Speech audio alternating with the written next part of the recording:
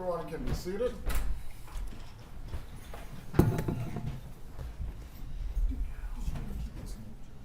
Yeah, that's fine.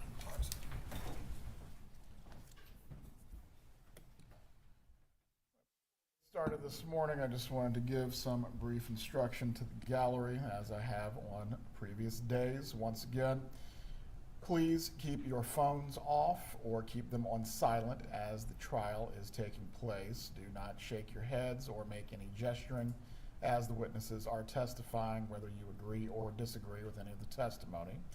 If any of the testimony is going to be distressing or upsetting for you, please remove yourself from the courtroom. Also, if you step outside while a witness is testifying, you are to remain outside until there has been a change in witnesses.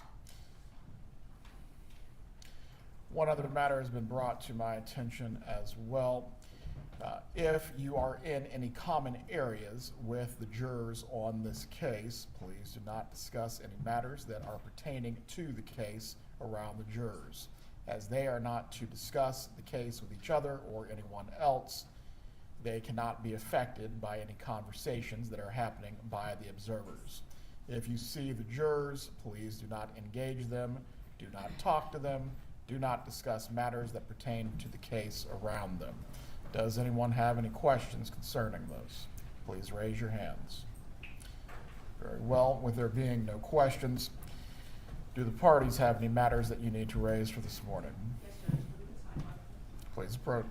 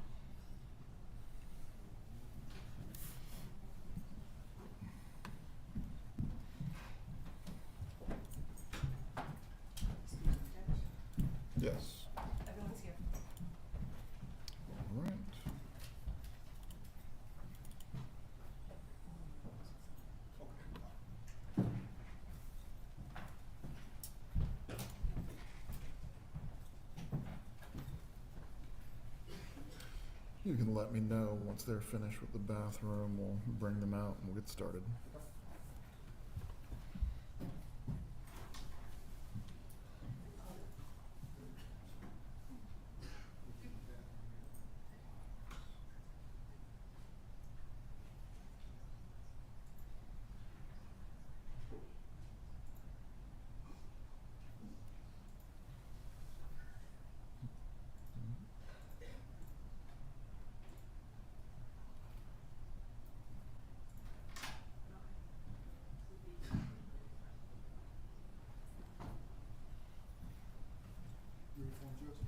Yep.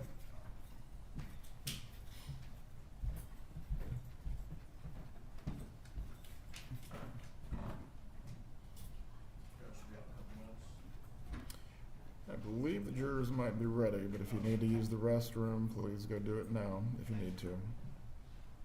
Hold 1 second, Judge. Yeah.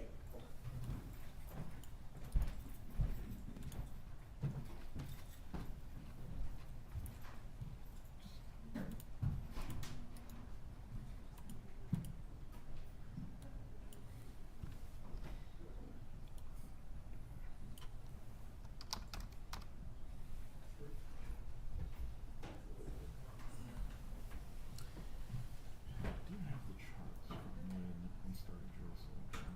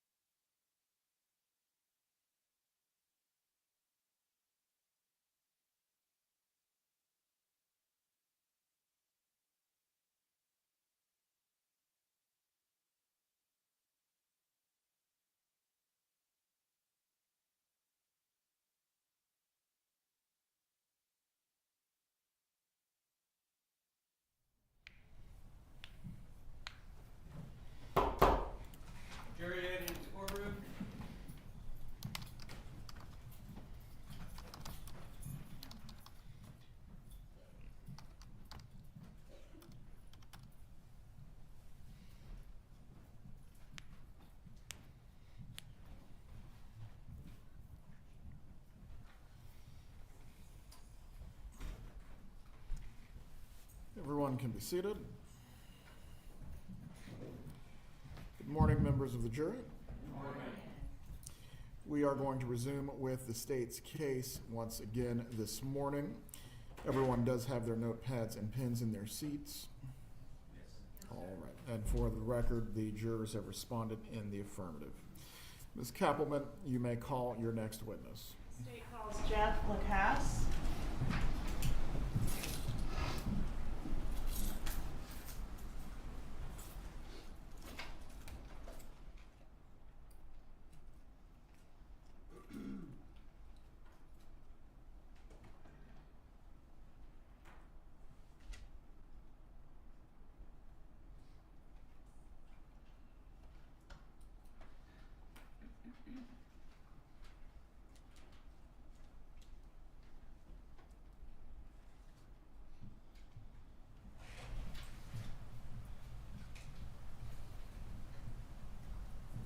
Please raise your right hand, sir.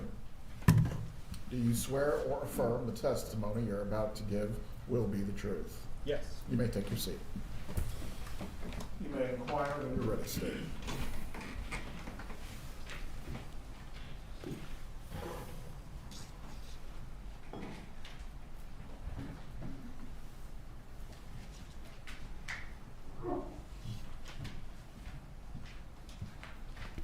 Sir, please introduce yourself and spell your name. I'm Jeffrey Lacasse, pardon me, Jeffrey-Lacasse. How are you employed? I'm an associate professor at Florida State University. How long have you been at FSU? Since 2013, so 11 years now, 12 years now. Have you always lived here in Tallahassee? I was here from 2000 to 2008 pursuing my doctorate, and I went to Arizona State for 5 years, and I came back in the fall of 2013 when all this happened. Okay. And back in that time frame, did you have a relationship with Wendy Adelson? I did. When did that relationship begin? We started dating in late September of 2013. Okay. What was the nature of the relationship? At first, it was very casual. We weren't exclusive. After Halloween, things started to accelerate. That's the fall of 2013. And then by late February, early March, we were an exclusive couple. When did the relationship end? It's a little tricky, but I would mark it at around July 14th, Okay, 2014. Around the time of the homicide or shortly before? Right before, yes. During the time that you were dating Wendy Adelson, did you become aware of her divorce I did. and the litigation surrounding the divorce and subsequent to the divorce? Were you familiar with that as well? Yes, it was a constant topic of conversation. Were you aware that it was an unusually difficult or nasty divorce? I was. And during the time that you were dating her, were you aware that litigation was still pending during that time frame? Yes. Was there a specific item of litigation that was a common topic during the time you were dating Mrs. Adelson? Well, as far as what she discussed, there were multiple. The relocation motion had just been denied a couple months before we started dating, so that was still very much on Wendy's mind. That came up a lot. Then there were the custody issues with the kids, of course. Okay. Did you know Dan Markel? I met him briefly a couple of times. Was that in the context of you being the new boyfriend and exchange of the kids kind of Exactly. Picking up the kids, swimming lessons one time. Never spoke to him for more than 2 or 3 minutes. The interaction that you did have with him, were those cordial? It was polite and cordial. Did you have any issues with him other than things that Wendy was telling you? I sort of adopted the Adelson family narrative. I kind of believed what Wendy was telling me. And Wendy and I also had mutual friends from when I was here before, and they had sort of adopted that narrative as well. So I didn't have a personal beef with Dan Markel, but I did believe sort of the Adelson family story about Dan Markel. Which is that he was making it very difficult for Wendy. He was a difficult person. Yes. If you know, did Wendy Adelson want to relocate to South Florida? Yes, she did, very badly. And why did she want to relocate to South Florida? She preferred to be down there with her family. She also hated Tallahassee. That's in my original, police statements. It was almost a daily topic of conversation how much she disliked Tallahassee. So was both. She really disliked Tallahassee. She preferred to be in Miami. On our second date, she broke into tears talking about relocation and abruptly ended the date. I mean, it was still very visceral, very important to her. All right, and that was shortly after the relocation had been denied, is that right? Yeah, that would have been last week of September, so a couple months after it was fresh then, yeah.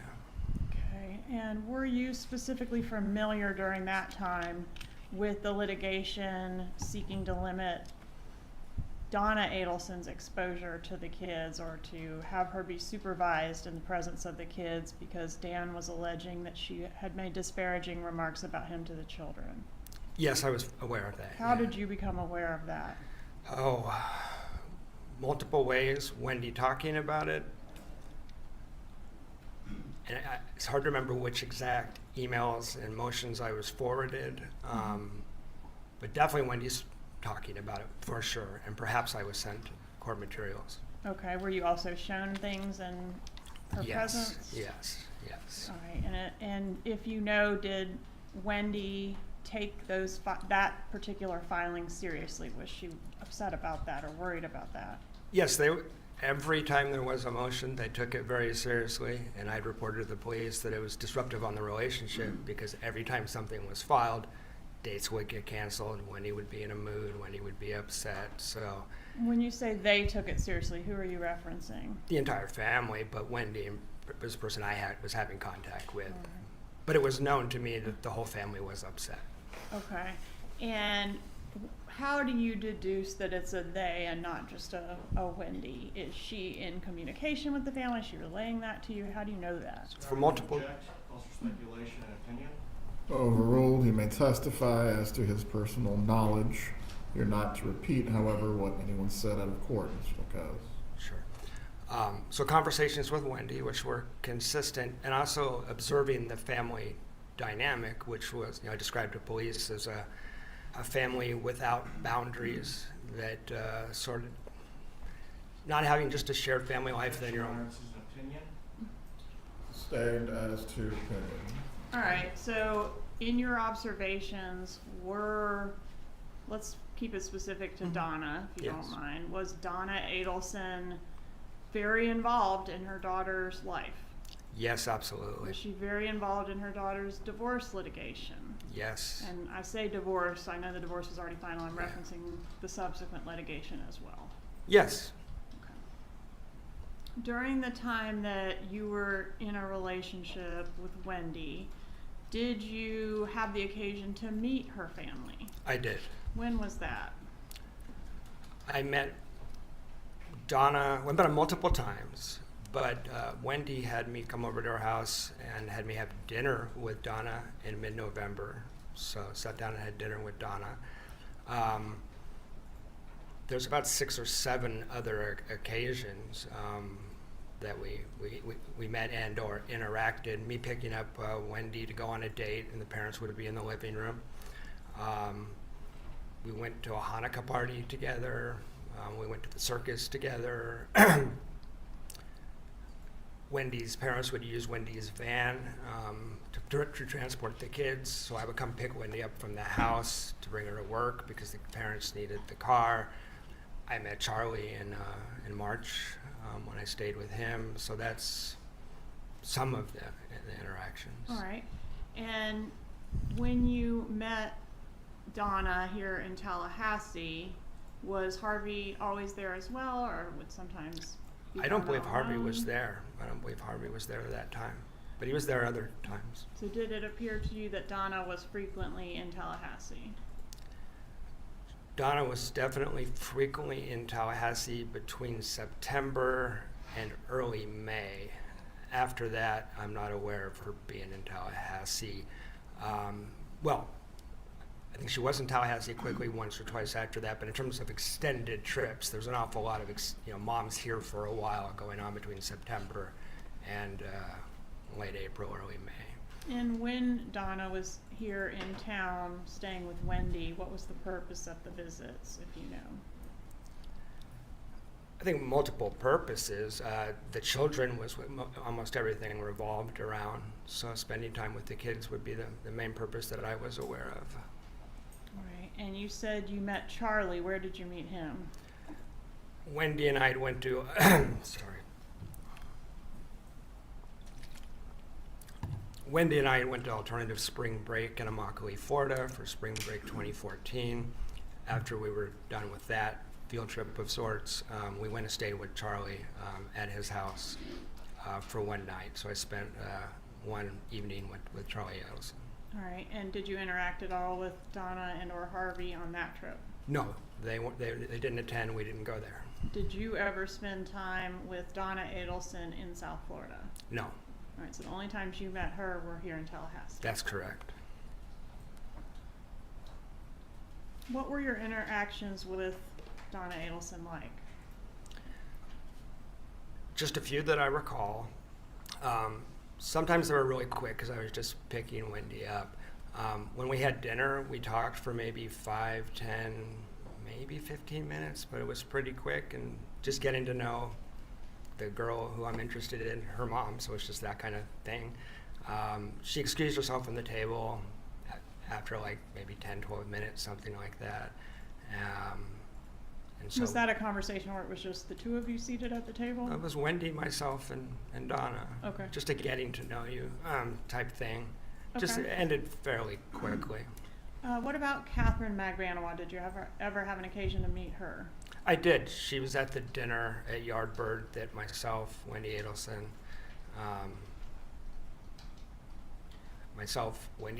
Katie, and Charlie were at. Yeah, All right, and that was the night that you spent in South Florida where you met Charlie. correct. Was that the only time you ever met Charlie? Only time I ever met Charlie. Okay.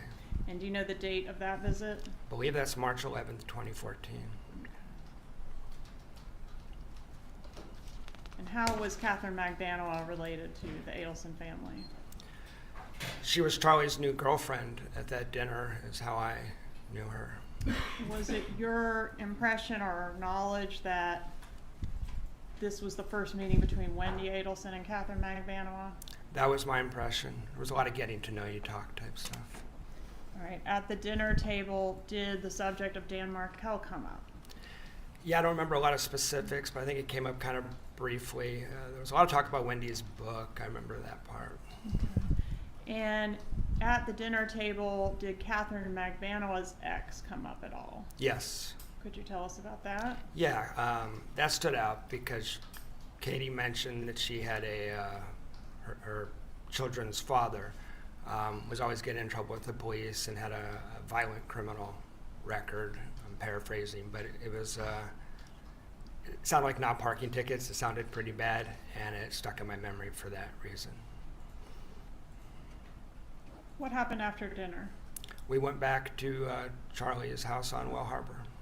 All right, and did Catherine Magbanua go back to Charlie's house as well? No. All right, so at that time it would be just the three of you, Wendy, and Charlie? And Charlie's then roommate, Dr. Jerome Obed. Okay. And can you describe the residence there? Yeah, I thought it was a nice house. Had a hot tub, had a pool. Okay.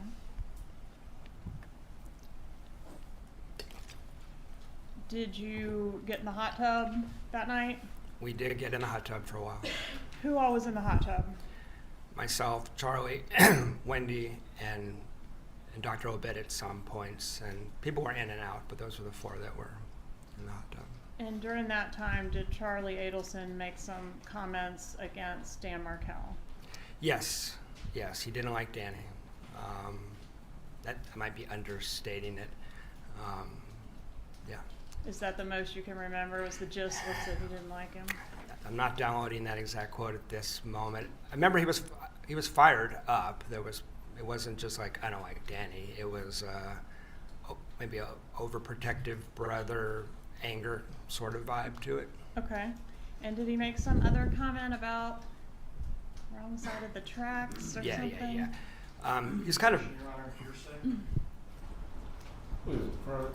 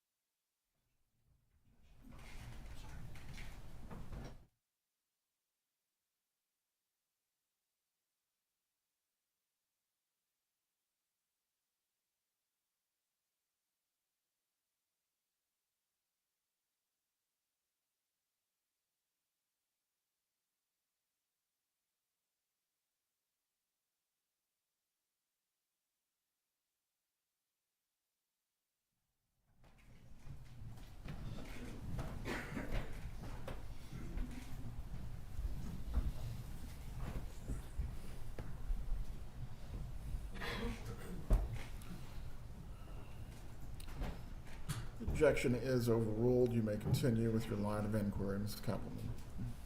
Sir, do you remember the statement that I was referencing? Yes, I do. There was a couple of statements in the hot tub. Okay.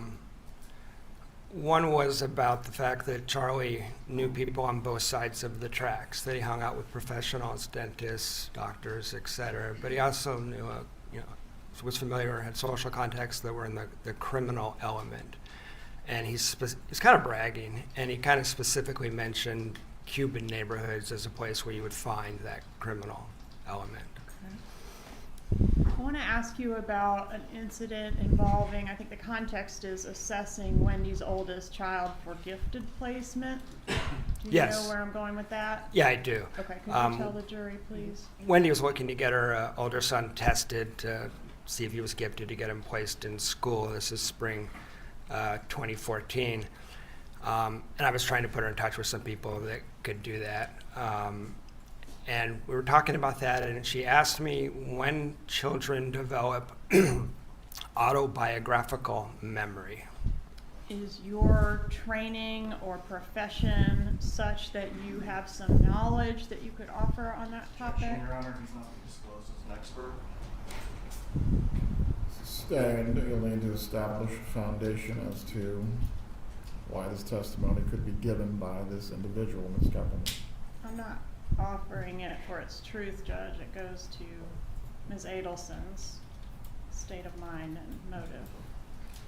Very well. As to that purpose, I will permit it. However, as to that limited issue only, can this be considered by the jury?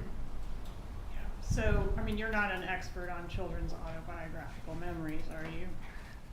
Not really. That's in some of the textbooks I teach out of, but I think I can keep it out of the scientific realm and explain it commonsensically, which is how I responded to Wendy. Children at age 2 have amnesia, which most parents probably realize. Between 3 and 4, kids start to develop the ability to retain memories. Object, this is expert testimony. As to a specific thing that goes to the state of mind of the individual you are testifying about, Mr. Lacoste, you may speak. As to your knowledge of any literature or research on this matter, I do not need you to testify on that matter. What is your profession? What is your background? I'm a professor of social work. I teach mental health courses. Okay. So, Wendy asks you what?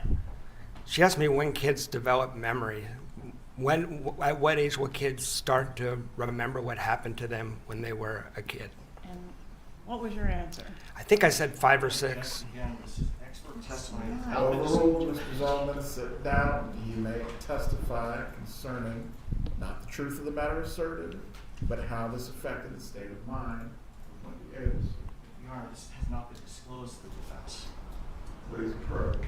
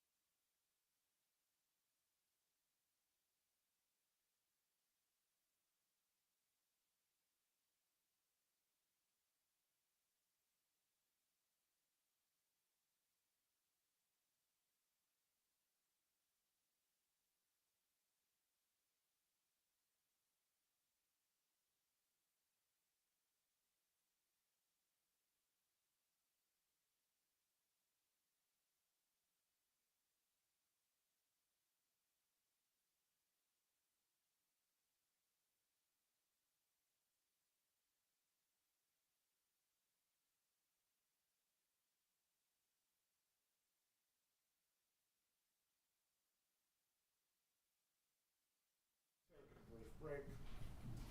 The bailiff will take you to the jury room. Mr.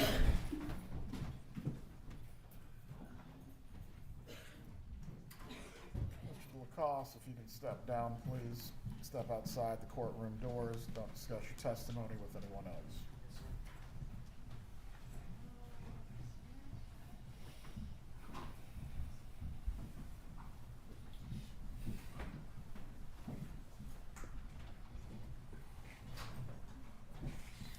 Everyone can be seated.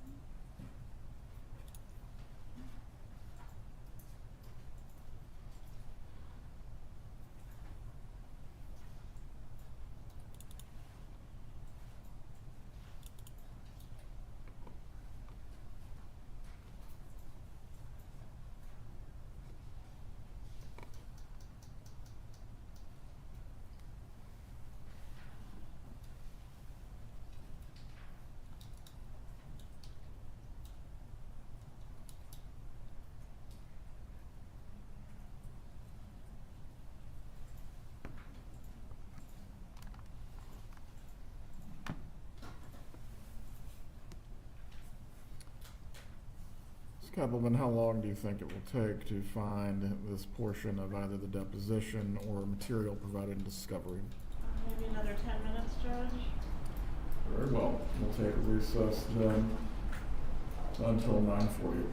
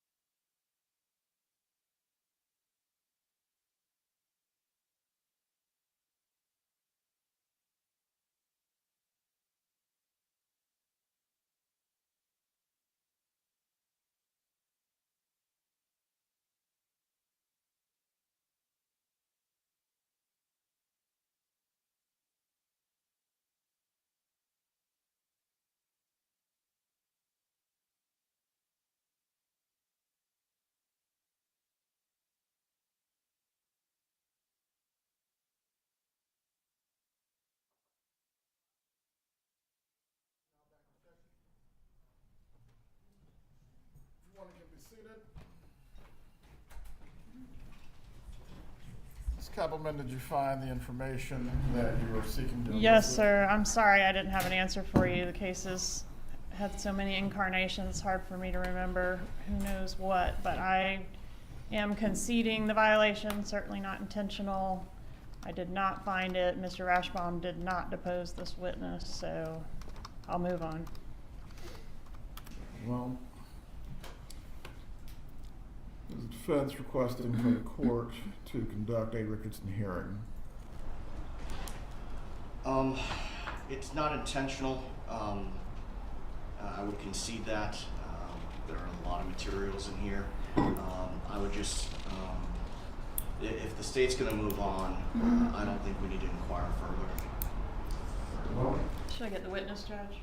one moment, briefly, so the record is clean on this topic. I will find there has been a discovery violation with regard to the testimony of Jeffrey Lacasse on the subject matter of what was discussed with Wendy Adelson concerning any issues as to the children's memories. I will find this was inadvertent, as there have been, I believe this Kappelman is the 5th or 6th trial in this, Only the fourth, Judge. excuse me, the 4th trial that has occurred under this set of facts, and there has been a multitude of discovery or interviews or depositions of this witness, but specifically as to this defendant being able to depose this witness on this topic, that did not take place by prior counsel or current counsel.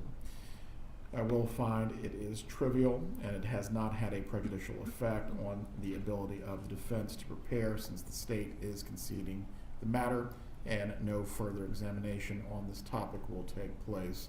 The court will give a curative instruction to the jury for them to disregard and not consider as evidence in this matter any testimony that has taken place concerning a conversation between Wendy Adelson and Jeffrey Lacasse as to the children's memories.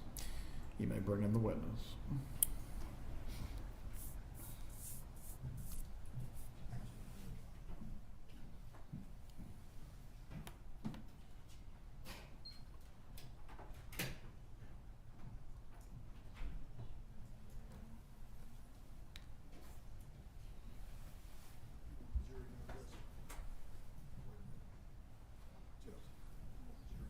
Yep. They might be using the bathroom, but once they're ready, yep. You can come back to the witness stand, Mr. Lacasse. Just for the record, I conferred with the defense counsel about the decision to do a curative instruction, even though it sounded like they weren't asking for it, and it sounds like they're in agreement with that procedure.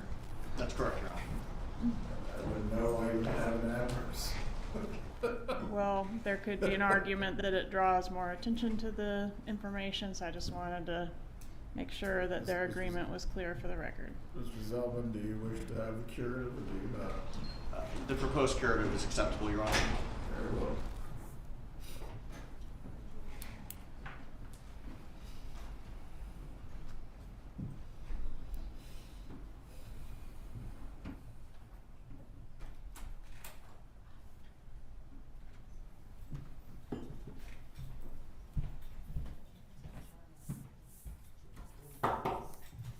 Carrie Ann in courtroom.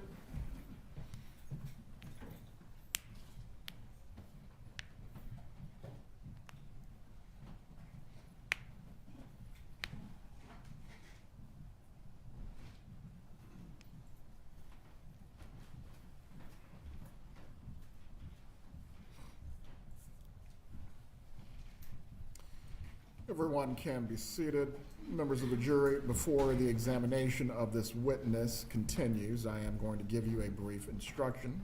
The last objection that was raised by the defense, it is being sustained.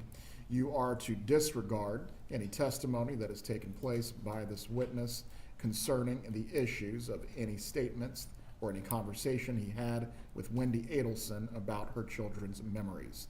You are not to consider this as a part of the evidence in this case. You may continue with your examination. Thank you, Judge. Around this same time frame, I guess we're talking about the March of 14, somewhere in there, did Wendy Adelson, actually strike that. I'm gonna move on to the coffee shop meeting. You familiar with that? The June 4th coffee shop? Yes, sir, June 4th, 2014. Did you have plans prior to that meeting to travel with Wendy Adelson over the time frame in which Dan Markel was ultimately killed? Yeah, that's right. And on June 4th, I had planned to see Wendy and the kids at her house that night. Middle of the day, she called me to sort of an impromptu meeting at Red Eye over on Thomasville, and she abruptly canceled our trip for reasons that didn't make much sense. When was the trip scheduled to happen? The 11th to the 17th. All right, so you would have returned home actually the day before the murder Correct. occurred. Okay, and did she express concern about not being home in time to pick up the children? Yeah, the reason she canceled the trip was I'm worried we're going to get Objection to hearsay? Sustained unless there is an exception, Ms. Capital. Goes to motive, Judge. Overruled. Don't care if they go on a trip or not. All right, sir, so the reason for not going on the trip? The reason for not going on the trip was, well, it was tied up in a couple of things. First of all the stuff going on with Danny was a constant refrain. But given the stuff going on with Danny, she was concerned that she might not be back in time, even though our flight was to land the day before. And it wasn't so odd to me. It wasn't winter. We're going through it. It's like LA to Atlanta to Tallahassee, leaving in the morning. I didn't see any real reason why that would be a problem. She would have needed to pick up the kids on July 18th, right? Yes, she knew that then. Their schedules were planned out for like months. Okay, so you would have returned on the 17th, and she would have been picking up her children from preschool on the 18th.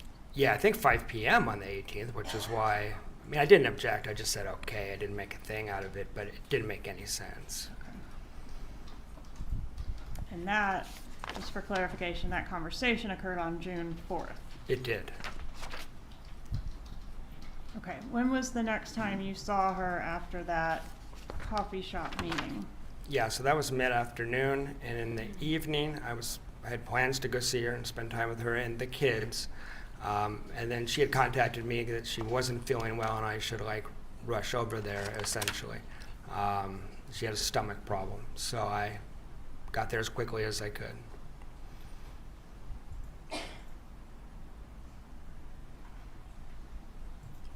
All right, so did you go to her residence that evening? I did.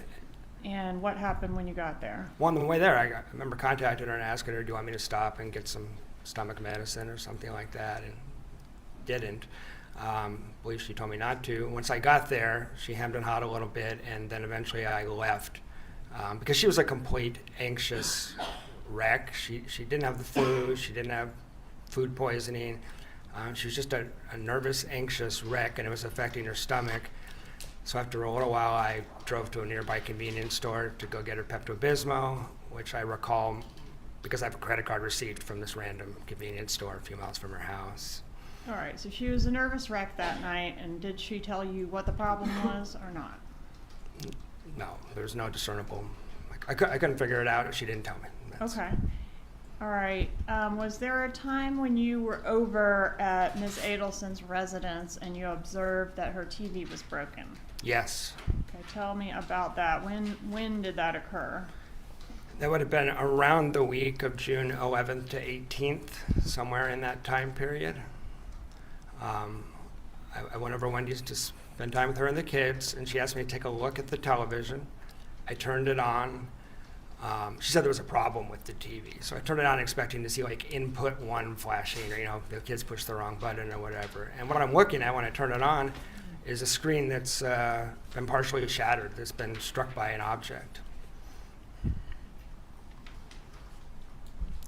So she had a broken TV. All right, and did she tell you what happened to the TV, how it got into that? No, she kind of asked me to look into the TV as if she didn't know. I looked around. It was impossible to me that the kids would have done it, but I didn't know about a better explanation at the time. So I was kind of mystified as to what happened. It looked like a human being, between 5 and 6 foot, something like that. It stood in front of it and hit it. That's what it looked like. But she was asking me. Okay, so it was like an impact mark, like a round impact with spider webs. Exactly, and then the pixels are distorted. Most people have probably seen this, so it's, and it wasn't completely shattered. You could sort of see what was going on the television, but it's not a TV anybody would normally watch. Okay. All right, so let's move away from the TV for now. Was there a date that you had with Wendy Adelson on, gosh, have I gone backwards in time here? It was the day before her birthday. What was the date of that? We were scheduled to have a date, the day before her birthday is April 21st. We were scheduled to have kind of a special date night that night. Wendy didn't answer her phone, didn't answer texts, and I got so concerned about her. A few hours after the date was supposed to have started, I just drove over there to check on her, knocked on the door for a while. She finally came to the door. Appeared to be intoxicated, and not just on alcohol. I mean, weary-eyed. I'm not sure what substances, but it wasn't good. She wanted me to stay, and I was annoyed enough that I actually just left. I didn't stay the night. So. Okay, so I kind of got our timeline out of order, but some erratic behavior from her on April 21st and then again on June 4th. Is That's that right. Okay. I'm going to approach and show you a text message that was sent on June 28th of 2014. And I've marked it as States Exhibit 141. Have you ever had a chance to review this text message before? Yeah, you showed this to me last week. All right, and this message had never been shown to you before last week, right? Right. And it's been testified that this was from Wendy Adelson to her brother Rob Adelson, but it concerns you. Yes. Is there anything factually incorrect in what Wendy Adelson is stating in that text message? Well, when she says I haven't told mom and dad about me, I met them multiple times. It's impossible that they didn't know we were dating. For example, I was aware that Donna wasn't thrilled that I wasn't Jewish, So that doesn't add it. This doesn't make sense to me in terms of like seeing me for 6 or 7 months. So And in that text message, she's saying, that you're a secret boyfriend from the parents. Were you a secret boyfriend from the parents at that time? it's implausible. No, I don't think so. In fact, you'd met the parents several times. Yeah, and had conversations with them, limited conversations, but conversations. And the other part that's, I think, really significant is the kids talked about me constantly. I have all kinds of text messages and emails where Wendy's mentioning the kids are down in South Florida talking about me. Judge, at this time, I'd ask to move into evidence states 141. Any objection? Can I see that, please?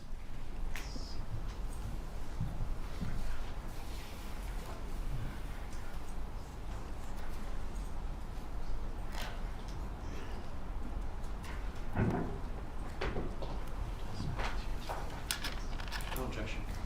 States 141 is admitted at this time.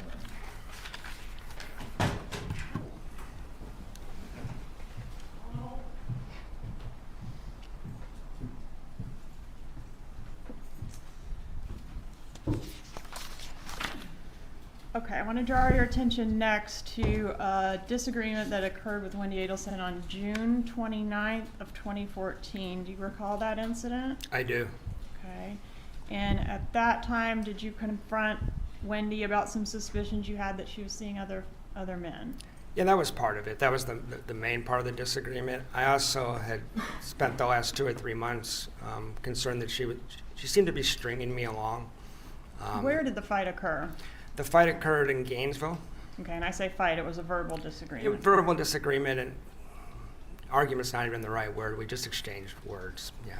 Okay, and did that exchange of words lead to an awkward drive together back to Tallahassee? It did, a very awkward drive back to All right, Tallahassee. and that was, That's the morning of it's 29th or 30th. It's the 30th, the morning of the 30th. yeah. morning of June 30th. Yes. Okay. And after you parted ways, once you returned back to Tallahassee on the 30th, what was the status of your relationship over the next couple weeks? Yeah.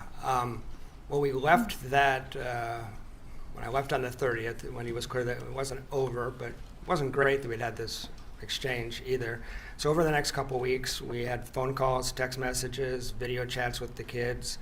My take was, seems like it's probably going to be okay, but I didn't know for sure. It did string the relationship out another couple weeks when it easily could have ended. When was the next time you saw her in person? July 13th. All right, so about, I guess that's the Sunday before the murder, is that right? That's correct. And where did you see her?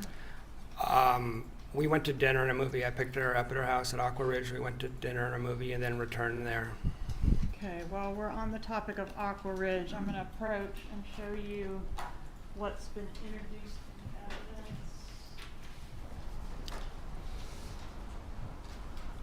Is that in evidence, Ms. Dugan?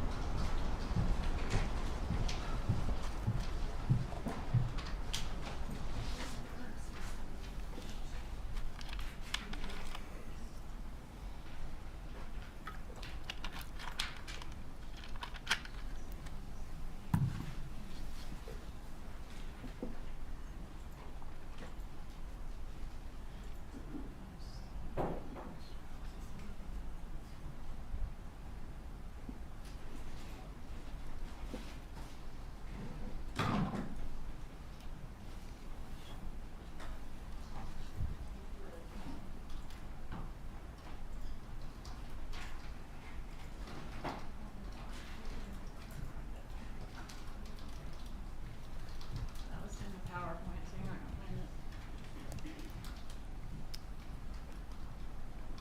All right, we'll circle back to Aqua Ridge. So we're on the disagreement, didn't see her for a while, saw her on July 13th. And you were at her residence. What was the plan for that evening? I didn't know. It was just to spend time together and maybe talk about the relationship some, but we were conversing. We had conversations. Were the kids there that night? They were not. Okay, so it was just the two of you at the Ju- residence? Just the two of us. All right, and did the subject of relocation come up? Yes. In what context? It came up in the context of whenever Wendy got back from Miami, she was always very upset about the fact that the relocation had previously been denied. I mean, it had been legally denied, but she wasn't over it. It was a constant refrain about how much she hated Tallahassee. So we're talking about the future of our relationship, and I'm asking, are you going to be here? Because with the constant complaining about how hard it was on her parents to transport the kids and just the constant complaining, I was just thinking, is she even going to be here? Is it worth trying to push forward in the relationship? And she said the only way that I'd ever relocate is if something would have to happen to Danny. Subject to the same ruling at sidebar, the objection is overruled pending the other matters that do have to be addressed. You may continue, Ms. Kappelman. Please repeat your answer. Yeah, the only way she'd ever be able to relocate is if something happened to Danny, was the first statement. Okay, and did she mention anything further about something Well, happening to Danny? Can I give the context before the next? Yes. Yeah, so I was getting a little tired of this whole drama around the relocation. And so I pushed back on Wendy a little bit and said, like, you're going to have to kind of make your peace with this. You're going to have to take some responsibility for this. You're linked to Dan Markell for life. Kind of challenged her a little bit. And she said, well, can I tell you something confidentially? And I said, sure. And she said, last summer, I'm going to repeat the same objection or same court's ruling. Same ruling remains, the objection is overruled. You may continue with your answer. she Can said, I tell you something in confidence? yeah, can I tell you something? After I challenge her, can I tell you something in confidence? Sure. Well, last summer, my brother looked into all options possible to take care of the Denny Markel problem, including hiring a hitman, and it would cost about $15,000. Okay, and when she referred to her brother, she's got two of those, right? She said Charlie. Okay. And when she said Charlie looked into hiring a hitman, are you familiar with Charlie's joke? I looked into hiring a hitman, but got you a TV as a divorced president because it was cheaper. Yeah, Wendy had told me that joke a couple of times. This was not that joke. Okay, so this was something different. Yeah, the joke was said with levity. It's a dark joke, but well, this I found chilling. I found disturbing. It made my stomach flip. It kind of took me aback. It was, she was dead serious when she Okay. said this, and she'd asked to tell me in confidence, which you don't do before you tell a joke. Okay. So I want to take you to the next day then. So we're at July 14th, the Monday before the murder. Yes. Did you see Wendy Adelson on that date? Yes, we had contact throughout the day trying to arrange some kind of date. It kind of ebbed and flowed. But she was real enthusiastic about seeing me at one point, and then in like mid-afternoon, let's just meet at yoga is what was decided. So we went to yoga. Okay. What happened after yoga? Well, I was wondering why we were at yoga, because when he was being very strange, I felt like the relationship was over. She wasn't feeling well. I'm not a big yoga guy, so I didn't understand why we were at yoga for like 80 minutes, stretching. But then when we left yoga, we barely spoke, and I was just getting a vibe that this is over. Tried to talk about the relationship, didn't go very well. It was pretty clear to me. My internal thoughts were like, well, this is over. And she didn't want to spend time with me the rest of the week, so I just put my hands up like this. I remember this vividly, and just turned around and walked away. Where were you when that was happening? We're in the parking lot of Journey's Yoga over by Winn-Dixie. Okay, so you have your two respective vehicles there and Yes. you're parting ways. Yes. Okay, what happens as you walk away? Get about 10, 15 feet away from her, and she calls after me. I turn around, and she had a series of detailed questions about what I would be doing on Friday. I had a trip to Tennessee planned, and she wanted to know if I was going on that trip, and she wanted to know what route I would be taking. And if I didn't go on the trip, why wouldn't I go on the trip? And I answered the questions as best I could, but I was confused why, at that moment, she wanted to know the details of what I was doing on Friday when she expressly didn't want to spend time with me on Friday. Okay, and we now know that Dan Markel was murdered on Friday. Yes. Right? If you had taken the trip as planned, which is as you reported to Wendy that day, what would your route have been?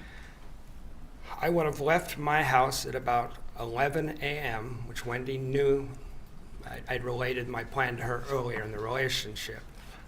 Needed to get to Atlanta for dinner, and was worried about traffic and stuff like that. So I would have left at 11, and I would have driven down. I would have got to Capitol Circle in Thomasville, which is close enough to Danny's house that it kind of gave me the creeps. It was kind of weird. Yeah. Okay, so physically, you're saying you might have been sort of consistent with where how the killers fled town. Yeah. Okay, and after this yoga date and the discussion of your travel plans, did you get an email from Wendy? I did. I'm gonna publish what's been introduced into evidence as states 64 GG.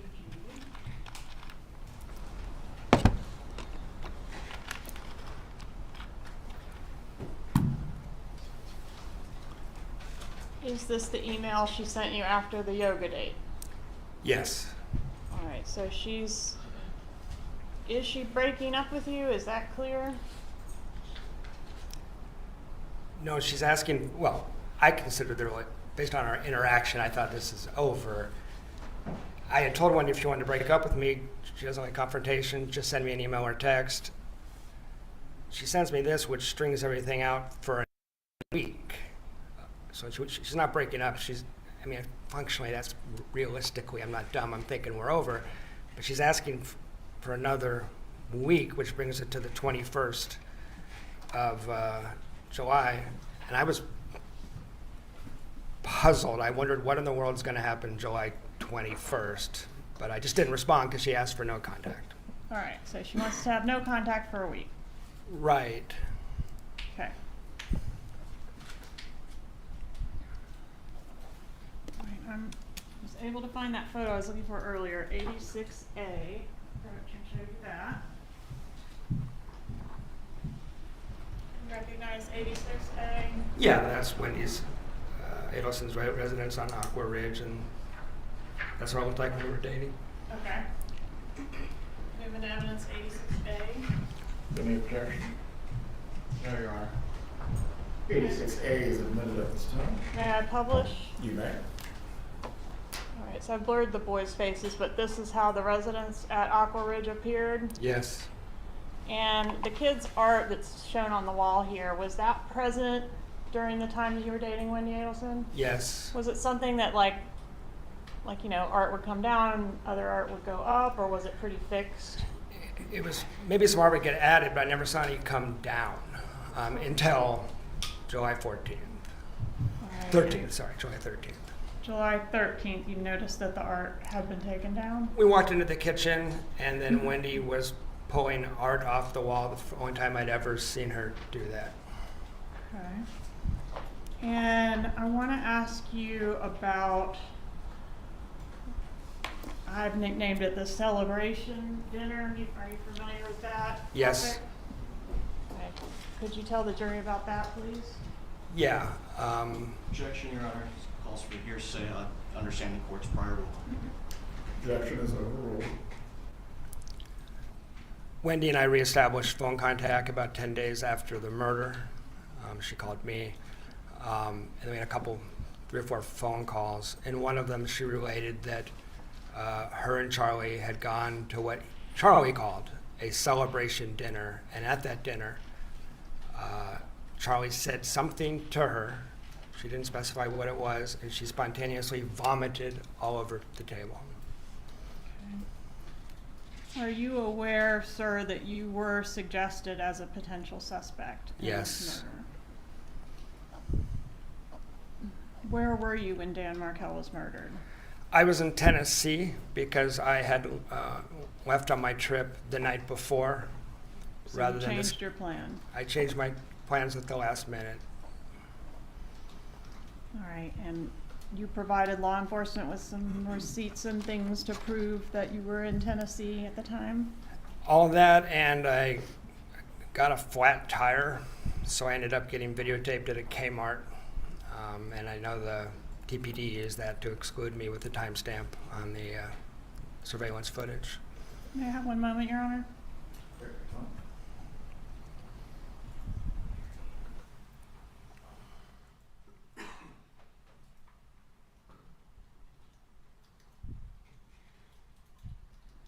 At some point, did you learn that the killers came to Tallahassee in June, not just in July? Yes, when the arrests were made and the documents were released, I learned that, yes. And did you put together some facts about your travel plans that day that could have potentially made you a suspect on that trip as well if the murder had happened as Yeah, planned? that Friday, I was scheduled to go to a business trip in Gainesville, leaving at 11 a.m. So 2 times in 2014, I leave town on a trip by myself in my car, and both times hitmen are in town trying to kill Danny Markel, once successfully, obviously. Are you familiar with the type of vehicle that was originally rented by the killers in June to make that June trip? I am. And was that significant to you? Yeah, I mean, this is long after this all happened. I'm learning this from court proceedings in 2016. But when I heard they rented a gray Altima initially, I had a 2004 Nissan Sentra. That freaked me out because that's about as close as you were going to get to my car on the rental market. I'm going to show you what I've marked as State's Demonstrative Exhibit G. You recognize this exhibit? Yes, ma'am. All right, is this the make and model of the it's not the actual rental car, but the make and model of the rental car compared to the make and model of your vehicle. Yeah, my car's right on top. That looks just like the car I had at the time. Permission to publish G, Your Honor? You may.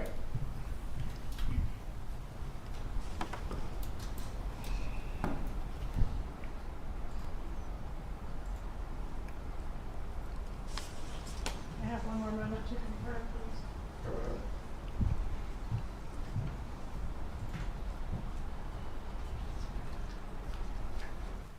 No further questions, Judge. Cross-examination. Yes, Your Honor, just a moment.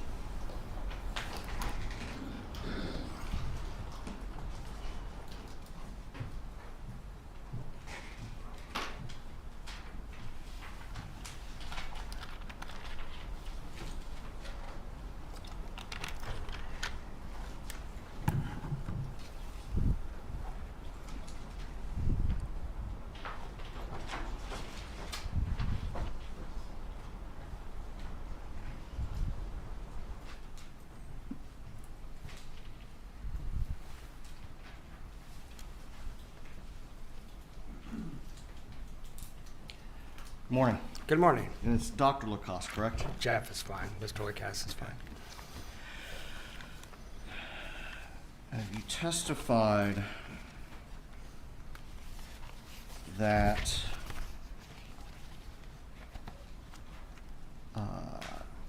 it was your understanding that my client, Donna Adelson, was aware of the motion that the state has called the grandmother motion. Yes. Okay. Do you know how she took that?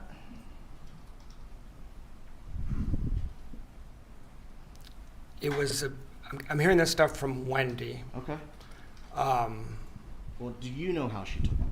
I mean, I wasn't there to observe her reaction. The whole family was upset about every one of these motions, was my impression, information coming from Wendy. Okay. And so the only person that you spoke with about how the family took things was from Wendy? Putting Charlie's, Aside from Charlie in the hospital, aside from Charlie in the hot tub, it was all through Wendy. That's correct, sir.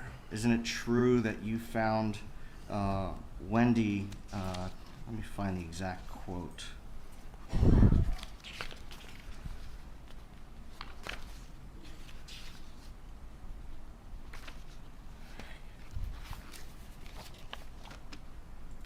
Didn't you find Wendy to be a deeply deceitful person? Yes, depending on the topic. I mean, that's true. But a lot of the stuff she told me about her family was later released in evidence. I'm talking about the kids getting. Your Honor, I'd move to strike that response.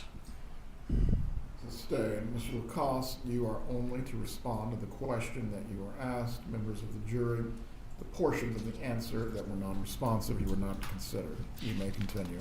Thank you, Your Honor.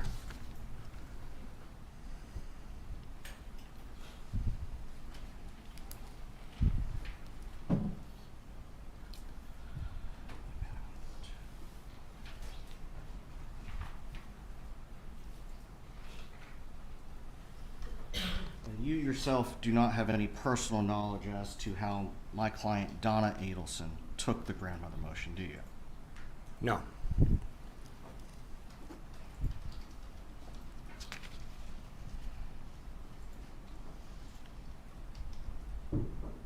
Isn't it true that you only had limited small talk with my client, Donna Adelson? That's correct.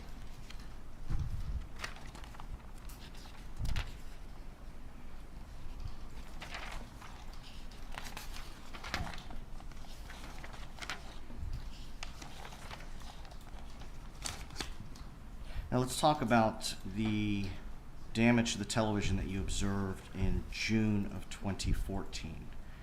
Can you tell us again how you described that? Yeah, there was a spider web pattern, like in the center of the screen, and it radiates outwards. Anywhere it's been cracked, it will pixelate. So you can see what's going on, you can track it, but it's not pleasant, and you would never watch that TV. And we watched a whole movie on that TV at Wendy's insistence, which was why I remember this. It was a very strange evening. Didn't you suggest going to watch the movie on another TV? Yes, I did. There was a perfectly good TV in the other room. That's correct. And she made a fuss. I tried to respect Wendy's boundaries, her house, her kids, so she didn't have to make a fuss. It's an awkward situation dating someone who has, 2 kids, so I'm not insisting on anything. But the kids were whining about the broken TV. That is correct, sir. Made it difficult to even really watch or enjoy the movie. That's right. Could you tell us about how big that impact was? Fist-sized. Adult or child? I don't remember with that precision.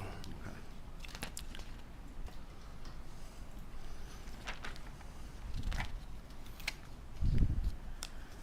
You testified, let's see, about a statement that Wendy Adelson said to you on July 13th of 2014, that she wanted to say to you in confidence. Yes. And it was that her brother looked into hiring a hitman. Her brother, Charlie. Her brother Charlie. Yes, sir, that's correct.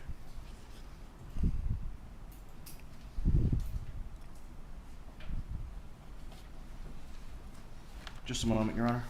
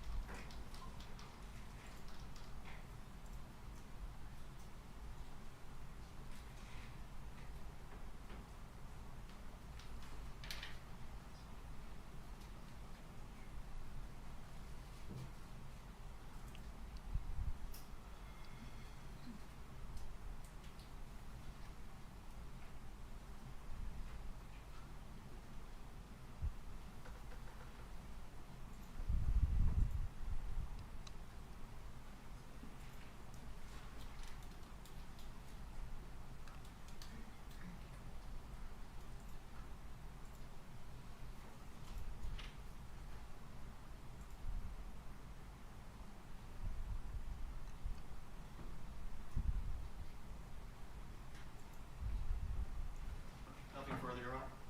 Redirect examination. No, Your Honor. You may step down, Mr. Lacoste. Please call your next witness. June Shindo.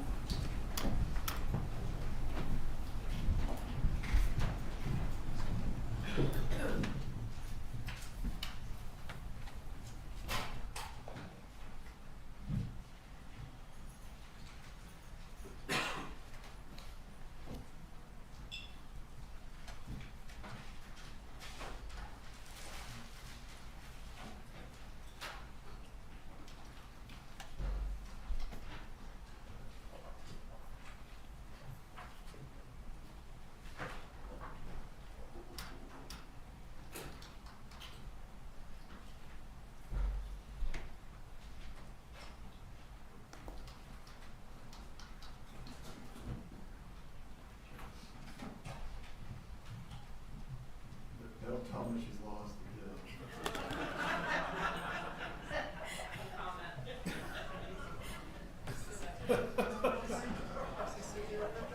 the to all bailiffs, United States Marshals, the FBI, please track down our next witness.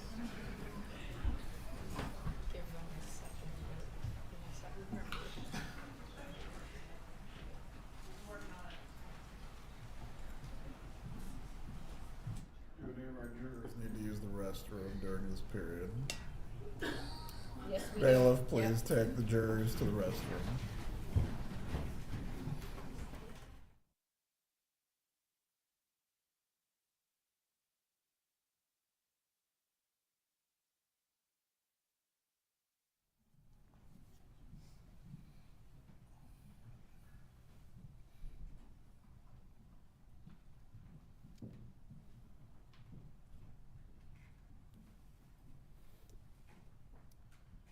We'll resume at 10:25.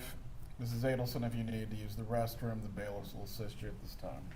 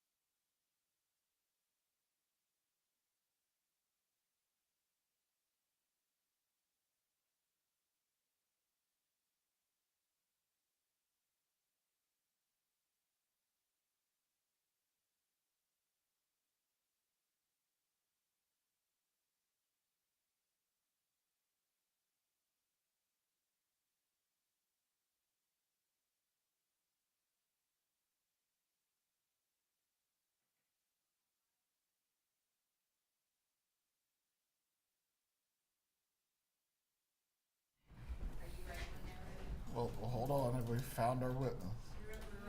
Dugan found her, I didn't ask where.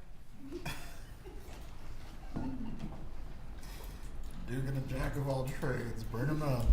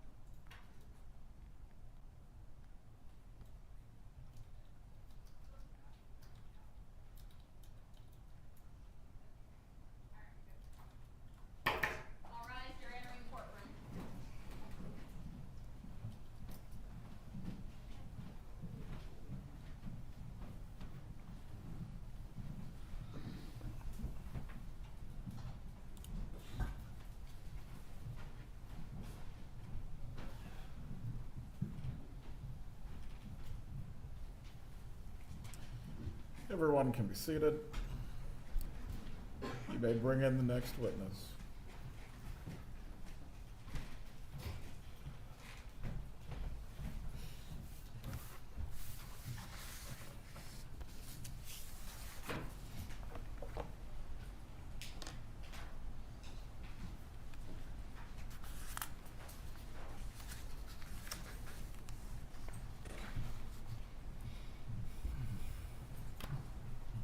Here. Please raise your right hand to be sworn. Do you swear or affirm the testimony you're about to give will be the truth? Yes. You may take your seat. Thank Please speak loudly and clearly so you can be heard. You may examine. Hi, what is your name? Hi, my name's June Umchinda. Will you spell that, please? The first name is June, and the last name is Umchinda. Where do you live, ma'am? I live in Boca Raton, Florida. Do you know Donna Adelson, the defendant in this case? I do, yes. How do you know her? I was Charlie Adelson, her son's ex-girlfriend at one point. Okay, when did you date Charlie Adelson? I dated him in 2015 to 2017. I You're- met him after the murder. Okay, do you recall what month in 2015 you began dating It Charlie was Adelson? October. And then broke up in what month of 17? In June. Okay, can you describe for the jury what the beginning of your relationship with Mr. Adelson was like?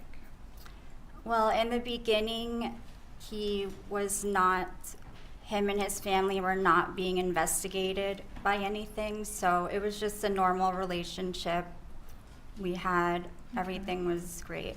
Did you describe it as a fairy tale? I did. Had you met his mother? I have. How many times did you meet his mom? Not more than 5 or 6, I would say. And when you met her, was that at family events or what type of events? Some family events and some weekends or dinners or just get-togethers. Did you notice during the time you spent around Donna Adelson that she was very involved with her grandchildren? I did notice, yes. How close was she to Charlie Adelson? They were very close. Okay, worked together? At times, Charlie worked at many offices, so when he was at his office, yes. Okay, because there was a family business as well that he was a part of, right? Yes. And Donna Adelson worked at that business? I believe so at times. Okay, and did they speak on the phone daily? Yes. Did it seem like Donna Adelson was in control of the family?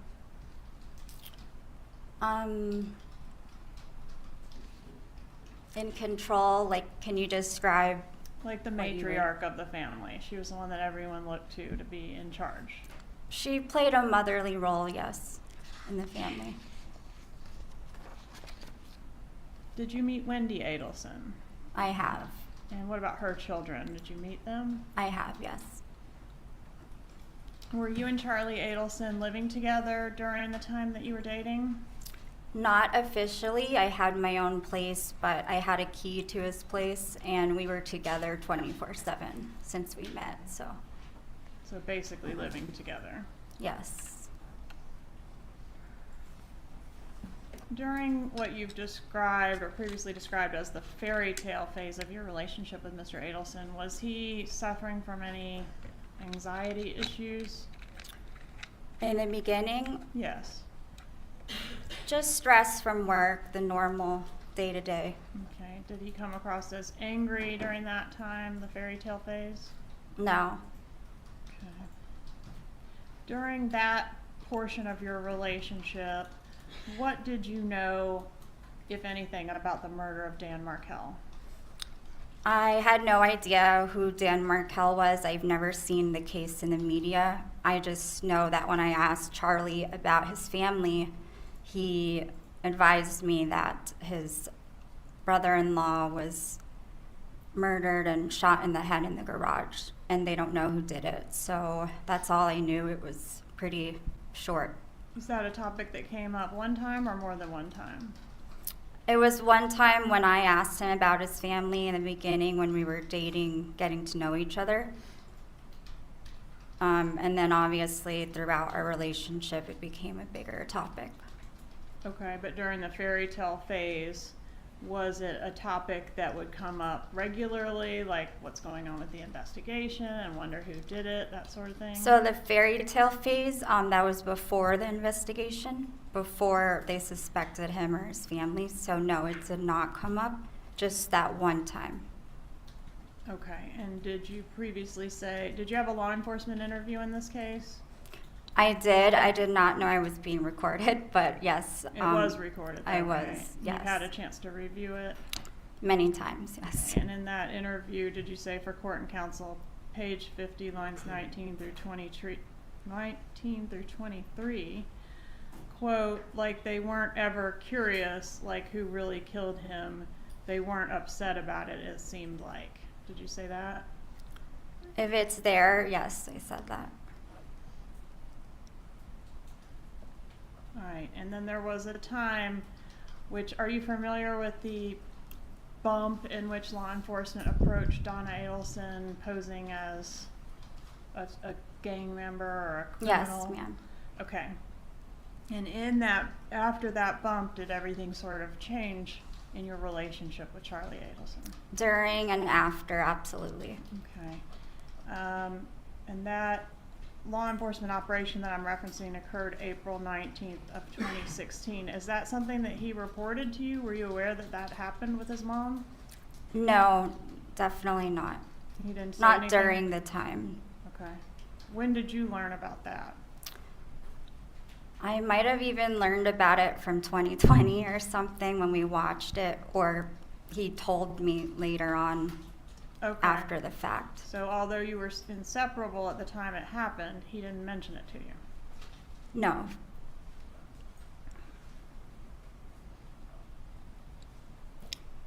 In what ways did Charlie Adelson's behavior begin to change around that time? Around that time, I noticed he wasn't sleeping. He was up in the middle of the night. He was very extra stressed and anxious, worried, depressed. Overall, he became depressed over time. Right, and at some point, I guess you learned through the media that Charlie was under investigation for potentially having a role in the murder of Dan Markel. Is that right? I learned from a reporter that thought I was Katie that came to the house, yes. And do you know around what time that was? I believe it was like May or June when Lewis.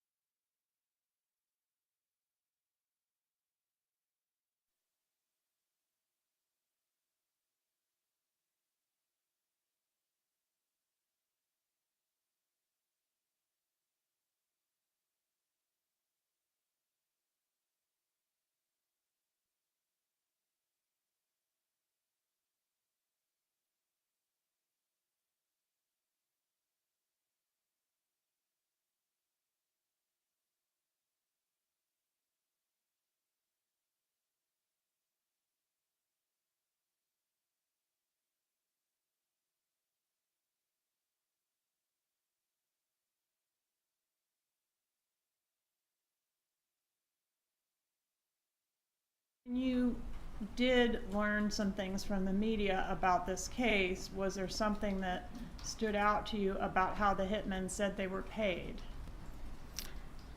I did read the affidavit and everything, which said Lewis or somebody mentioned they were paid in staples, like bundles of And- cash with staples. And why in it. did that stand out to you? Because I noticed that Charlie stapled his money, or he had money that was stapled. Okay, so you had seen that in his residence before? Right after I read that, so after I After you- found out that the money was stapled. After you found out the money was stapled, you saw the stapled money? Or no, sorry, let me think. I can't remember the exact moment, but I know when I saw the money, a red flag came up, and I was like, after the fact that I saw it, I was thinking, oh, I think Lewis said he got paid in some stapled cash, and I mentioned to Charlie that he should just put a paper clip in it. Instead, we talked about the staples, so. Okay, but you had seen, before learning that the hitmen were paid in stapled money, had you not seen stapled money in Charlie Adelson's residence? Before the hitmen were paid? Yeah. I didn't know Charlie back then when the hitmen were I'm paid. sorry, I'm sorry. Yes, before you learned that the hitmen were paid in stapled money, which you learned from the media, you had seen stapled money in Charlie Adelson's residence. It was after, because when I saw it, I was thinking to myself, that's strange, the staples, and then it clicked. So it was after I saw. After you saw the article or the TV broadcast, you then observed it in his After I residence, found out. and that's when Yes. it clicked. Yes. Okay. And the stapled money that you saw was $100 bills stapled into $1,000 bundles. Is that right? Yes. And there was quite a few of them that you saw, right? Right. Okay.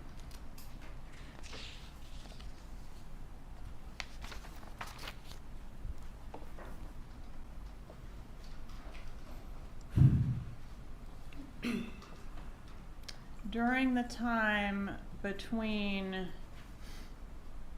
I guess, the few weeks before that article was published, so between what we now know was the bump and when all of this came to light, did you notice Charlie beginning to communicate more with Catherine Magbanoa? I believe I saw like a message from her, or they were on the phone once or something like that. I asked him about it. Okay, did you previously in your law enforcement interview indicate that you saw him going back and forth with Katie on the calls, like, and I said, oh, why do you guys talk so much?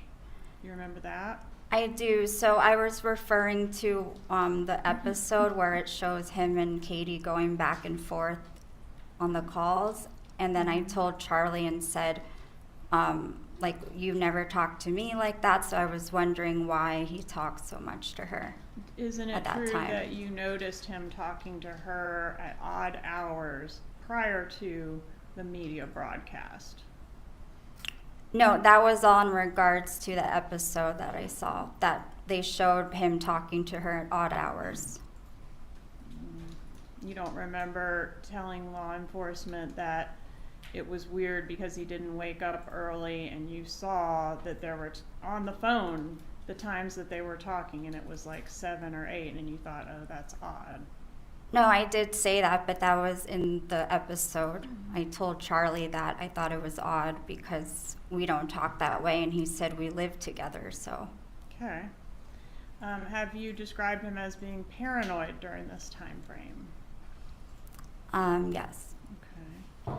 And did he talk to you during this time frame about believing his phone was being tapped? Yes, a lot. Had you ever met Catherine Magbanoa? I met her briefly.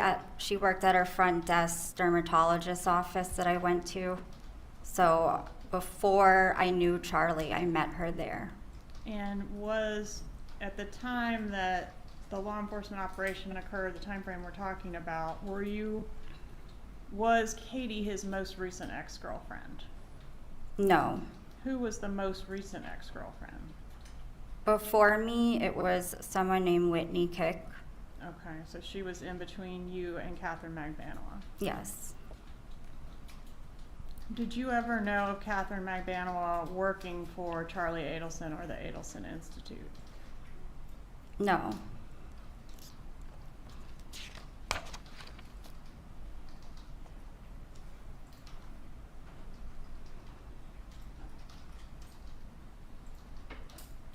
right, and then when you mentioned you were still with him at the time that Magbanowa was arrested, did his erratic behaviors get better or worse at the time of her arrest? It was worse. Okay, and can you describe those behaviors for the jury? Well, it was a lot mixed with what I said earlier, the no sleeping, depression, and our whole relationship just took a big turn, and I wasn't sure why. In the beginning, he was just acting strange and would go to his friend's house, and our routine kind of got disrupted, and I wasn't sure why. So it was just like I knew something was going on, but I didn't know exactly what the problem was. So All right. Did he become angry, short-fused? at certain times, he would. Okay, and I'm particularly talking about this time frame around Katie's arrest and just after that. Uh-oh, trip chair. Around the time right after Katie's arrest, is that the time frame where these behaviors escalated? Right, yes. Okay. And did, particularly when the case or the investigation came up, is that something that would make him angry?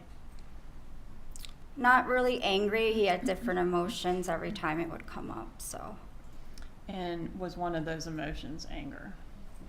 At some point, sometimes, yes. And did you say he would get really red and screaming and take random walks, just acting like a crazy person? He would at times, yes. Did he get a second phone and maybe a third phone during that time? I saw one more phone that he got and then it disappeared, so it was just a short period of time he had another phone. At some point during this time frame, did Charlie Adelson begin communicating with you via WhatsApp?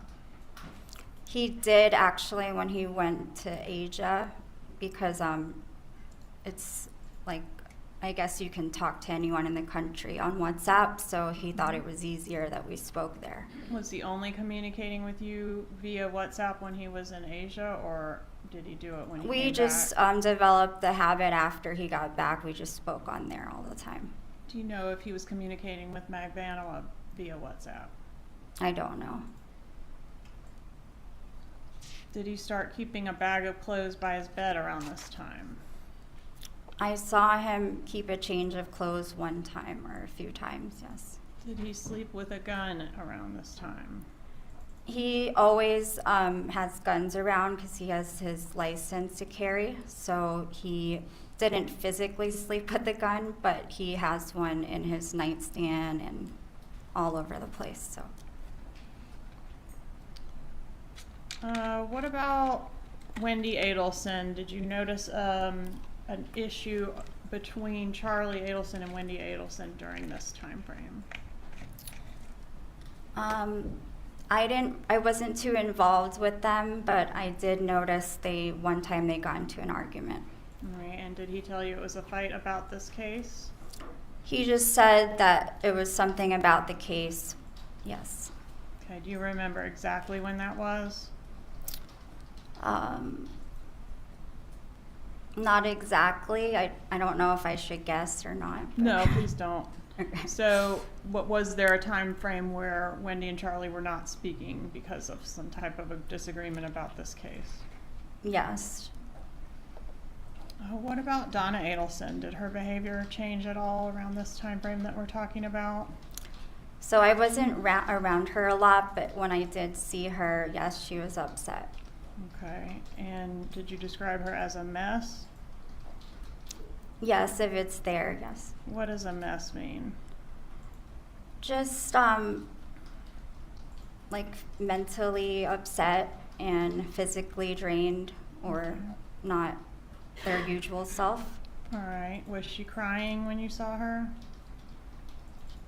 At a point in time, yes. And did Charlie Adelson advise you that she was taking painkillers for stress during that time frame? Yes. And was there a time when you were on the balcony of Donna Adelson's residence and she made a statement to you about Dan Markell? We were speaking about Dan because the case was such a big thing at that time, yes. Okay, and what was the statement she made? Well, her life was crumbling down in her family's life, so she said everything felt like Dan was haunting her from the grave or them, I don't know. Whatever it says there. She feels like Dan's back from the grave, like haunting her or something. In reference to that, yes. I don't, yeah. No further questions? Cross-examination. Thank you. Please remain seated. Please raise for the defense or not be examined. No comments. Okay.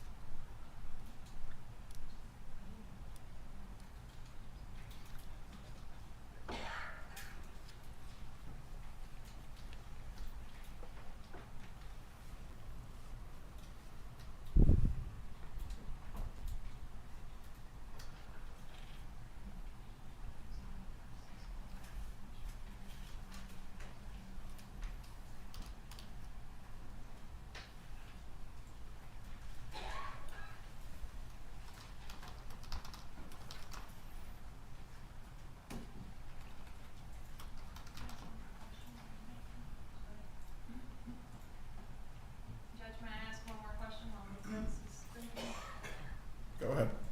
Did Charlie Adelson make a statement to you about Catherine Magdanoa's breast augmentation? After the 2020 episode, he made a statement and joked about it, yes. What did he say? He was saying they were thinking that he paid for the whole thing, and then he said, he said he paid for one or something and laughed. Only paid for one of the breasts. Half Well- of the work. Right, but he was laughing, so it was just a joke. Okay.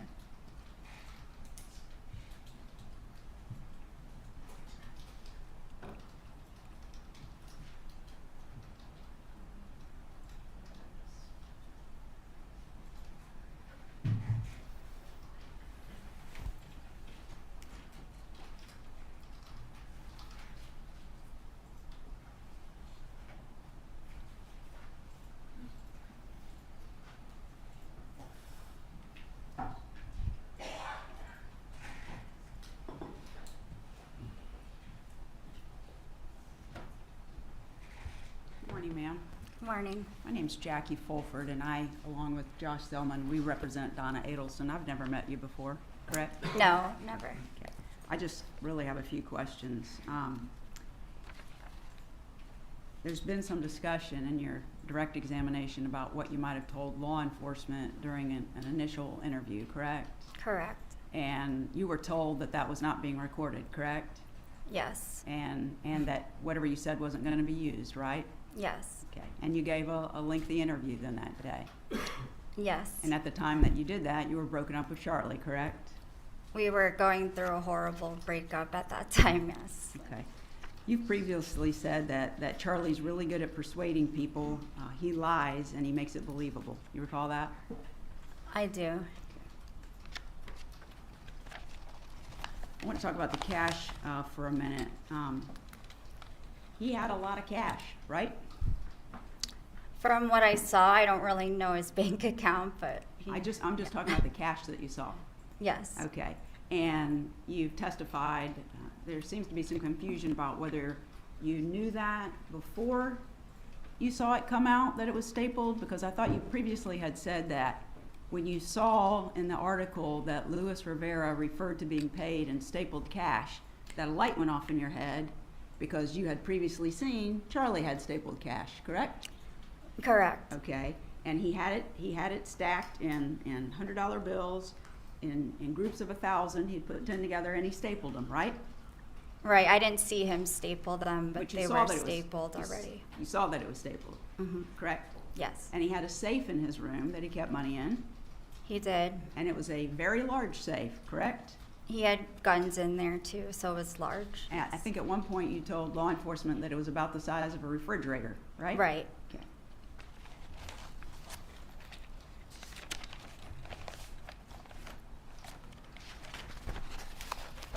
So you did an initial interview, you've been deposed, you testified in Catherine McBanawaz's trial and in Charlie's trial, right?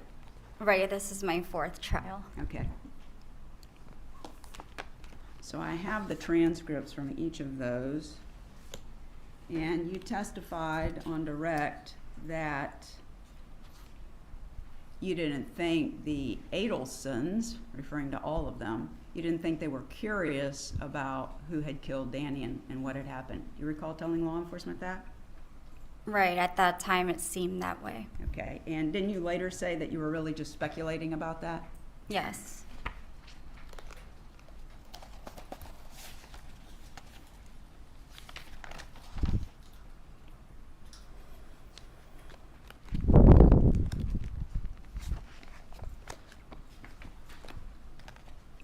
When you testified, let's see, when you testified in Katie McBanawaz's second trial, referring to this statement about attributing to Donna that she said those words about Danny coming back from the grave and haunting her, in Katie's second trial, you actually kind of came off of that, didn't you? Wait, I'm sorry. Can you say it again? Yeah, sure. When you Lost train of testified, thought. so you originally made that statement to law enforcement. You used those words. Yes. He came back from the grave, haunting her, something to that effect. Right. Okay. But when you testified in Katie's trial, didn't you say that those weren't the exact words that she said? She was just very upset, and to you it came out like that. Didn't you testify to that? What's the page and line, please? Let's see, it would be page 1196. It starts at line 3, the questioning, but the answer is lines 14 through 16. I don't know, like, if they were those exact words, I think she was just so, like, stressed out and upset that that's how it came out. That's what you testified to, correct? If it says it there, I don't remember Katie's trial because it's been a while, but if it says it there, then that's what I said. And you were testifying under oath then, correct? Every single time that you've given these, I'm sorry. You were under oath, correct? I'm sorry? Please answer out loud all questions, just don't nod your head. Oh, okay. Because the court reporter can't put down that you're nodding your head. Oh, okay. Okay, so the answer was yes, you are under oath. Yes, I think if it says that, then yes. Well, you took an oath here today before you started testifying, correct? Yes. And the other trials, you did the same thing. You swore to tell the truth, right? Right. Okay. Can I have just one more moment, Judge?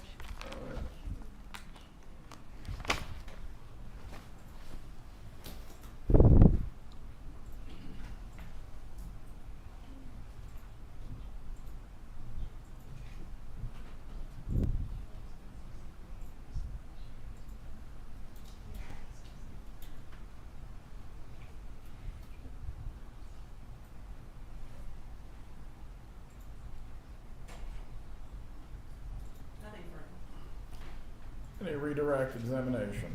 No, Your Honor. Is the witness released? Yes. You may step down at this point. Thank you. Have a good day.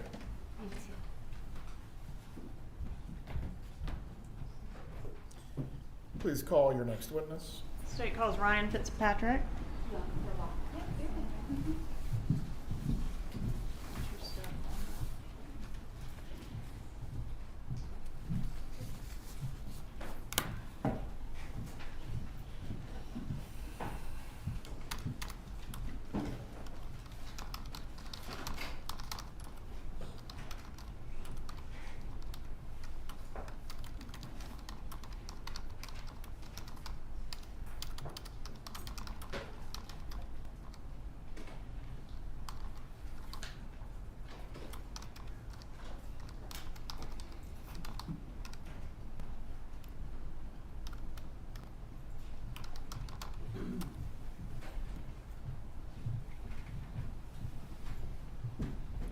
Please raise your right hand, sir.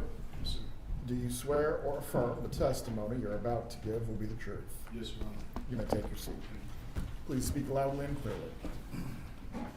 Sir, please introduce yourself and spell your name. Ryan Fitzpatrick, RYAN FITZPATRICK. Sir, do you know the defendant in this case, Donna Adelson? Yes, ma'am. How do you know her? She was Charlie's mother. Okay, were you friends with Charlie? Yes, ma'am. What was the time frame that you all were friends? Probably 2013, 2014 to 2019, 2020. I can't really. Okay. And during the time y'all were friends, were you like best friends? We were very close acquaintances? friends, yes, ma'am. Close friends. And based on your knowledge of Charlie Adelson, was he really close with his mother, Donna Adelson? Yes, ma'am. And also with his sister, Wendy? Yes, ma'am. Okay. How did they feel about Dan Markel, if you know? I'm gonna object, no, they haven't laid a foundation as to which person. They doesn't describe anything related to my client. objections, please sit down. I'll re-ask the Sustained. question. How did Donna Adelson feel about Dan Markel? Didn't like Dan. Okay. And Charlie, did he have a lot of girlfriends? Yes, ma'am. And was Catherine McBanimal one of those girlfriends? Yes, ma'am, she was. Is that somebody that you ever met or hung out with? I believe once or twice in passing, but didn't, like I've testified before, didn't pay any attention to Charlie's girlfriends. Okay, so she didn't stand out to you as anything special among the crowd? May have looked like the others, but no, didn't stand out to me at all. Okay. Are you familiar with Charlie Adelson's practice of how he keeps his cash? Yes, ma'am, I am. And how is that? Stapled money, 10/100 equals 1,000. I've been paid by stapled money by Charlie Adelson before. That's how I know. Okay. And when the murder of Dan Markel occurred, was that during the time frame that you were really close with Charlie Adelson? No, ma'am, it was prior to us growing closer as friends. Okay. When you did grow closer as friends, did Mr. Adelson mention the murder to you? It wasn't discussed. Dan wasn't a topic of discussion. There was no, nobody, it was odd because it wasn't. Okay. So you were aware of it, that it happened? Yes, ma'am. It was, Okay. But nobody talked about it? no, ma'am. Okay. And are you familiar with the law enforcement operation that's been referenced as the bump, where Donna Adelson was approached on the street? Yes, ma'am, I am. Okay. And did Charlie Adelson talk to you about the bump? His mom being yes, approached? ma'am. Okay. And prior to that, had Charlie Adelson ever mentioned being harassed or extorted or anything like that? No, ma'am. Okay. So when this happened with his mother, did his demeanor change? How was he acting about this incident? Charlie became agitated, nervous, anxiety. I guess looking back now, guilty.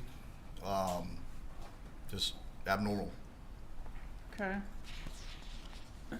Did he ever make a statement to you about murder? He made the statement at one time that you could get away with anything if you keep your mouth shut, and implied murder. All right. After the arrests that occurred in this case, and I'm referencing the 3 suspects that were arrested prior to him, did that impact his behavior, demeanor around you When the others were arrested? when the other arrests occurred? Yes, Yeah. ma'am. That behavior continued to increase. Okay. So he was anxious, would you say? More needy.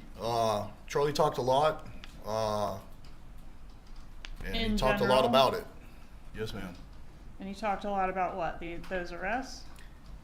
Charlie would talk about something repeatedly, almost to help himself believe something, or to talk to you till he was blue in the face until you were almost so tired of hearing it that you were like, oh, okay, and you believed it. But Okay. it was nauseating. It's tiring. He was a talker. Yes, ma'am. All right. Is it fair to say that Charlie was not stressed out at all about the murder or anything related to this case prior to that law enforcement operation. From my understanding, yes, ma'am. And after that operation, based on your observations of him, he became very upset and worried about this case. Yes, ma'am. No further questions. Cross-examination.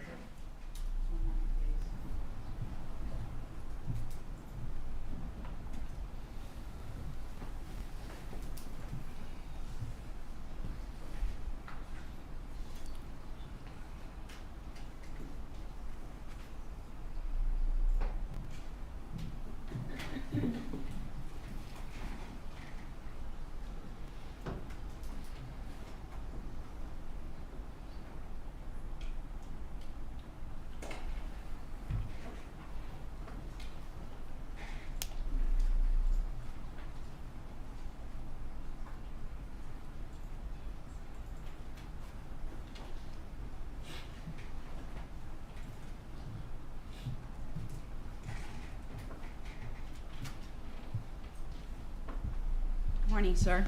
Morning. I've never met you, but we spoke on the phone once, and then you did a deposition. You recall that? Yes, ma'am, I do. The deposition was recently, I think August the 14th. You recall that? Yes, ma'am. I think you appeared by video, Yes, right? ma'am. Okay. When you gave your deposition, you indicated that you barely know Donna Adelson, correct? I didn't know her like I knew Charlie, no, ma'am. And you've been around her many times, Yes, ma'am. and she was always nice to you. Very nice. She and Harvey were pleasant to be around. Very pleasant. You knew Charlie very well, as you've testified, Yes, ma'am. and you were friends, Yes, correct? ma'am. But that ended, didn't it? Yes, ma'am. And it was an ugly ending. Yes, ma'am. Okay.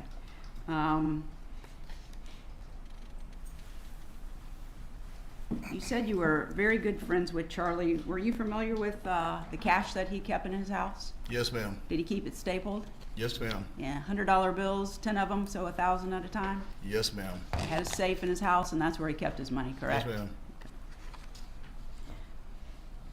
Kind of had some issues. I think my co-counsel was asking you some questions in your deposition, but the bottom line is you have a feeling, and that you say that it's known that the Adelsons didn't like Dan Markel, but you couldn't give us a specific comment in your deposition that Donna Adelson ever made. It's just well known, correct? It was implied, yes, ma'am. Thank you. No further questions. Direct examination. You may step down. Will the witness be recalled at any time? No, Your Honor. You are released, sir. Have a good day. Please call your next witness. State calls Mary Hall.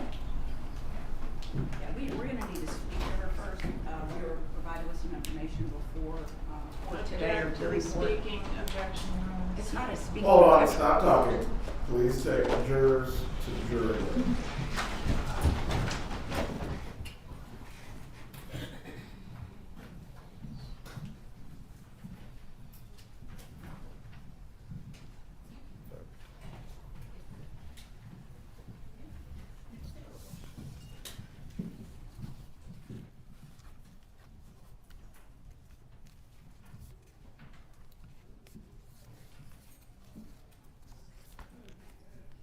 You can be seated.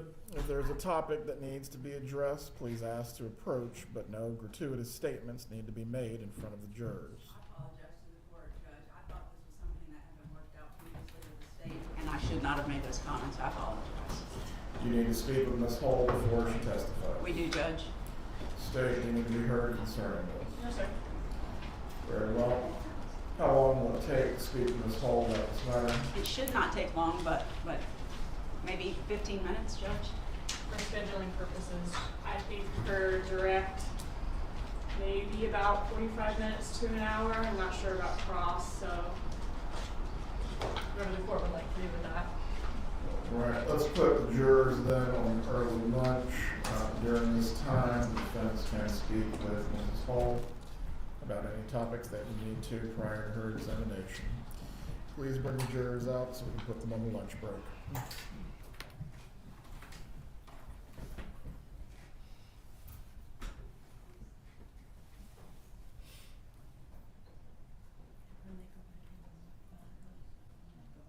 That's fine.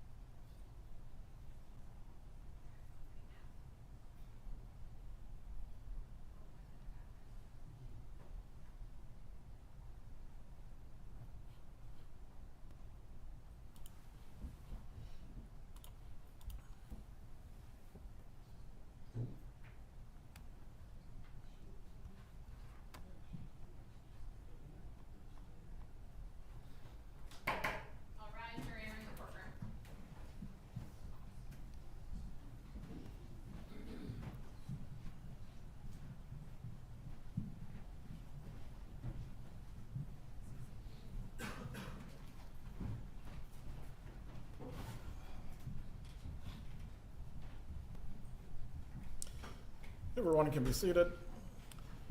Members of the jury, we're going to take an early lunch break today. Once again, I'm going to remind you of the instructions that you have received before, not to discuss this case with each other or anyone else. If anyone attempts in any way to speak to you about this case or talk to you, please make sure you report that matter to the bailiff so I can deal with it appropriately. Also, during the lunch break, do not look at any information about this case or any of the news reporting. Again, you may eat together if you choose to do so, but the only prohibition is discussing this case. We will get started again at 12:35. Please make sure you have reported by 12:30. Enjoy your break. We'll resume at that point.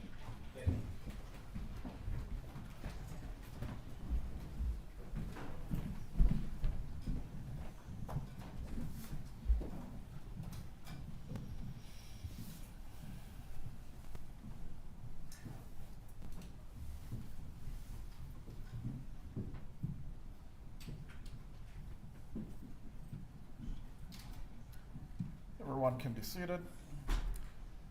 For the parties, please report back at 12:30 as well. This should give the defense an opportunity to speak with Mrs. Hull and have your midday break as well. Does anything else need to be addressed? Just one thing, Judge. The state is going to present a PowerPoint presentation during Mrs. Hull's testimony, and I do have an objection, a hearsay objection to slide 38. It's a text messaging conversation between Harvey Adelson and Charlie Adelson, and Harvey's statements would be hearsay, and that was ruled on yesterday as well. And that, may I respond, Judge? Go ahead. Let me pull up the slide just a moment.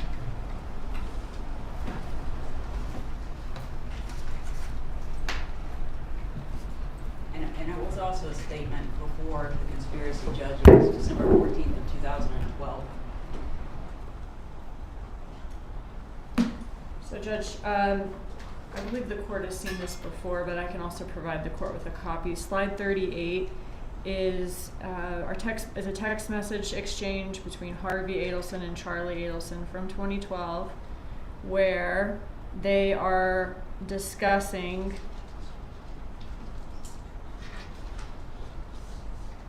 having a large amount of cash.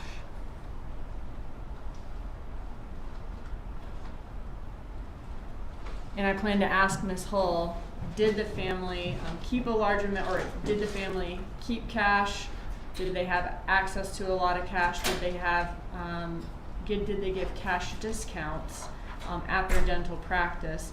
And this is an example of them taking whatever. Okay. Taking whatever cash that they did receive and keeping it as opposed to depositing it in the bank. And so I do think that it's probative and more probative than it is prejudicial. I believe the objection is hearsay, not that it's relevant. Okay.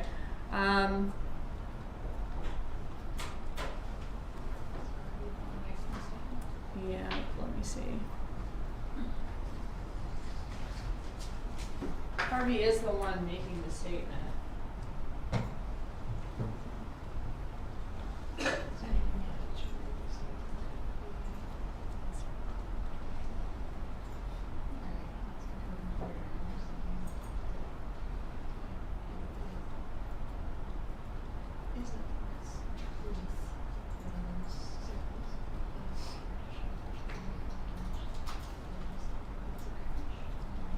I mean, okay, so the statement is, I have too much cash, and talking about there's no tax advantages for a large gift, except that he has too much cash.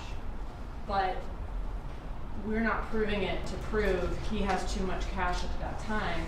We're using it to prove this family keeps a large amount of cash outside of, banking institutions. They have a lot of cash. And that would be relevant to them having a large amount of cash at the time that these payments were made. So you're not offering the statement for the truth of the matter asserted, but rather a separate blank. Not for the truth of the matter asserted in these messages, but rather the fact that they had cash in general and kept cash out of banks. And that is where the truth of the matter asserted, Judge. She's trying to use this, a hearsay statement from a person who's not a party to this litigation. You know, there's an argument in Charlie's trial, but here, this is not about Donna, and they say they're not using it for the truth of the matter asserted, but then she turned around and said, we're using it to prove they have a lot of cash. So they are using it for the truth of the matter asserted. What would be the other issue that is being offered for Ms. Dugan if it's not for the truth of the matter asserted? Ms. Fulford is making a good point. I think that if it were for the truth of the matter asserted, it would be that he has too much cash on this date and there's no tax advantage of this gift. But we're using it to show that they keep a large amount of cash outside of banking institutions, that they have a large amount of cash in general. That's just the distinction I'm saying. But the statement is, I have too much cash. Splitting the hairs pretty thin. On that matter, I'll reserve a ruling for now. Do you have a copy of slide 38 that I can review? Yes, sir.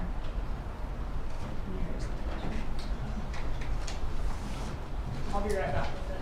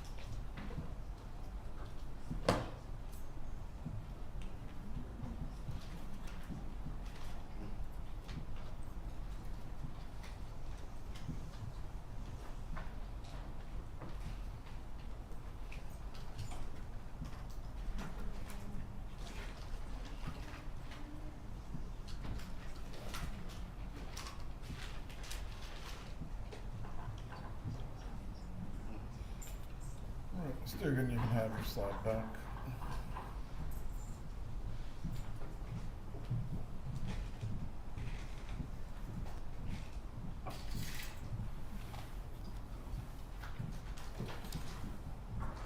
Right, as to slide 38, I will find that this does predate the conspiracy, at least as it's been alleged during this trial. Additionally, as to the discussion of cash and it flowing from one party to the next between the two Adelsons, as to that, it cannot be offered for the truth of the matter asserted. It is hearsay. The non-hearsay basis that it's being offered for, again, Ms. Dugan, is what exactly? That's unrelated to the money specifically. Can you say the last part is unrelated to what? What is the unrelated aspect of this exhibit that's unrelated to the money that you're offering it for? Right, I mean, it is related to the money. We're trying to establish that they keep a large amount of cash, they don't put it in banks, and they transfer it from one family member to another. All right, that, Transfer it via just giving it to them, as opposed to putting it in a bank, you may question Investigator Hull concerning what she learned as a result of going through the financial records, but as to the slide, I will sustain the objection unless there is another basis for which it's being offered, not the truth of the matter asserted. Well, that is our break at this point. Please return at 12:30.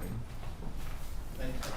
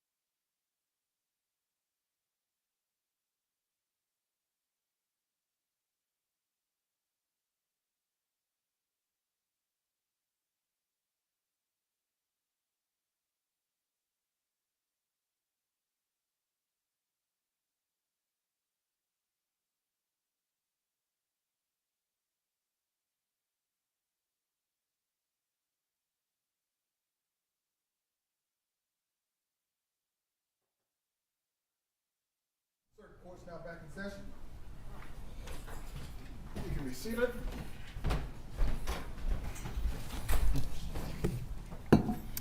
Do we have our jurors, or are we still collecting them?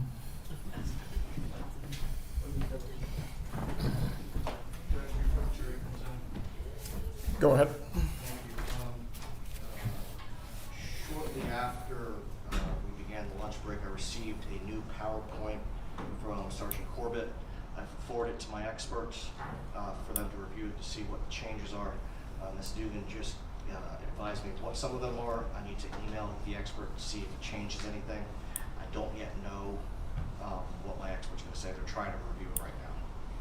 Ms. Dugan, concerning this change in the PowerPoint, this is the demonstrative or what the state is seeking to admit? This is both.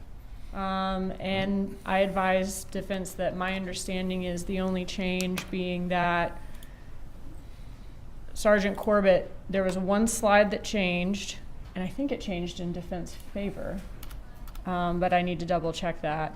And then the rest is just some slides we took out that I didn't feel like we needed. But he has a copy of the presentation we sent in May and this one. And it's also my understanding the defense has several objections to some of the communication in the PowerPoint that they've had since May. And so we may need to speak to the court before Sergeant Corbett testifies. All right, concerning this exhibit, and at this point, I'm going to refer the parties back to the scheduling order, specifically the portion of the order that dealt with if things are not timely raised, they can be deemed as waived. Are these matters going to any constitutional issue of evidence that were obtained in violation of the defendant's rights? I don't believe so, Your Honor. As the violation, or as these matters would not be constitutional in nature, why should they be heard now if they were not previously raised the deadline that was given in the prior scheduling orders?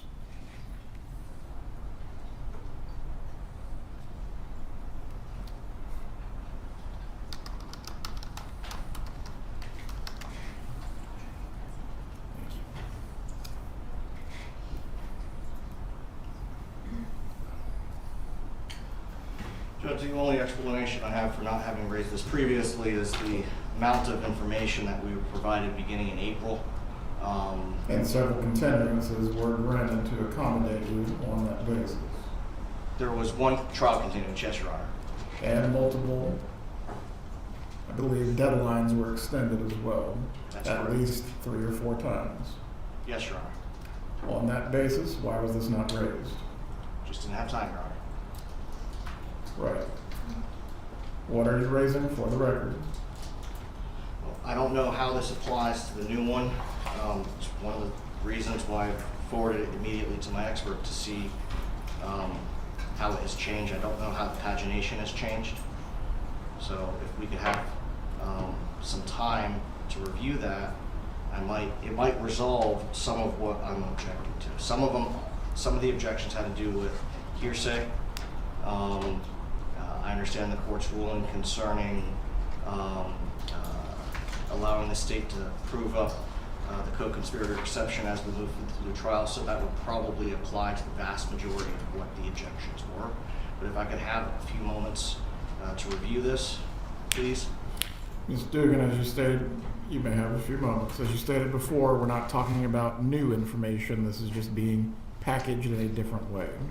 Correct, and all the communication that defense let me know that he is objecting to, which is essentially all the text message communication, all of that remains the same and has remained the same not only in what we sent him in May before the deadline, but I believe it was all the same as well in the presentation that was provided to Ms. Adelson's previous attorneys before that trial. Very well. Deputy Phillips, if you can inform the jurors that we'll get started in about 10 minutes. I'll give you this opportunity, Mr. Zellman, to look at the document. But again, on these issues of exhibits specifically, there was the pretrial scheduling order. Also last Friday, I provided each party the opportunity to go through these items if they were still disputed. Neither side took me up on it. At this point, we're not going to be wasting time on exhibits that could have been objected to and ruled upon. Take your 10 minutes now. Thank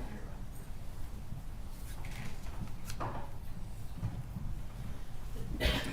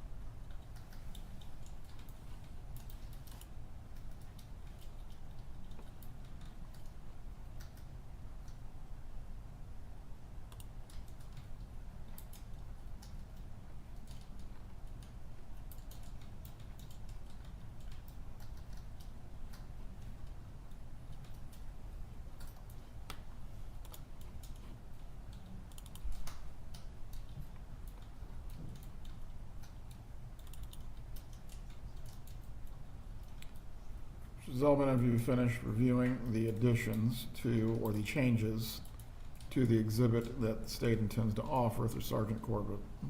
Still trying to locate some of them, Your Honor. Have not yet heard back from my expert as to their review. Who is cross-examining Ms. Hold? I am, Your Honor. Very well, and you can continue your search while the examination of Ms. Hold is taking place. At this point, we do need to move forward with resuming the trial. Yes, sir. Thank you. Please bring in the jurors.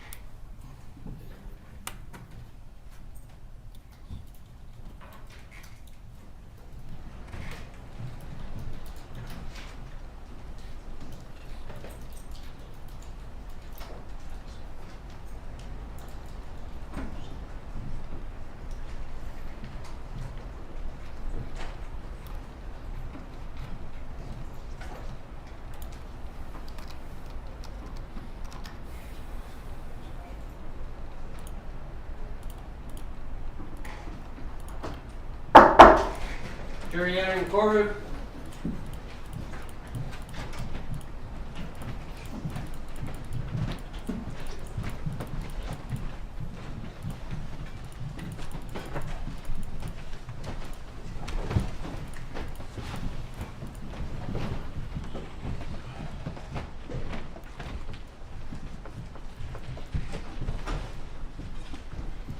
Everyone can be seated. Members of the jury, I hope you had a restful midday break. At this point, we're going to continue with the state's case. Ms. Dugan, you may call the state's next witness.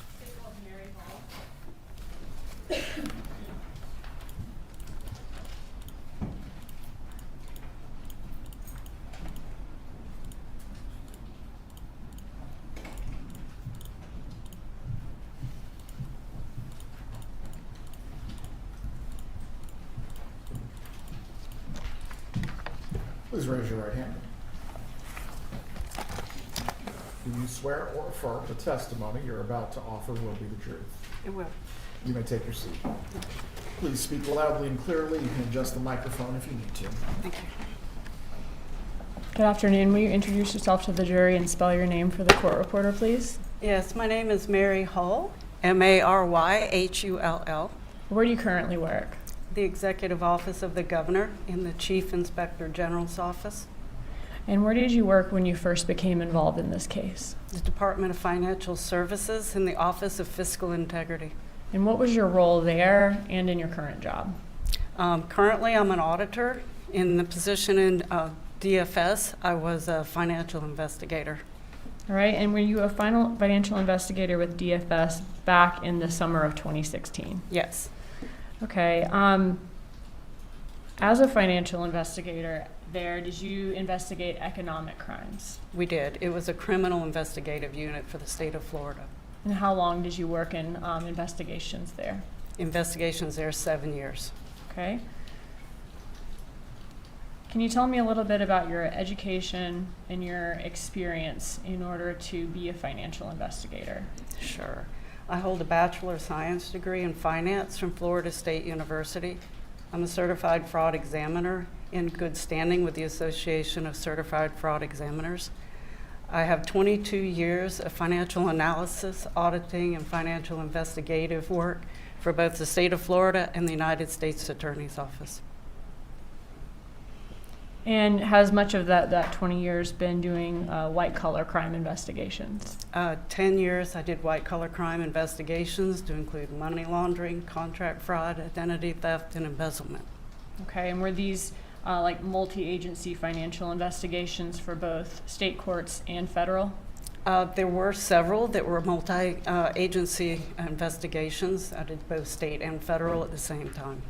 But I also worked at the United States Attorney's Office for 3 years, and we did all criminal economic crime there. And what's your specific area of expertise? Is it forensic accounting? Yes, I do forensic accounting, which is a very detailed analysis of financial records to be used in court. You mentioned that you're a certified fraud examiner. What does that mean?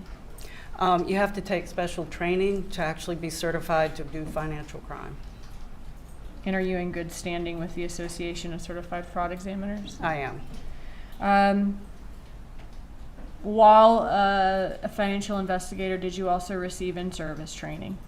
I did. As a criminal investigator, additional training in search and seizure requirements, the handling of evidence, the chain of custody protocol, as well as witness interviewing techniques. And have you ever testified in court about your analysis of financial records? I have. About how many times? 21 times in court. Okay, those are all my questions as to this witness's qualifications, Judge. Does the defense wish to voir dire the witness? Is there any objection to her ability to provide an opinion in the field of, I believe this is for Forensic accounting. forensic accounting? No objection. Members of the jury, the witness will be permitted to testify today in the area or provide an opinion in the field of forensic accounting while she testifies today. You may continue.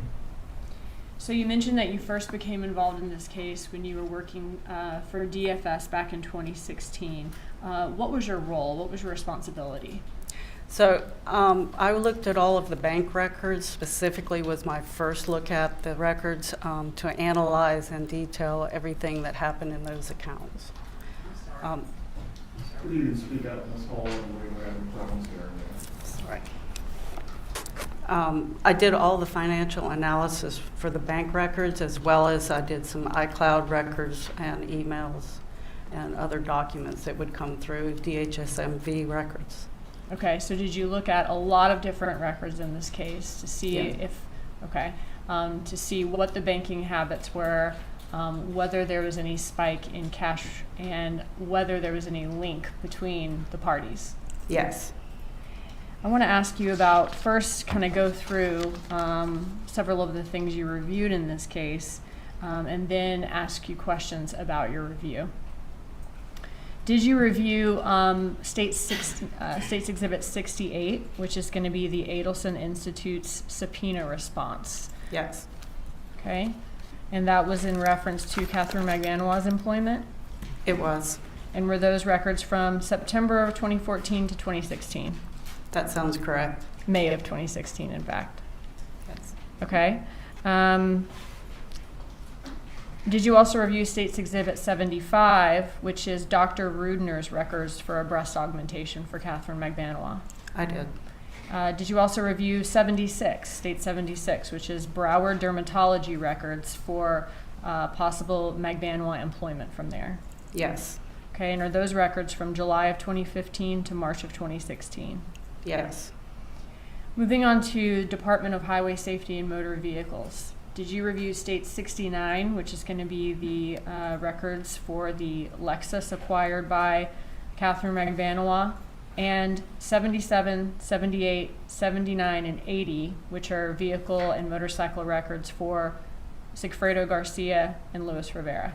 I did. Did you review bank accounts for the Adelson family? I did.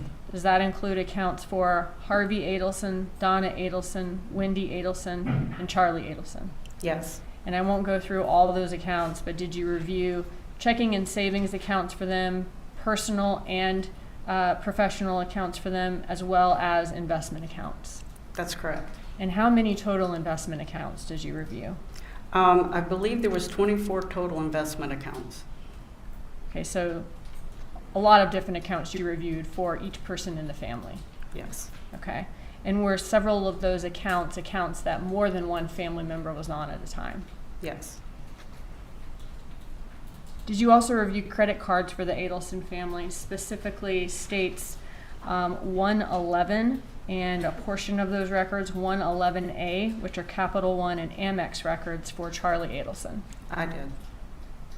Did you also review States 110, which is Adelson Institute bank records from Regions Bank?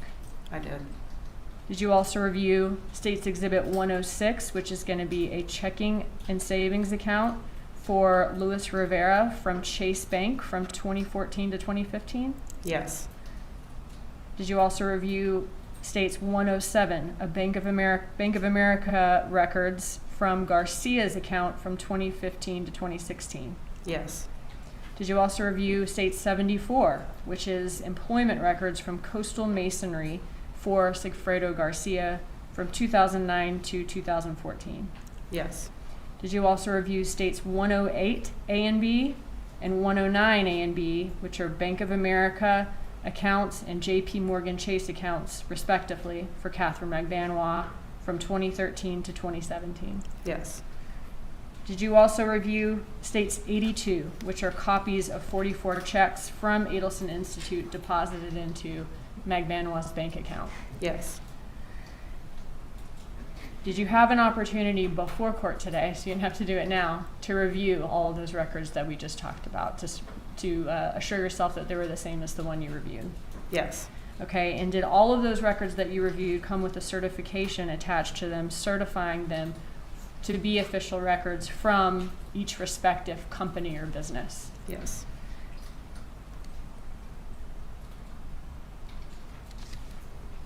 At this time, Judge, I would enter into evidence states 68, 75, 76, 69, 77 through 80,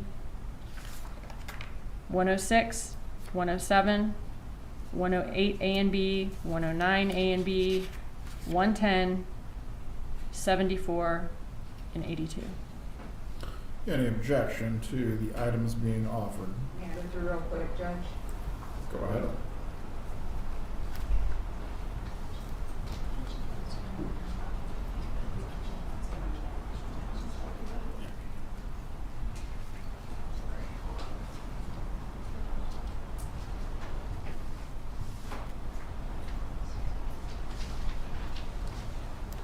During the clerk, need you to go through the item numbers one more time, please. Sure.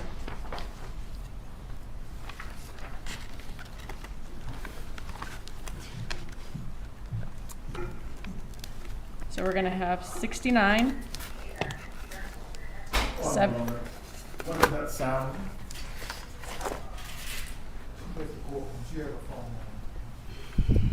Once again, please turn the phones off or turn the sound off. I don't expect to hear any phones in this courtroom. You may continue, Ms. Steuben. 68, 69, 74 through 81, 82. I'm sorry, let's hold off on 81. So 74 through 80, 82,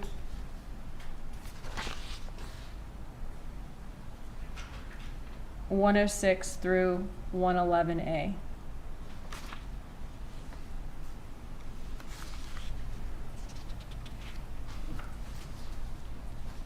Fulford, does the defense have an objection to these items being admitted? I got out of the number order. Can you just give me one more second, please?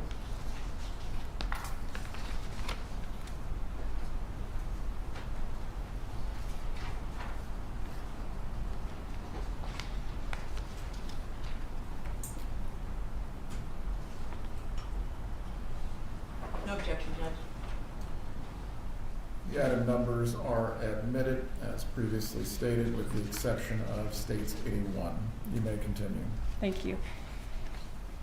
Did you also review, you mentioned iCloud, as far as written communications, whether that be emails or text messages between the parties, to determine the financial relationship between them or whether there are any money or gift transfers between them? I did. Okay, and did you also review those items to determine how the Adelson family received or kept their cash? Yes. All of the records that we talked about today so far,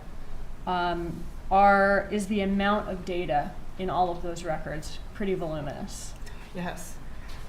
Are you going to be relying on a summary of all of the records that you've reviewed today for your testimony? I am.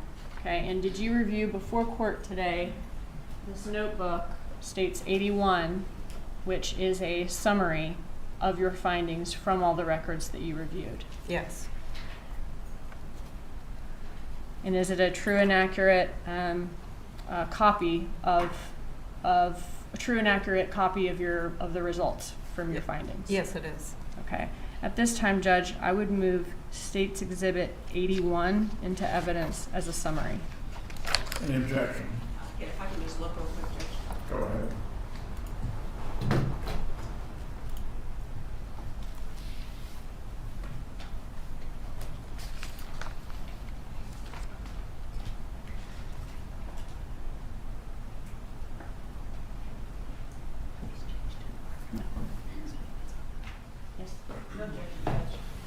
States 81 is admitted at this time. Thank you. And just for the record, that's going to be a composite exhibit. Now, in this composite States 81, for each of the graphs that we see that were created, after each graph, is there also information from the accounts kind of showing your work of how you made those findings? Yes. Okay. And is there a PowerPoint that's been created showing the graphs in the case that report your results? Yes. All right. Judge, I'd ask for permission to use a demonstrative in this case, which is going to be a demonstrative of parts of the records and the witness's graphs in this case. You may proceed. Okay. Now, the graphs that we see, we're not going to see portions of the records in the notebook on the PowerPoint, right? Yes. Okay. But those portions are in the notebook. If the jury wants to review them in the jury room, they're there for each graph. Yes. Which is what I'm saying is the portion that's kind of showing your work for each graph. Correct. Okay.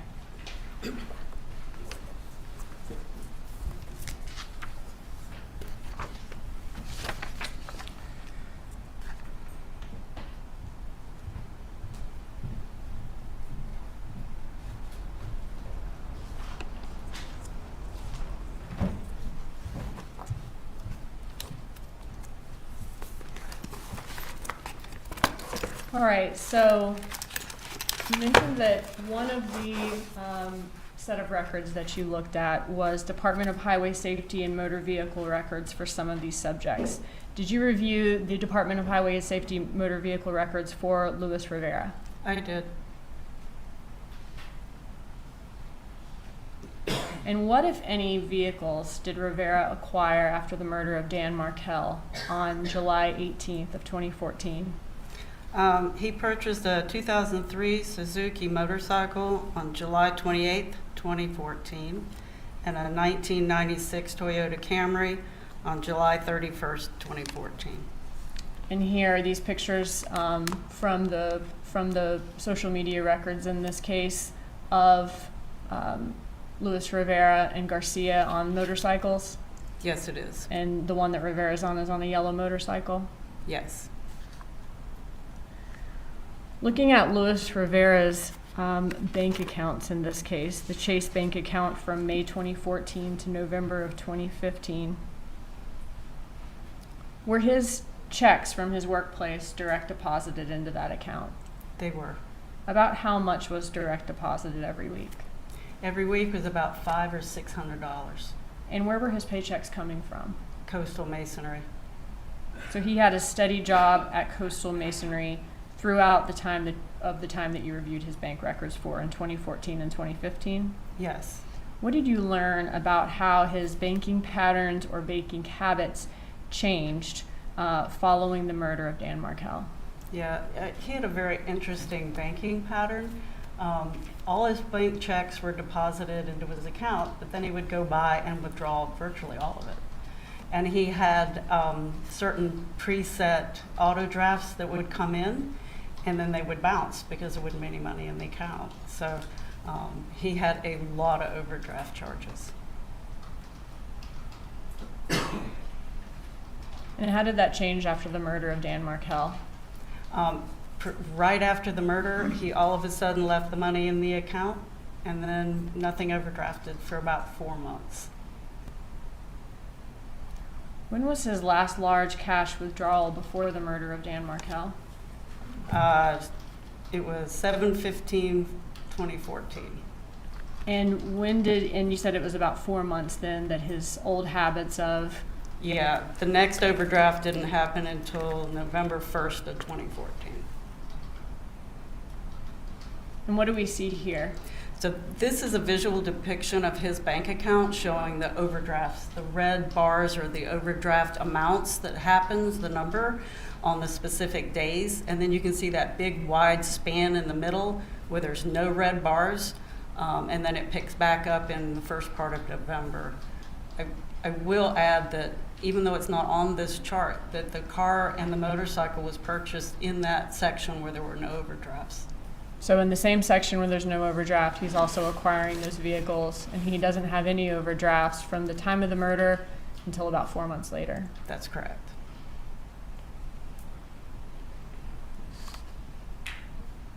And could that be indicative of him having another source of cash during that time? Yes. All right, moving on to Sigfredo Garcia. Tell us what you saw when you looked at the DHS-MV records for Garcia.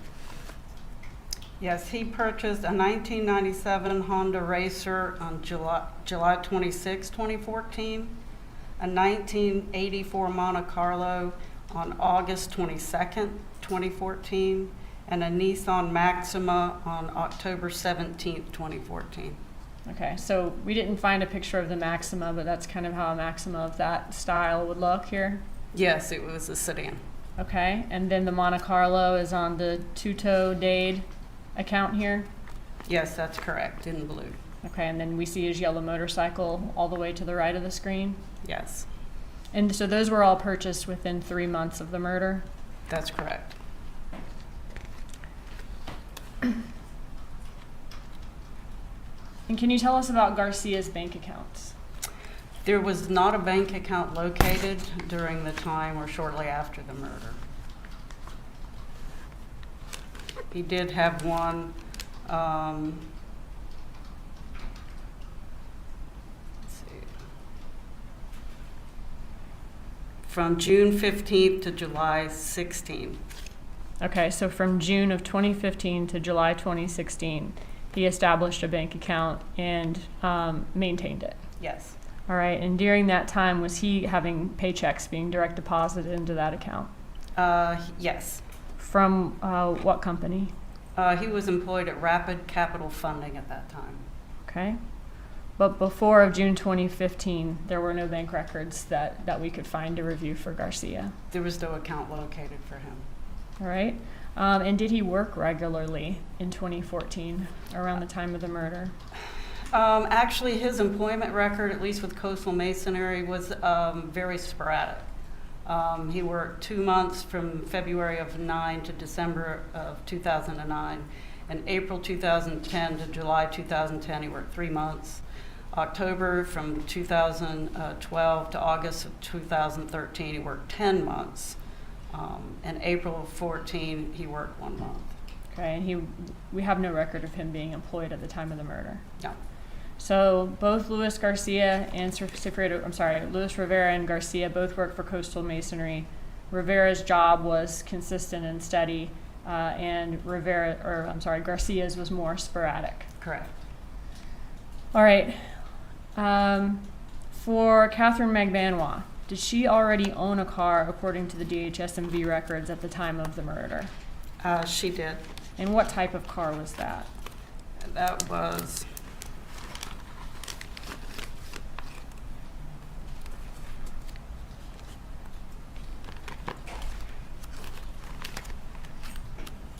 one second.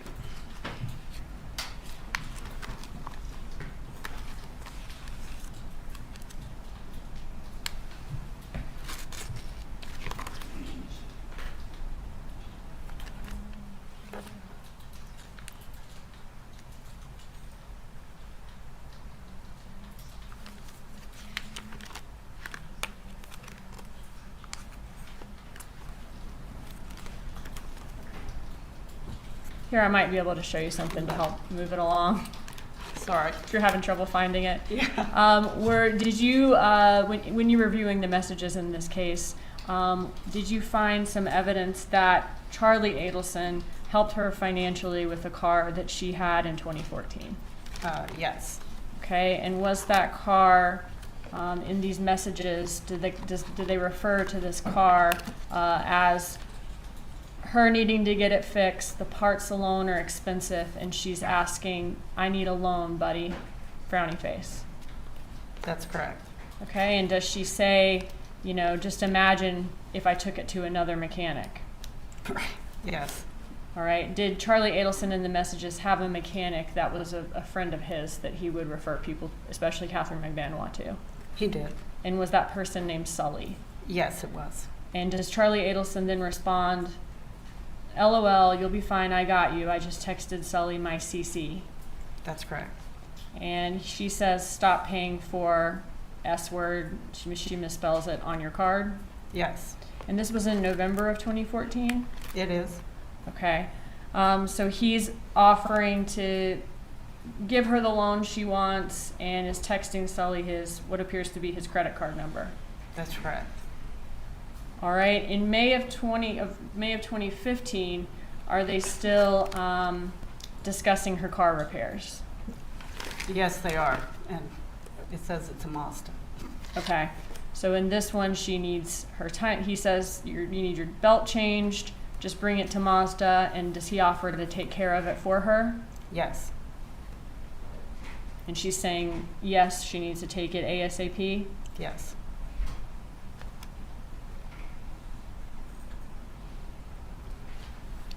And what do we see here in November of 2015? This is a text message exchange about him paying for the repairs for that car. Okay, and in this exchange, Charlie Adelson is continuing to offer to put these repairs on his credit card? Yes, And this is Charlie Adelson words in blue and Catherine McBanois words in green? that's correct.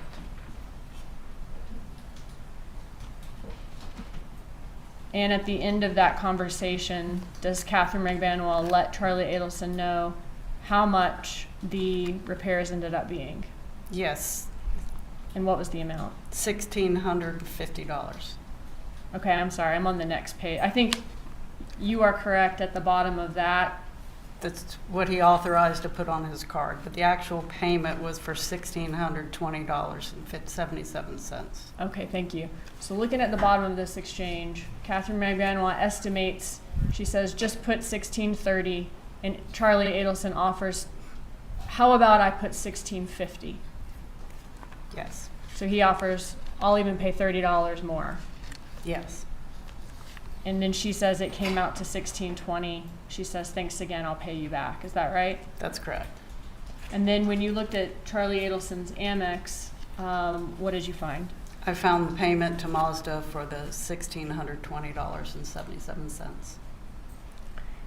At the end of 2015, after all these repairs and Charlie Adelson offering to help her financially with these repairs, at the end of 2015, does it appear that Catherine McBanois got a different car? She did. And what's the first indication of that? There was the title, we looked up for the GHSMV records and saw where it was purchased. Okay. Were there also messages where they discuss basically her having the Lexus now, Charlie Adelson needs to cancel his insurance on the Lexus? Yes, that's correct. Okay, can you go through what we see here?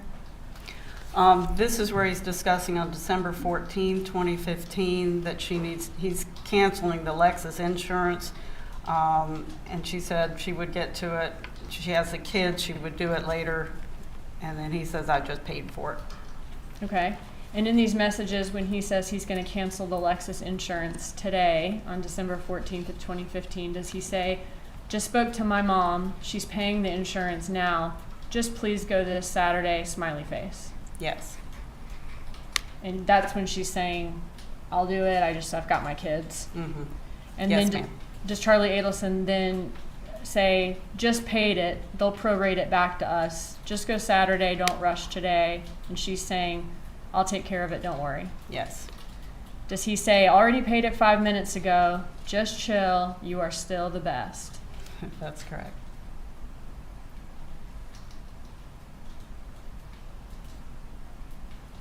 You mentioned the DHSMV records in this case. What do we see here? This is showing that the title transfer between Harvey and Catherine. And what date did this take place? This says,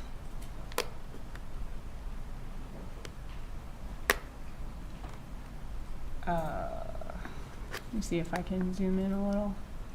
January 23rd, 2016.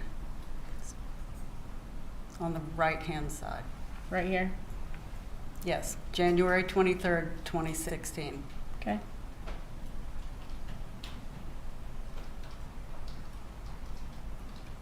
And what type of vehicle was that? That was a Lexus, A 2001 Lexus? black four-door, that's correct. And the previous owner is listed as Harvey Jerome Adelson? Yes. How much did this DHSMV title indicate that it was sold to Magbanois for? $1,700. And that's there on the right side of the screen? Yes. Were you able to find any record of payment from Catherine Magbanois to any of the Adelsons for this vehicle? No. Did you search all her accounts? Yes. Was there any check, or maybe she just withdrew that amount of cash? Was there any cash withdrawal for that amount? Nothing that correlated. Were you able to find any deposit into, if she, let's say she already had that cash at home, any deposit into the Adelsons account for that amount? No. Was there, in a little while, we'll see that she was receiving money from Adelson Institute, correct? That's correct. Was there any drop in the money she was receiving from Adelson Institute in that time to account for maybe this was just taken out of her salary? No. Can you insure a vehicle without transferring title? No. Do you have to put a sales price or list it as a gift on the title transfer? That's correct. If you say it's a sale on the title transfer, are you taxed? Yes. Is there a financial benefit for listing a really low sales price on a title transfer for a vehicle? Yes, it makes the registration fees less. And who decides what number goes on the title? Normally, it's usually the seller that's supposed to put that on there, but all the transactions I've ever heard of, they just leave it blank and let the buyer put in the amount. So just the person who's submitting it to the tax office so they can later get their car insured? That's correct.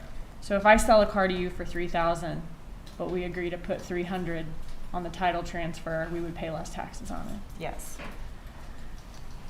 Looking at other written communications between Charlie Adelson and Catherine Magbanois, did it appear that Charlie Adelson provided other financial assistance or gifts to Catherine Magbanois?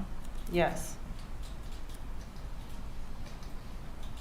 I was trying to go to the next slide, but I think I got to zoom out first.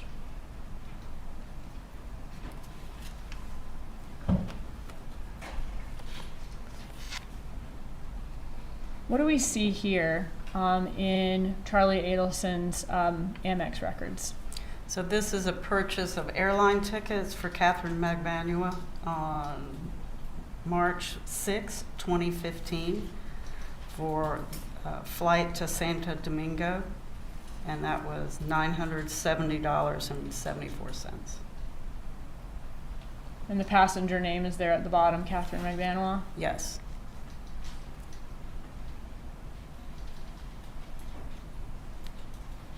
Okay, other than these $970 worth of airline tickets to Santo Domingo, were there other evidence of financial assistance or gifts? Yes, there was.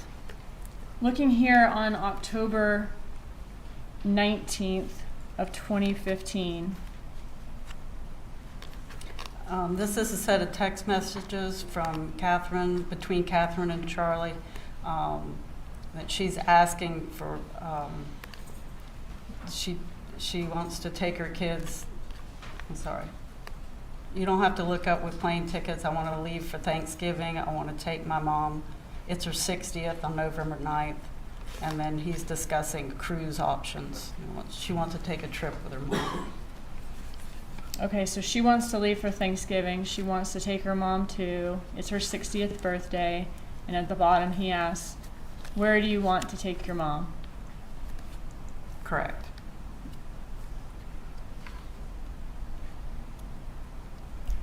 This is a continuation of the text messages where she says she wants to do something nice for her mom, and she may have days off on Thanksgiving. Does she offer the fact that maybe I'll rent an RV and drive cross country? She does. And then what does Charlie Adelson offer to do about halfway down this page? To get her a cruise for her and her mom. And she agrees. I was thinking about a cruise too. Yes. And then he discusses, perfect, they have really nice ones. Y'all can leave on a Friday, go to 2 ports, come back on a Monday morning, and you won't miss work. That's correct. Okay, and this is in October of 2015. Yes. And then does he continue to offer in that text messages, I think it would be super cool for you to go with just you and your mom from Friday to Monday on a Norwegian cruise. It leaves Friday at 4, comes back Monday at 7. Does that work for you? Let's look at dates. Is that Yes. right? Yes, that's correct.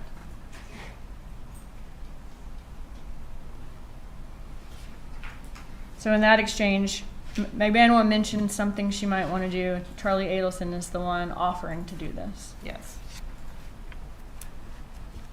In this message from May of 2015, is Catherine McBanwell saying she has a lot of things to pay for, she needs a little help because of her kids' tuition and stuff, and she had to stop her weekend job.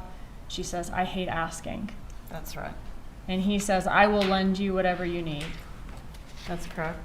And then shortly after this text message exchange on May 20th, what do we see in the bank records?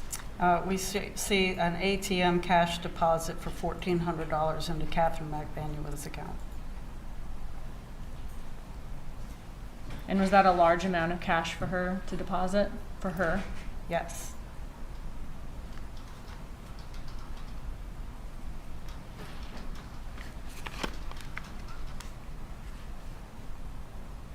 These are some of the bigger items, but was there also, he would give her teeth whitening, he would give her, pay for meal plans for her, offer her rides in fancy cars, or her ability to lend or borrow fancy cars from him throughout these years? Yes, he had a lot of supportive activity of her. Looking at these records from Dr. Rudner's office, did Catherine McBanwell have a breast augmentation surgery in October of 2014? She did. And looking at this record here, how much was that breast augmentation surgery? The total credit was $4,608.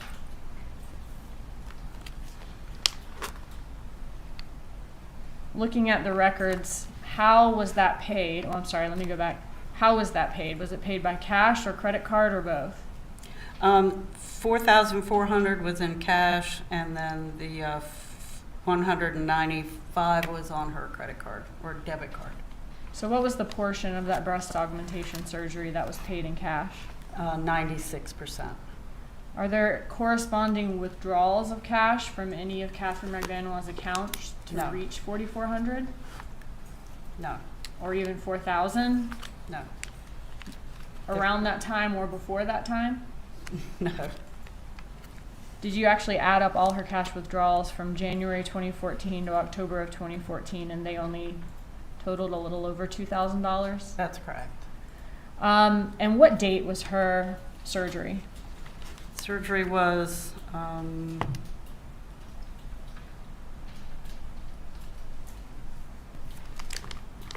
looks like it was July, it was October Of 2014? 2014. October 18th, 2014. Okay. All right, now I want to focus on McBanwell's bank records.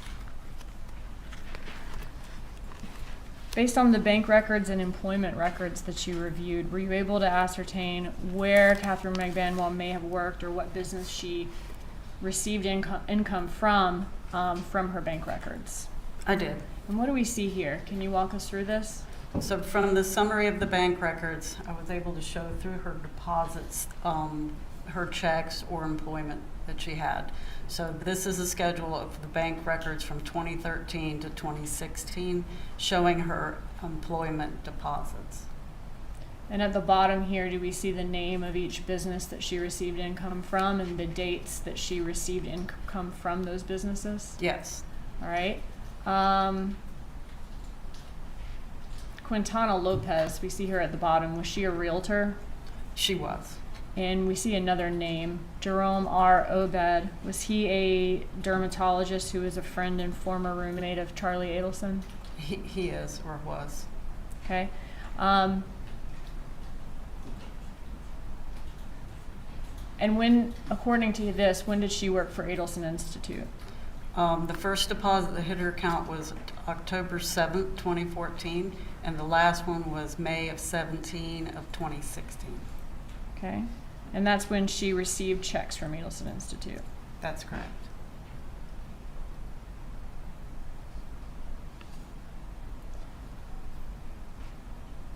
What do we have here?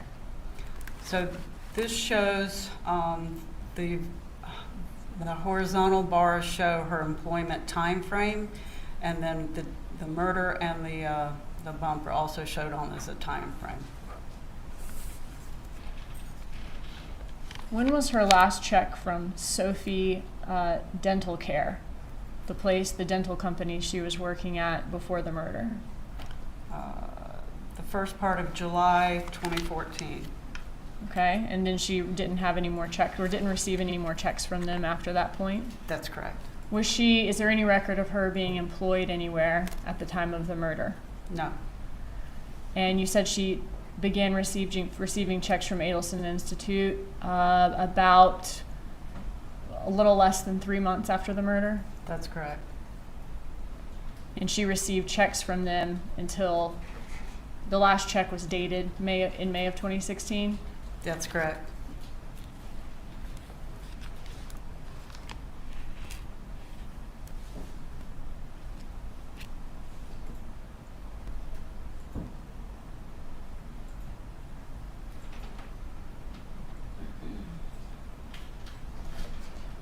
Did she receive any checks from any other company anytime between the time of the murder and when she received checks from Adelson Institute? No. And is Adelson Institute the Adelson family's dental practice? It is. Was it a financially successful dental practice? Yes. In 2012, did Charlie Adelson become the listed manager of Adelson Institute? Yes. And then in 2015, did the articles of organization change from both Charlie and Harvey being listed managers? Yes. And what date was that in 2015? October 2nd, 2015. Okay. Now, even though Charlie was the manager beginning in 2012 to October of 2015, was Harvey Adelson still employed as a dentist at Adelson Institute He was. and received checks from there? Yes. In 2016, in July of 2016, did it change to only Harvey being the listed manager and Charlie being a registered agent? That's correct. Okay. Now, throughout all those years, 2012 to 2016, did Donna Adelson have signing authority for the Adelson Institute? She did. And what does that mean? She had the ability to move money without having someone else approve it.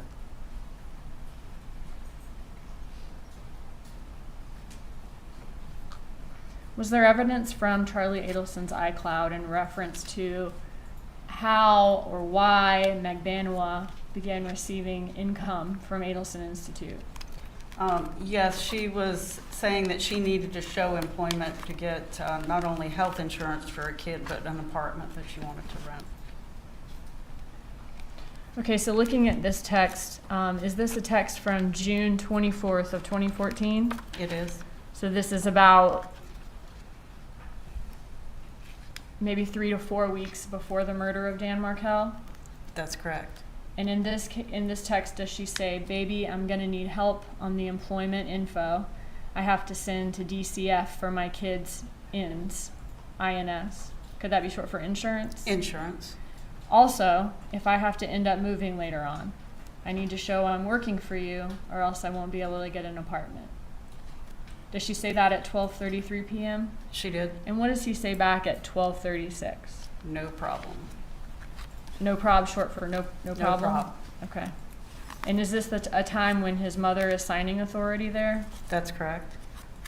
and he's manager? Yes.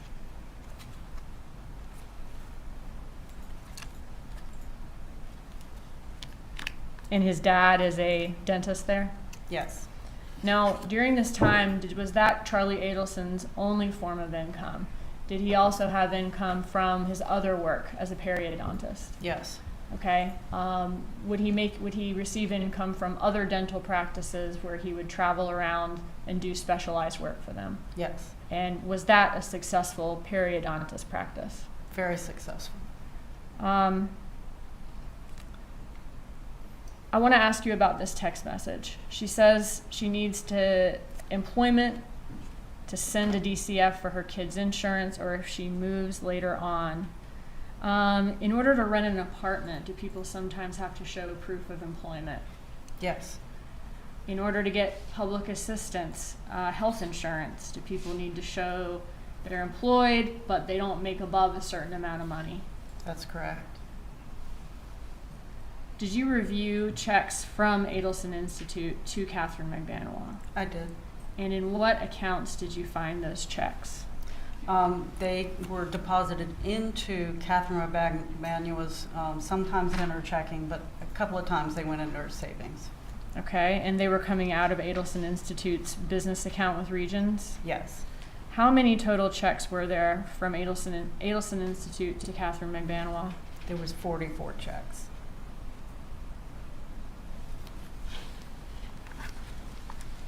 What do we see here? This is a list of the checks that she received from the Adelson Institute. Okay, so this is a summary of the checks. It is. Okay, but in evidence, as we kind of went through earlier, all of this will be back there in case the jury wants to see specific things, but 682 is a copy back and front of every check. Here it is, that Yeah. Catherine McBanois received from Adelson Institute. That's correct. Okay. All right, so in the summary here, what's included? So it's the first row, just a number. The second column is a dates, the date that it was posted to her bank account. The second column is a date of the check was written, and the check number, the payment amount, and what was in the memo column. Were all of these checks deposited by Catherine McBanois into her account? They were. And who were each and every one of these checks signed by? Donna Adelson was signing the checks. Okay, are these examples of 3 of the checks in the exhibit? It is. Okay, but she signs all 44? She does. And you did say that she did have signing authority for the business during those years? Yes.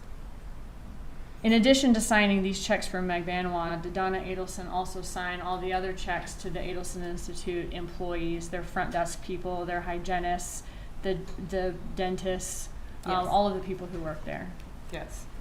Was she the person who did payroll every month? That's correct. And looking back at this summary, you mentioned that Harvey Adelson was listed as manager again in October 2nd of 2015. Looking at this chart here, would that be just between number 26 and 27 there? At that point, he would become manager again? Yes. Okay, but all throughout the rest of the time, he worked there? Yes. Okay, so about 3/4 of the second chart we see, Harvey Adelson was manager during that time That's right. for all those checks that were written. That's correct. And for both of those charts, Donna Adelson had signing authority. Yes. Who else had signing authority at Adelson Institute when these 44 checks were written? There would have been Charlie and Harvey and her.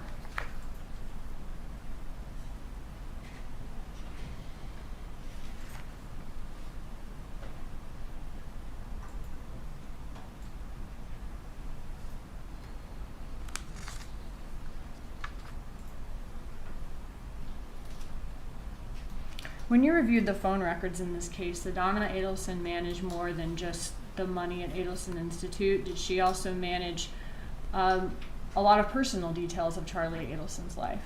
Yes.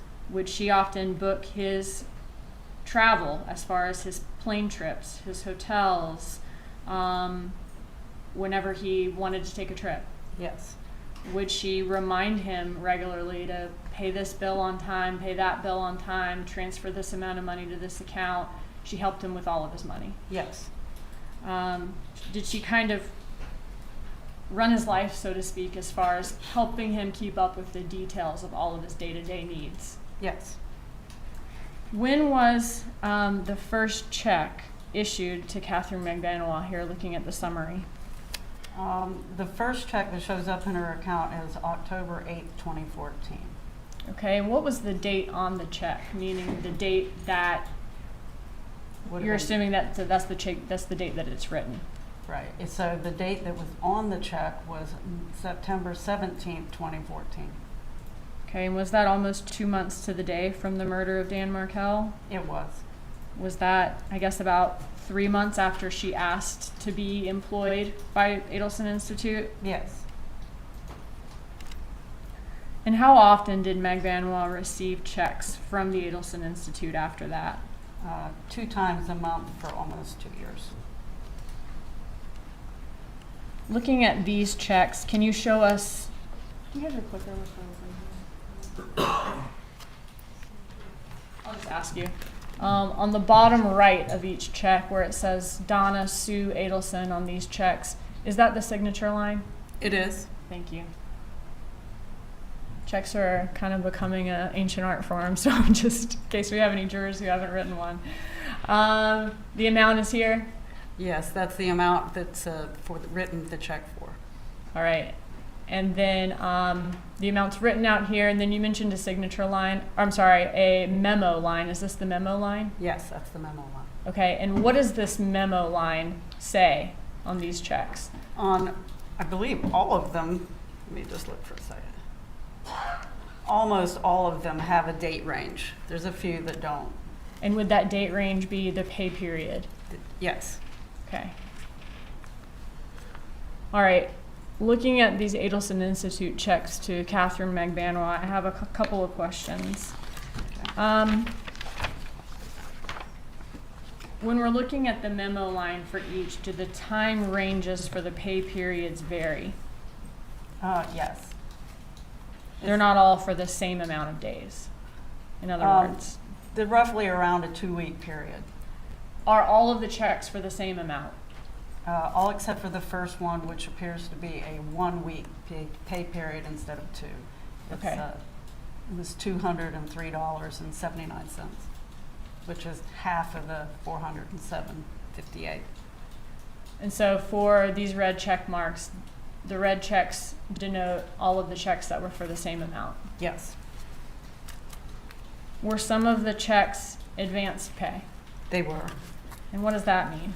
That means that she actually would have received the check or deposited the check before the end of the pay period. So the check is posted before the pay period on the memo line is complete. Yes. And were any of these checks sequential? They were. And what does that mean? That means they were all the next in line check numbers, 25, 26, 27. So going back to our picture of the checks, excuse me. So, Are yeah, these 3 checks sequential here? they are, Okay, so 24, 25, 26. yes. Let me go back to where we were.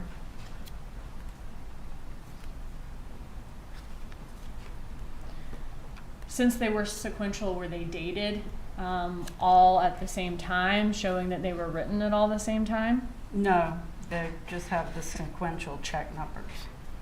How many sequential checks did she receive in a row? There was a total of 18 sequential checks. There's one set of 3, another set of 6, and another long set there. 1, 2. Okay, so are these 3 checks 10. sequential here that I'm pointing to? Yes, Okay, and then are these 6 checks sequential? that's correct. And then these first 6 check marks, were these sequential? They were. And then the final 3 here, checks that she received, are they sequential? They are. So this isn't 9 sequential checks, it's a set of 6 sequential checks and then another set of 3 sequential, That's correct. okay?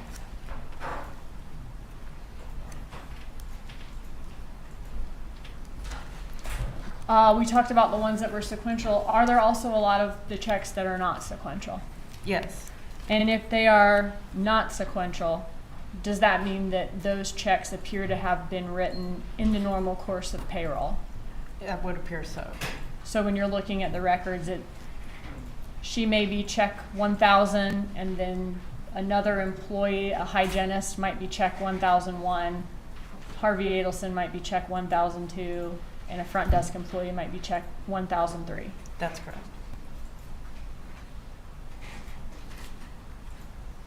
And are the ones that are not sequential, do they not have a check mark in the summary in the sequential column?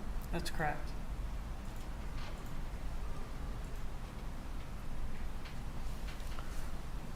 For this last column, Catherine McBanwell, known schedule. You said earlier that except for the first check, they were all the same amount, all 44. We know that she received a breast augmentation surgery in October of 2014. Was she receiving checks at that time in October of 2014? Was McBanwell receiving checks? She was. Was there any disruption in her paychecks from Adelson Institute during that time to reflect needing time off from a major surgery? No, there was not. After her surgery, was there any decrease in the amount she received from Adelson Institute that might reflect her being off or having a reduction in pay? No.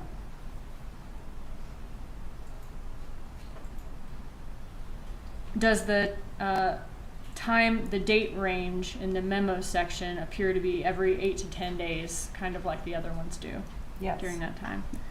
Now, what about the time of her trip? We saw she went to Santo Domingo on March 22nd of 2015. There's no reduction in her pay. So nothing to reflect time off for going to another country during that time? No. No decrease in the amount she received for him having paid for it? That's correct. No decrease. What other records did you receive with respect to Catherine McBanwell's employment at Adelson Institute? There was a subpoena that was issued for any and all employment records, and what we received back was a simple QuickBooks summary that you see there. So this is the QuickBooks summary here. Yes, that's correct.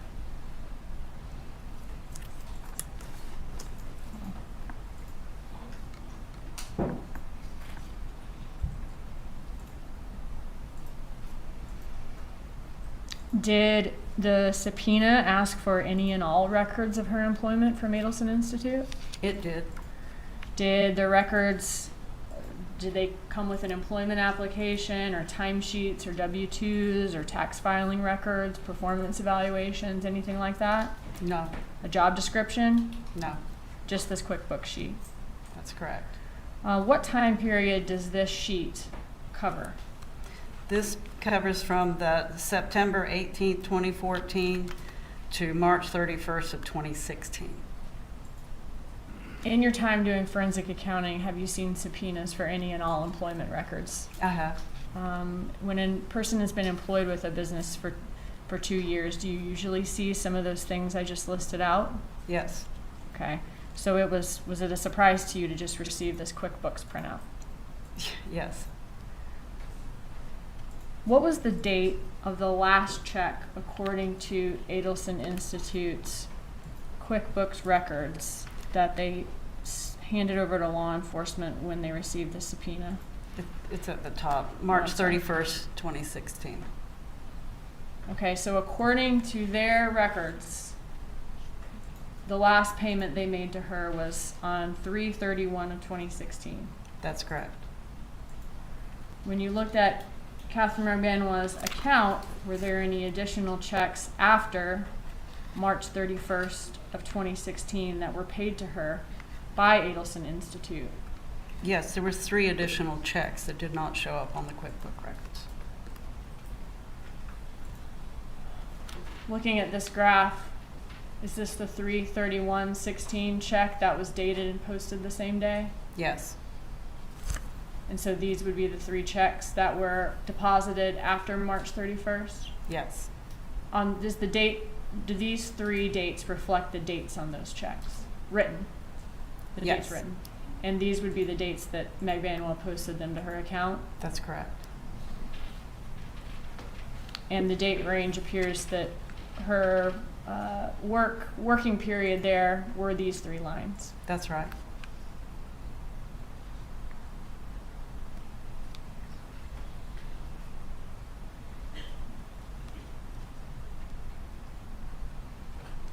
Was the last check deposited into her bank account dated on May 12th, 2016 and posted on May 17th of 2016? Yes, If Garcia was arrested on May 25th of 2016 and the last check to Meg Banwell was May 12th, did it appear that she did not receive any checks according to her records after he was arrested on May 25th? that's correct. What was the total net amount received by Meg Banwell from Adelson Institute from September 2014 to May 2016? The net amount that went into her account was $17,729.73. Okay. I want to ask you a little bit more about this timing. Are you familiar with what law enforcement called the bump on April 19th of 2016? I am. All right.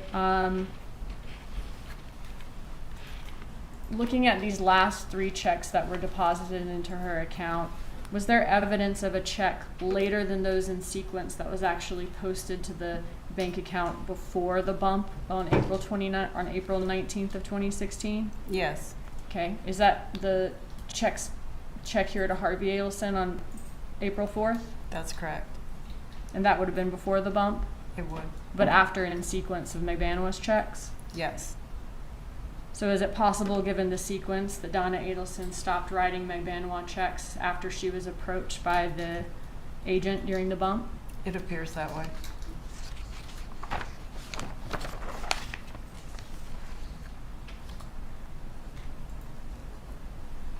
Looking at Meg Banwell's income from 2013, how much cash did she deposit into her bank account for that year, the year before the murder of Dan Markell?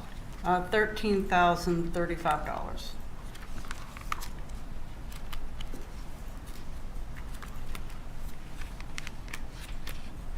Looking at 2014, the year that Dan Markell was murdered, how much cash did she deposit into her account that year? $46,820. And were cash deposits the largest or the highest source of income for her that year? It was. And is that depicted here by the red part of the pie graph? It is. How much income, or how much percentage of her income did she receive from Adelson Institute that year? 4%. Okay, and that's depicted by the yellow portion of the pie chart? It is. And that was the year that she started receiving paychecks. The first one posted to her account was in the beginning of October. Correct. Okay. And then she received them every 2 weeks after that for the rest of the year. Is that right? That's right. Combined with Adelson Institute was 68% of her income from either Adelson Institute or cash deposits that year. Yes. Moving on to 2015, the year after Dan Markell's murder, what was the total amount of cash deposits for that year? $26,523.77. Was that about 51% of her income? It is. Was about 20% of her total income from Adelson Institute that year at a little over $10,000. Yes. and a little over 5,000 at 10% of her income was her income from Dr. Obed's dermatology practice. It was. Okay, and he was Charlie Adelson's roommate. That's right. They were good friends. Okay, so about 81% of her total income was from Adelson Institute cash or an Adelson friend, Dr. Obed, that year. Yes. Looking at 2016, how does the amount of cash she deposited that year, this is now 2 years after the murder of Dan Markel and the year that the bump took place in April, the first part of that year. Mm-hmm. How does her cash deposits compare that year to the two previous years? It's $11,921.33. So significantly less. Yes.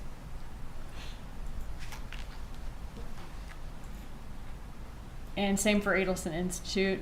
She stopped receiving checks in April or May of that year, according to her bank account. That's right. What do we see here? So this is a visual depiction of the cash that went into her accounts by year. And did you track every single one of her cash deposits from 2013 to 2016? I did.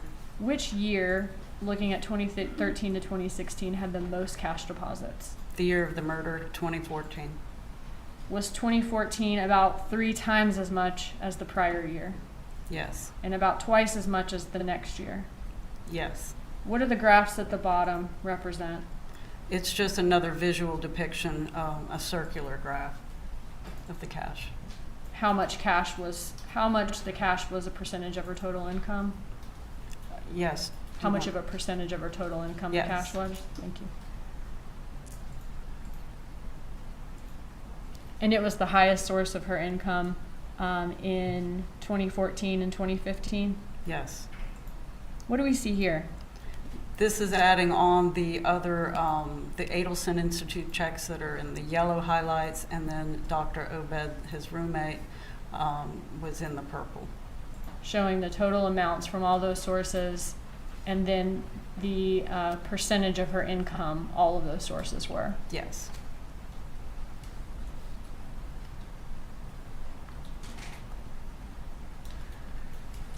You said that 2014 was the year that Meg Banois had the most amount of cash deposited into her account.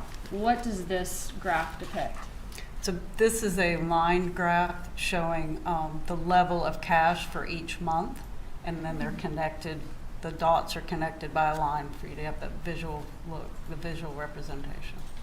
And was the month in 2014 that she had the most cash deposited into her account August, It was, the month after Dan Markel was murdered? yes, And the second and third highest month, October and July? that's right. That would be the same month that she started receiving income from Adelson Institute, and the same month as her breast augmentation in October for number 2?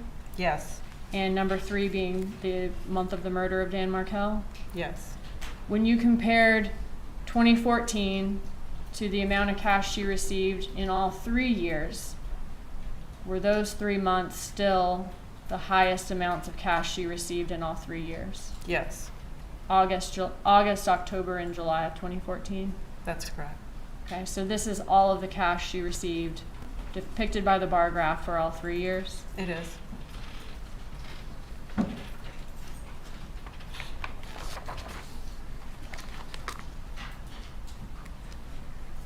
What do we see here? So this is a composite graph showing both her employment, that are the horizontal bars show her employment, and that line graph showing the cash deposits that went into her account. Kind of just represents that she was receiving cash when she was not being employed. Okay, so these bars are the employment chart that we already saw, right? Yes, The red is all of the cash she received throughout those 3 years. yes, Okay, and then is this black line the date of the murder of Dan Markel? it is. And this other black line the date of the bump? That's right. What was the amount of cash deposits in the year before Dan Markel's murder for Catherine McBanois? The year before was 15,600. And what were the total cash deposits in the 12 months after the murder? 12 months after was 44,963. So about 3 times as much as Yes. the year before? Yes. What is this cash spike? The Is cash this- spike was August, 13,200. And that was the most cash she received? All in 1 month, yes. Is there any record of her being employed when she had that cash spike in August of 2014? No.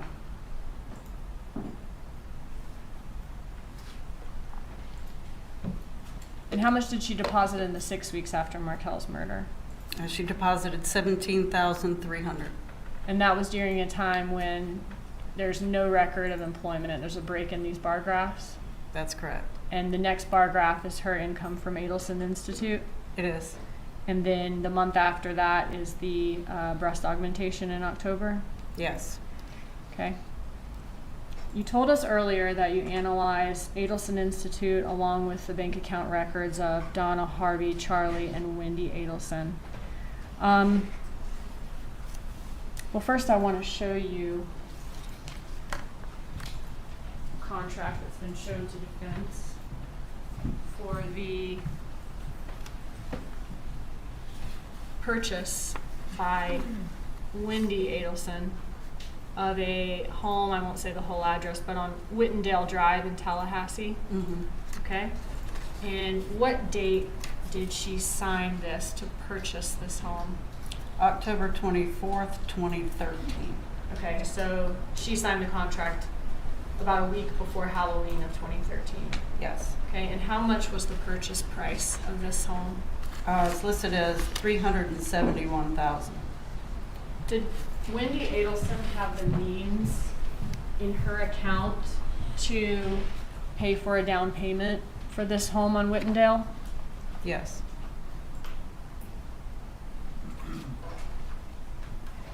Would it have been a real financial stretch for her to do that, or was she able to do that comfortably? Oh, she could do that comfortably, for sure. Did each of these members of the Adelson family, and when I say members, I mean Donna Adelson, Harvey Adelson, Charlie Adelson, and Wendy Adelson, have the means in their respective accounts in 2013 to pay the $1 million bribe that was discussed in the messages? Yes.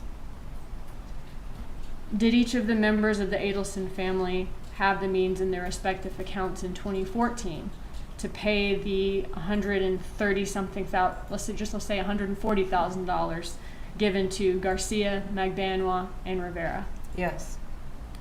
Did Charlie Adelson have the means in his account to pay for all of the different benefits and gifts that he gave to or offered Catherine Magbanua over the years from 2014 to 2016? Yes. And when I say means in their account, is that money that's available for withdrawal? I'm not talking about homes or properties or cars or other assets. Yes, that's correct. Okay. And would that amount, would those means obviously not include cash that is not deposited in any bank, right? That's right. We wouldn't know that amount. Right. Based on your review of Adelson Institute's records and messages in this case, did the Adelsons prefer to be paid in cash for their services at Adelson Institute, or did they prefer a credit card or check? It appeared that they preferred cash. Okay, were there lots of messages where they discuss giving discounts for cash, certain clients being willing to pay cash, and that being preferred? Yes. Are these just some of the examples? Just some of them, yes.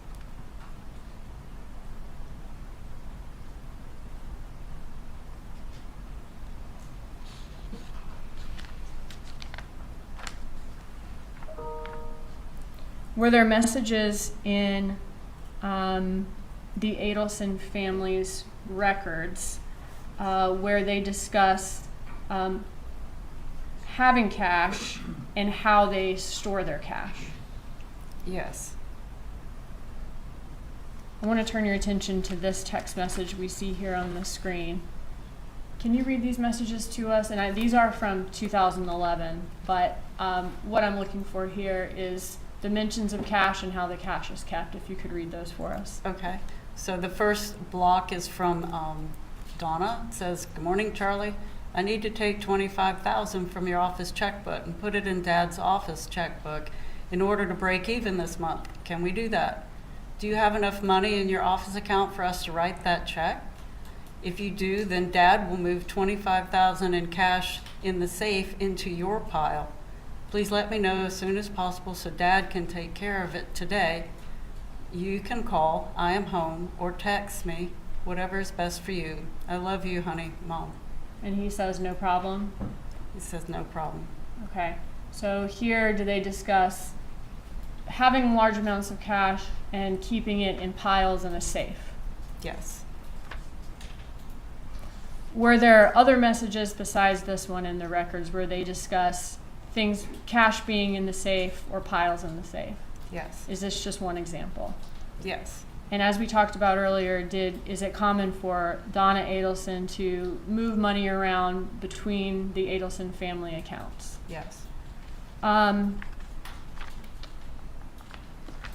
And does this safe appear to be at a place where Donna Adelson would have access to it or control of it? The rule you may answer based on your review of the records if you are capable, Ms. Hull. Could you restate the question? From the messages here, does the safe appear to be in a place where Donna Adelson would have access to it or control of it? Yes. Just a second.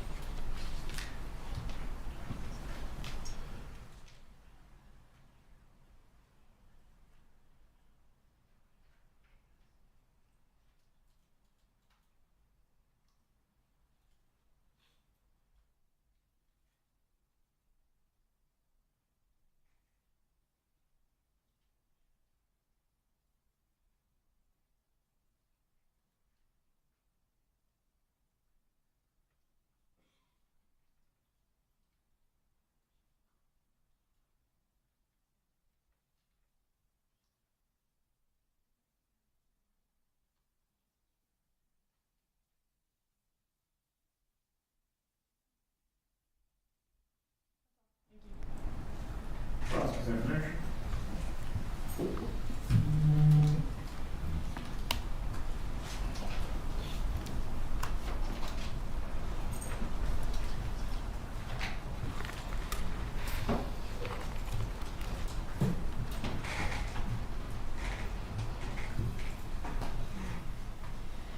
Good afternoon, ma'am. Good afternoon.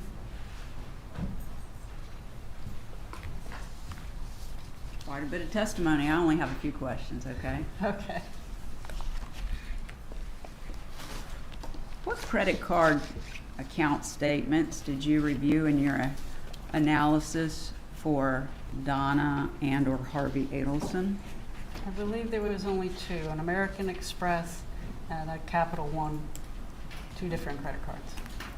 An Amex and Capital One? Yes, ma'am. The car that you were referring to that had previously been in Harvey Adelson's name that shows that Catherine McBanois paid $1,700 for, you didn't find bank account transactions for that, but that could have been a cash transaction, correct? That's correct. And it was a 15-year-old car, right? Yes. And it had over 150,000 miles on it, right? I'd have to look, but I think you're right. Would you like to look? If you want me to be exact. Just want to make sure I can't testify, so I need to make sure that you do. Sure, hold on a second.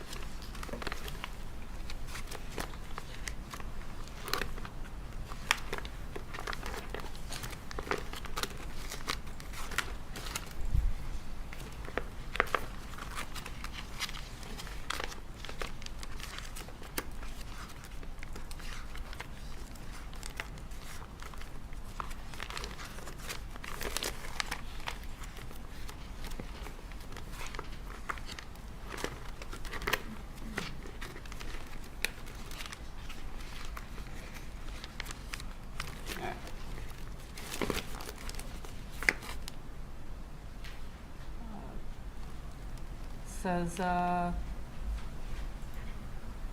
odometer was 17,058 miles. Ma'am, I think that's the original, last time it had been checked. The mileage at the time of the transfer would be down lower on the bottom. Oh my, I can't hardly see it from this one. It's either 140,000 or 160,000. Okay, thank you.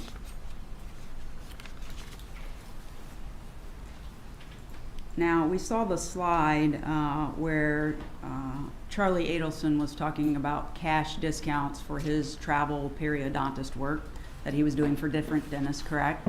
Yes. Are you aware from your analysis that the cash discount that was offered at Adelson Institute was simply the same amount as what they would be charged if someone used a credit card for the fee, a 5%? So the difference in the discount was if you paid by cash or check, so there wasn't a credit card fee, they gave them a 5% reduction. There was no explanation in the text messages to say why there was a discount for cash. Okay. And you can't say what their deposits were in cash at Adelson Institute, correct? I don't recall. Okay. And you mentioned that sometime in 2016, Harvey for Adelson Institute, the business that we're discussing, became a manager in 2016, correct? I believe you are correct, but I'll look at the date.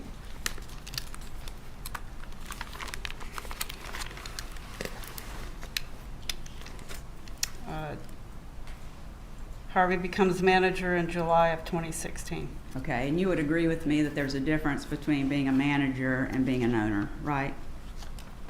Yes.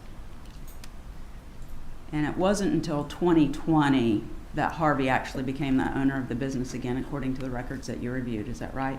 That's correct. Just one moment, please.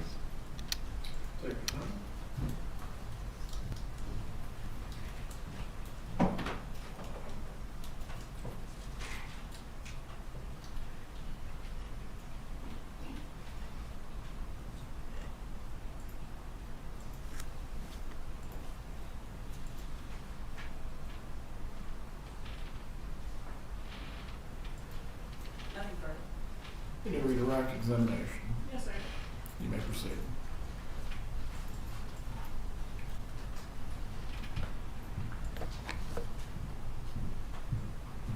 Defense counsel asked if the cash discounts mentioned in the text messages were from Charlie's traveling periodontist work, or did the cash discounts, are those messages also sent from Adelson Institute employees here that you saw listed in Adelson Institute payroll?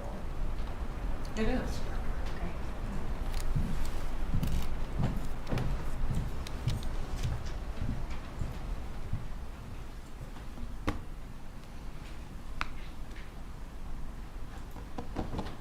The only other thing I had was on direct, you mentioned that Harvey Adelson was taken off as manager in 2012. He continued working there as a dentist. But then on October 2nd of 2015, he became manager again. Is Yes. that correct? Yes, that's correct. Okay. And then in 2015, were Harvey and Charlie both managers? That's correct. Okay. In October of 2015. Yes. But then in 2016, July of 2016, only Harvey's a manager then at that point. Charlie has now dropped off to a registered agent. That's right. And these are on their articles of incorporation. Yes. Okay. They could still be both working there as dentists and have their own understanding of their role in the practice, but we're talking about what's listed on the articles of incorporation. Right. Okay. So it went from Harvey and Charlie both being managers in October of 2015.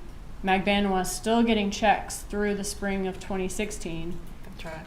And then after the arrest in 2016, Harvey Adelson becomes manager in July. Charlie is now a registered agent. That's right. Okay, thank you. You may step down. Will this witness be recalled? I don't plan to, Judge, but if you could just remain under the rule just in case, you can go about her business though. Very well. Please do not discuss with anyone else the substance of your testimony. You may step down. Thank you. Do any of the jurors need to take a restroom break? The bailiff will take you to the jury room.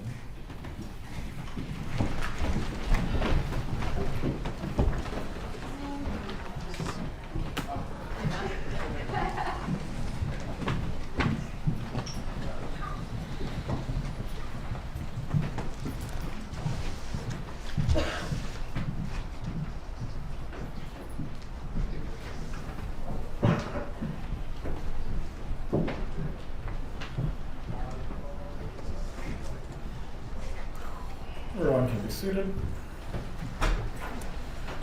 We will resume with the next witness at 2:25. If Mrs. Adelson needs to use the restroom, now would be the time.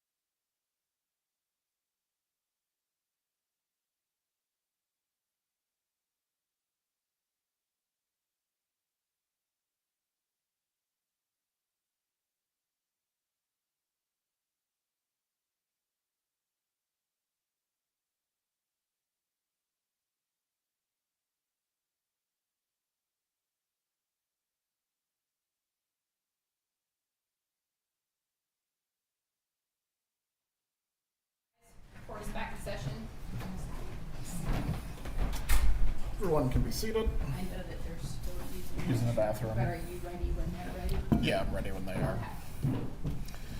Ms. Kappelman, who will be the next witness?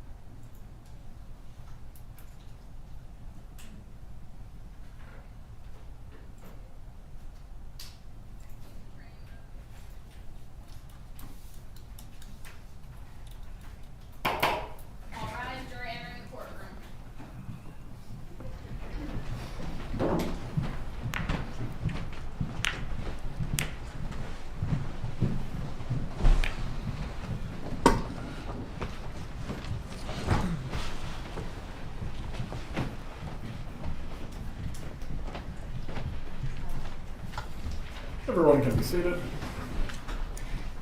State, you may call your next witness.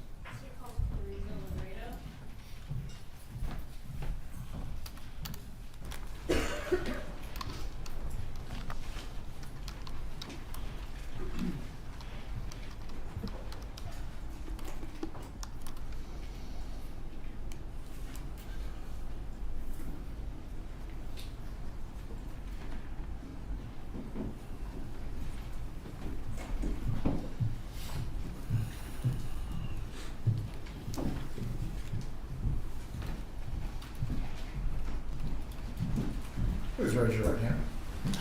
Do you swear or affirm the testimony you're about to give will be the truth? Yes, I do. You may take your seat.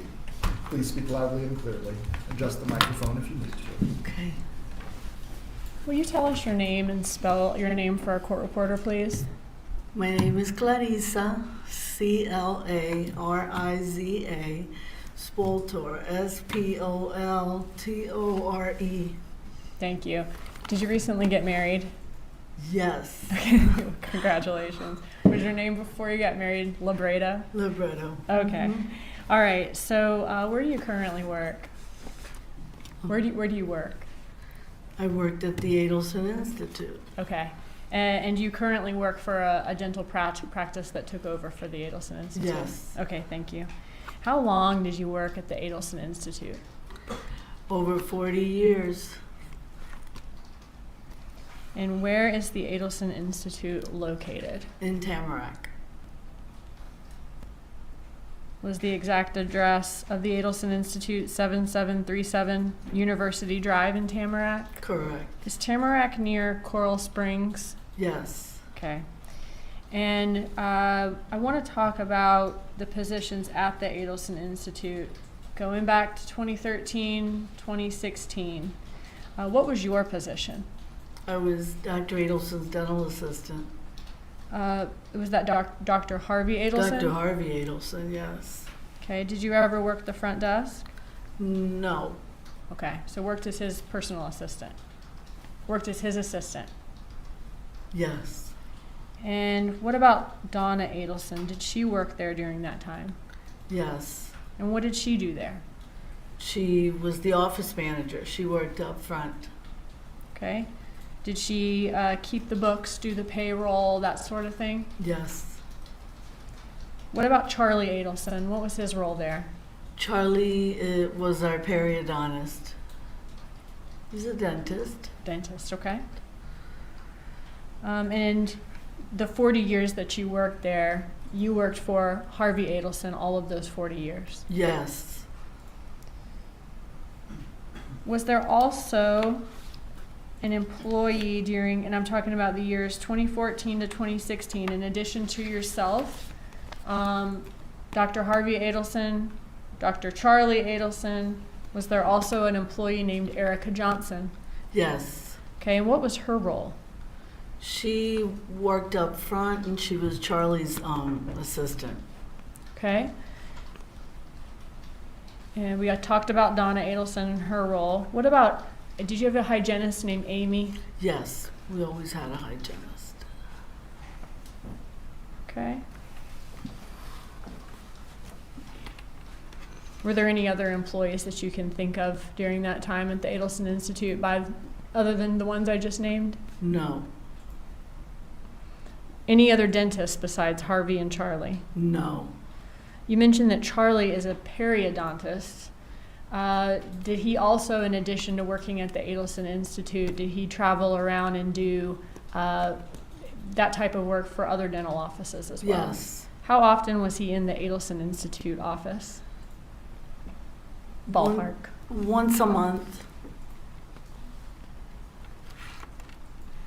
Okay, so one time a month he's going to serve his clients for the Adelson Institute, and other than that, he's traveling around to all different offices. Yes. Who was the boss at the Adelson Institute in your understanding? Who did you think was the boss? Dr. Harvey Adelson.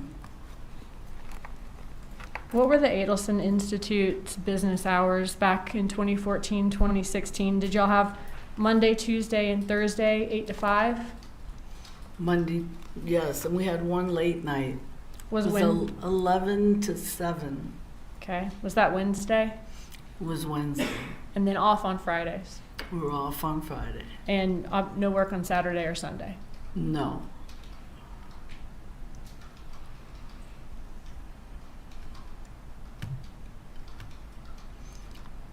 Who had access to the employee records at Adelson Institute? Dr. Adelson and Donna. Dr. Adelson meaning Harvey or Charlie or both? Harvey Adelson. Was that something that you had access to or would know anything about? No. How do you know Catherine Magbanwa? I know her from the office. She was a patient there. So she actually came and got dental work done there? Yes. Okay. Was she like a regular or just came in once or twice? Once or twice. Did you ever see her at Adelson Institute doing anything other than being a patient that once or No. one time or two times? Okay. Did you ever see her working at the Adelson Institute in any capacity? No. How did you get paid by Adelson Institute? By checks. And how often? Every 2 weeks. Did you ever get paid for weeks of work prior to completing your work? Yes. When would that happen? When might you get advance pay or get more than one paycheck at a time? If they were going away on vacation, then we would get the checks before. They being? I mean, Dr. Adelson and Donna. Okay. So if Harvey and Donna are going on a vacation that may last 2 weeks or more, Right. they're going to go ahead and pay y'all in advance so you don't go without. Right. And how often would that happen? Once a year, twice. Would you ever get 4, 5, 6 paychecks in a row? No. Were you ever aware of any Adelson Institute employee in the history of the 40 years you were there that worked exclusively by phone or remotely? No. Did the Adelson Institute back in 2013 to 2016, did y'all have a cleaning service? Yes. And would the cleaning service, was it a husband and wife team? Yes. Was Catherine Magbanwa the wife part of that team? No.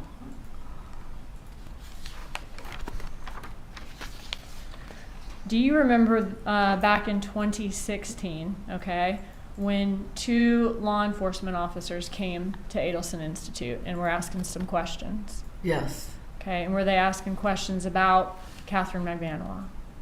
Yes. Did you, since you didn't know anything, did you refer them to Erica Johnson, another employee? Yes. Okay. And did Erica Johnson speak with them? Yes. Prior to court today, did you have an opportunity to listen to States 100, which is the recorded call that you were played, which was a conversation between a man and a woman? Is that a yes? Yes. Okay, thank you. I saw you nodding. I've got to ask you. When you listened to that conversation, did you recognize the voices in States 100? Yes. Who was the woman in the call? Erica Johnson. Okay. And you said she was an employee at Adelson Institute? Yes. And one of her roles was being Charlie's assistant? Yes. And did you say she also kind of works in the front office? Yes, she did. All right. Who was the male voice on States 100? Charlie. Charlie Adelson? Charlie Adelson. And did you work with both of them for many years? Yes.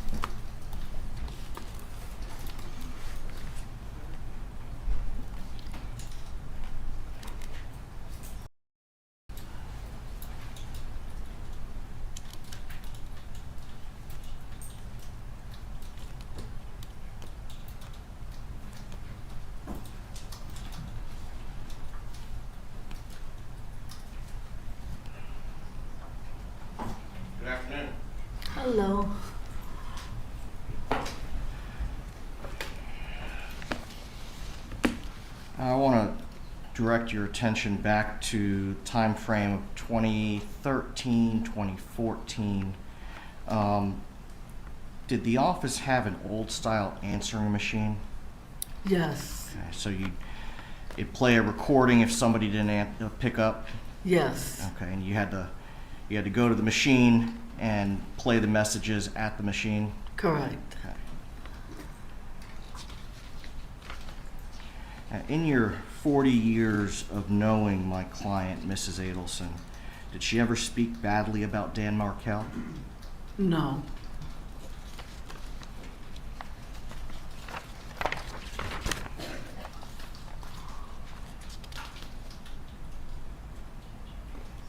Isn't it true that you would call the Adelson family, Donna and Harvey, a hardworking family? Yes.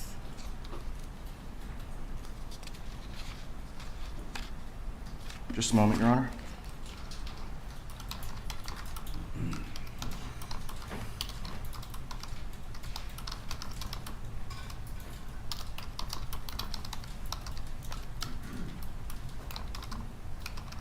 Nothing further, Your Honor? Any redirect to the witness? Back during that time period, if a patient were to call Adelson Institute and it was closed, maybe because it's a Friday, Saturday, Sunday, would that call be routed to voicemail? Yes. Okay.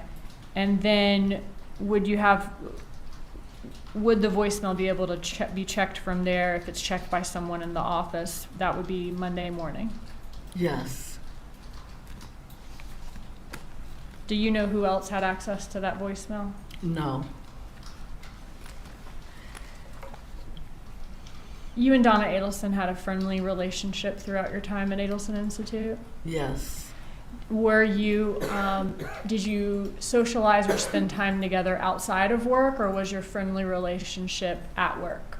At work. Okay.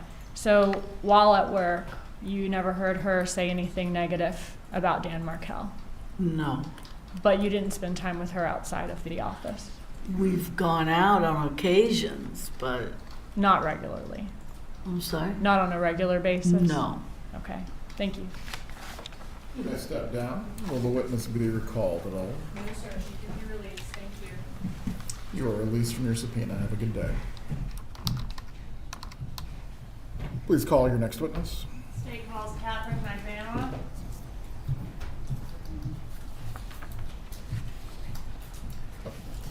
Members of the jury will take a brief break. The bailiff will take you to the jury room.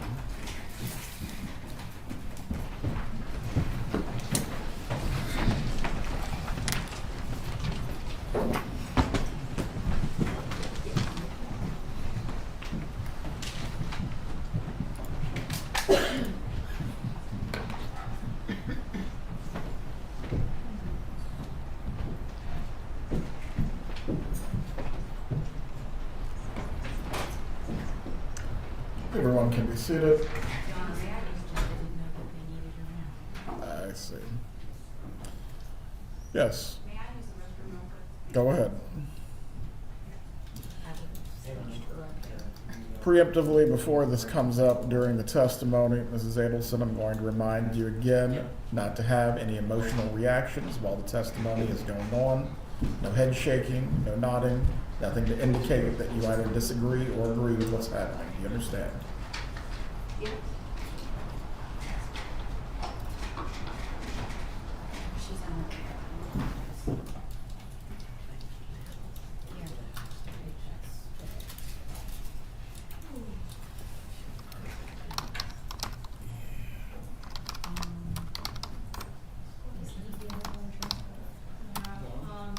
Judge, our next witness after McManama is going to be Sergeant Corbett, and he will need just a second to get situated.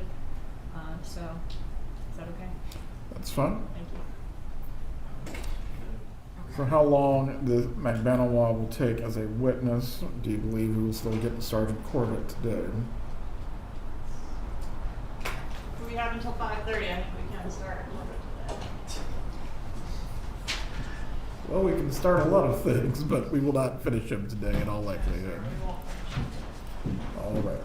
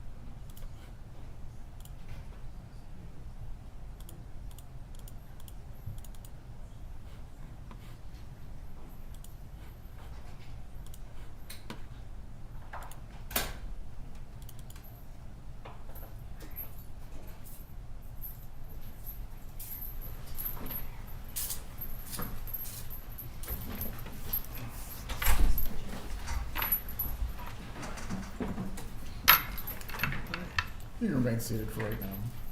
Please check if the jurors are ready.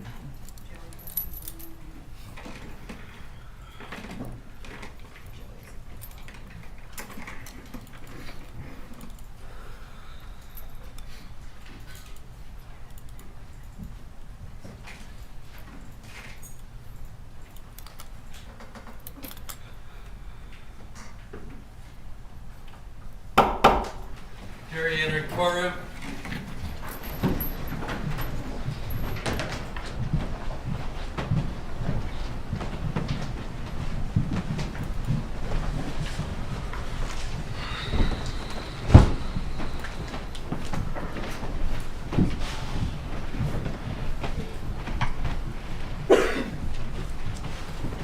Mr. Mandelbaum, please remain standing. Everyone else can be seated. Please raise your right hand to be sworn. Do you swear or affirm the testimony you will give today will be the truth? Yes, Your Honor. You may take your seat. Please speak loudly and clearly for the jurors. Yes.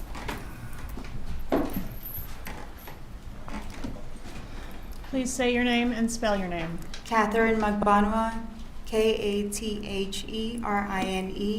MAGBANUA. Ms. Magbanua, are you in custody? Yes, ma'am. Are you serving a sentence? Yes, ma'am. For what? Life Life for what crime? for the murder of Dan Markel. And did you have a trial before you received that sentence? Yes, ma'am. Okay, and in that trial, did you testify in your own defense? Yes, ma'am. Okay, and in that testimony, did you testify that essentially we had it right about everyone else, but you were in the dark, you weren't involved in any way? Yes, ma'am. Okay. And was that true? No, ma'am. All right, and you didn't have to testify in your own defense. You could have chosen to remain silent, right? Yes, ma'am. Okay. And you testified also in the trial in which Garcia was convicted, right? Yes, ma'am. And same thing there. You Yes, ma'am. testified you did not tell the truth. Yes, ma'am. Okay. And why then come now with a different story? I think that the truth needed to come out, and the people responsible needed to get arrested. Okay. Are you hoping to get something out of this? I would eventually like to see my children again one day. And are you hoping that something can be done for you even after being sentenced? Yes, ma'am. I'm hoping so. Okay. Have you been promised anything No, in ma'am, I exchange have- for your testimony? No, ma'am. I have not. Okay. By me or by anyone? No, ma'am. Nobody. Okay. Has anybody told you what you need to say here today? No, ma'am. Has anybody told you, well, you need to implicate a certain person? No, ma'am. Weren't you originally offered immunity in this case to come forward with the truth? Yes, ma'am. I was. Why did you not take that opportunity? Well, in the first trial, I was tried with Secreto Garcia, and he was facing the death penalty, and I just couldn't do it. Okay, because the truth would implicate your child's father. Yes, ma'am. Okay. What about the second time? I've been living a lie this whole time, and it was just so hard to come out with the truth that I kept fighting. Did anybody threaten you or harm you to prevent you from coming forward with the truth? No, ma'am. Were you ever promised anything by anyone to, if you'll just remain silent, we'll pay for your kids' education or anything like that? No, ma'am. Were you involved in the death of Dan Markel? Yes, ma'am. Did we have it right? Were you the middleman between the shooter and Charlie Adelson? Yes, ma'am. Who solicited you to become involved in this? Charlie. Who was he to you at that time? We were dating at that time. When did you start dating Charlie Adelson? We started dating around 2013 when I was working for Sophie Dental. Okay. Do you know what month? No, ma'am. Okay. And when did you stop dating him? Probably towards the beginning of 2015. Okay. Was there a period of time where it kind of wasn't clear whether you were still with Charlie or dating Garcia? Yes, ma'am. Right, and Garcia is your child's father, right? Yes. And what's your history with him? How long were you together? I've been with Sigfredo Garcia since I was about 18 years old. All right, so a lot of history there. Yes, ma'am. Fair to say that you're on again, off again quite a few times throughout your history together. Yes, ma'am. And during one of those off times, is that when you started seeing Charlie Adelson? Yes, ma'am. All right, and then toward the end of Charlie Adelson, there was a little bit of overlap with the two men. Yes, ma'am. And that sort of is in the middle of the time frame that we're talking about here today, right? Yes, ma'am. When did Charlie Adelson first bring this idea up to you that I'm looking for someone to harm my brother-in-law? This was around October. What stuck out in my head was on Halloween on October 31st. Okay. And what year was that? That was 2013. Okay. And so on Halloween, what is your memory of what y'all were doing that night that you're able to remember that happened that night? Well, we were out in Lincoln Road. It was like a kind of like a block party in Lincoln Road. And then when we were getting ready to get into our cars, he jumped into my car, and he basically suggested that do I know anybody that can harm someone? Okay. And were those the words he used, harm? Yes, ma'am. Okay. And did you know somebody that could harm someone? Yes, ma'am. At that time, I mean, Sigfredo was the first person that kind of popped in my head. Okay, I want to approach and show you an exhibit. This is States 36. Do you recognize this photograph? Yes, ma'am. Is it a fair and accurate photograph of you and Charlie Adelson when you all were dating? Yes, ma'am. Moving to evidence, States 36, Your Honor. Any objection? No, no, yes. States 36 is admitted. No problem with that. You may.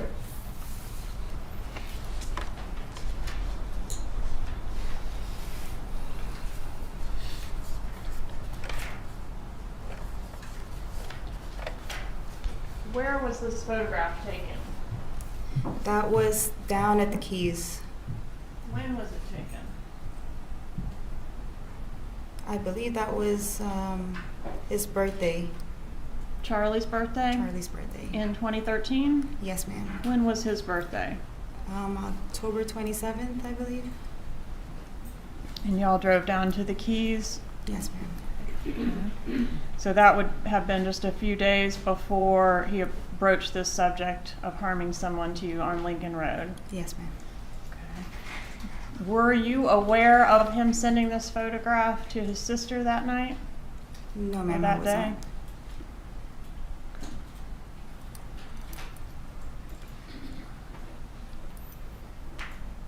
Why would he think that you knew somebody that could harm someone? Why would Charlie think? Yeah. I don't know. I guess I've spoken about Sigfredo, just kind of the situations that we were having, and So he knew a little My bit problems. about your ex's criminal history? I might have mentioned something along the way, yes.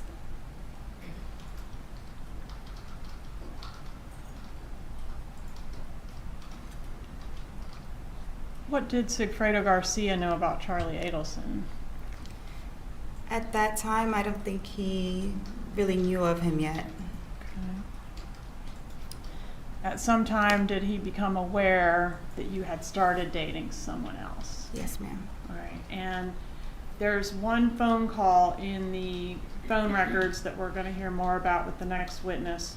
It's from Sigfredo Garcia to Harvey Adelson on July 1st, 2014. Do you know anything about that phone call?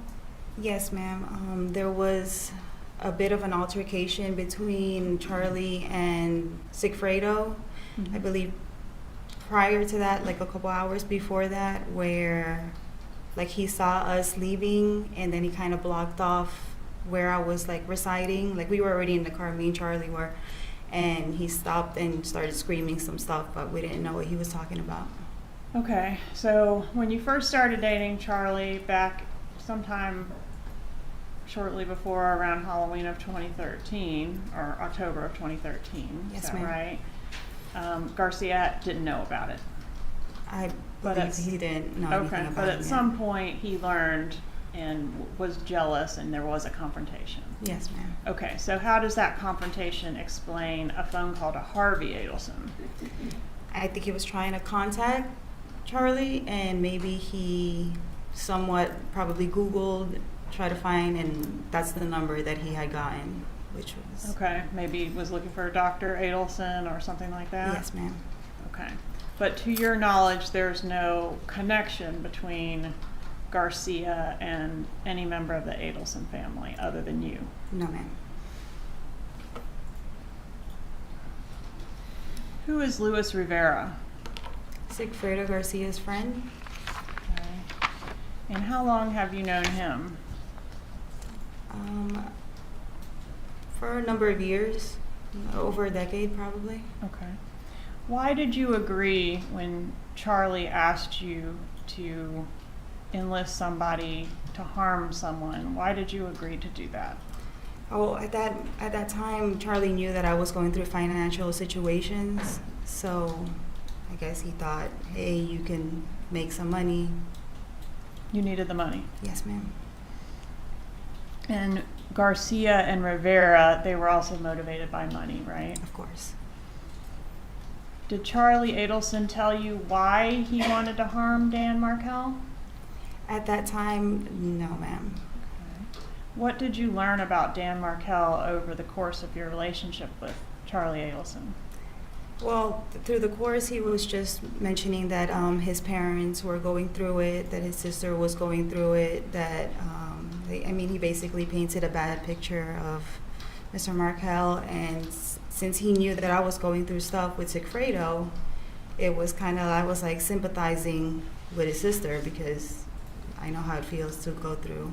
Okay, so Turmoil. you knew that his sister was having a terrible time with her ex, Yes, ma'am. and you had some things going on with Garcia that felt relatable. Yes, ma'am. Okay, and what does it mean that his parents are going through it? He just said that they couldn't sleep, that at some point I think somebody was throwing up. I don't know if it was his mom or his dad, and that it was just becoming a big problem to them. Okay, and the big problem was Dan Markel. Yes, ma'am.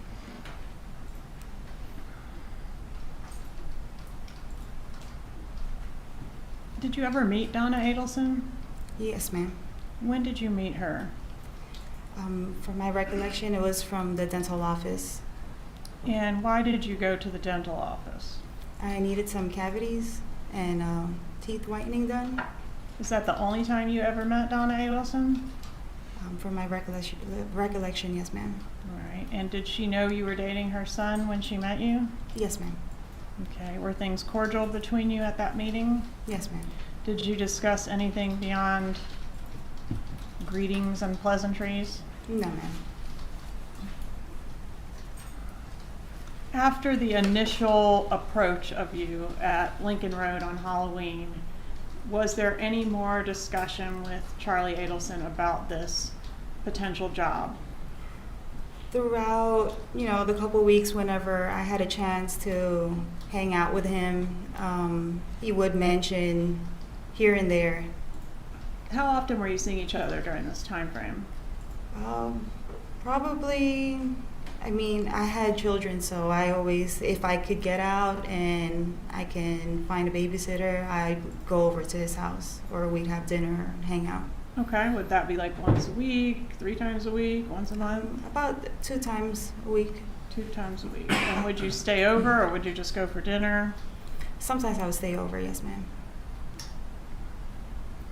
And you're saying when you would go over there and hang out with him, sometimes there would be further conversation about this potential job where you're going to be paid to hire someone or enlist someone to harm Dan Markel. Yes, ma'am. Okay, and did you learn any more details about what needed to be done? No, ma'am. He never gave me any details.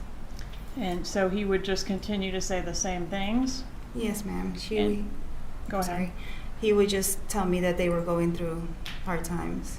Okay, so the conversations typically were, my family is really suffering under this situation. Yes, ma'am. Sustained, did not answer the question, please rephrase.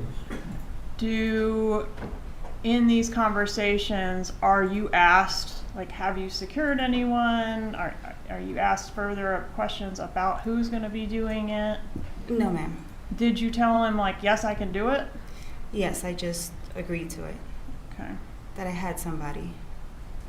All right, and during these conversations with Charlie Adelson, was there ever a time when he's in the middle of these conversations with you about what's gonna happen, speaking to his mother? Sometimes he would get on the phone, he'd kind of look at me weird, and then just step out of the room and discuss whatever he needed to discuss. You object if she's gonna give any information about what was discussed outside her presence.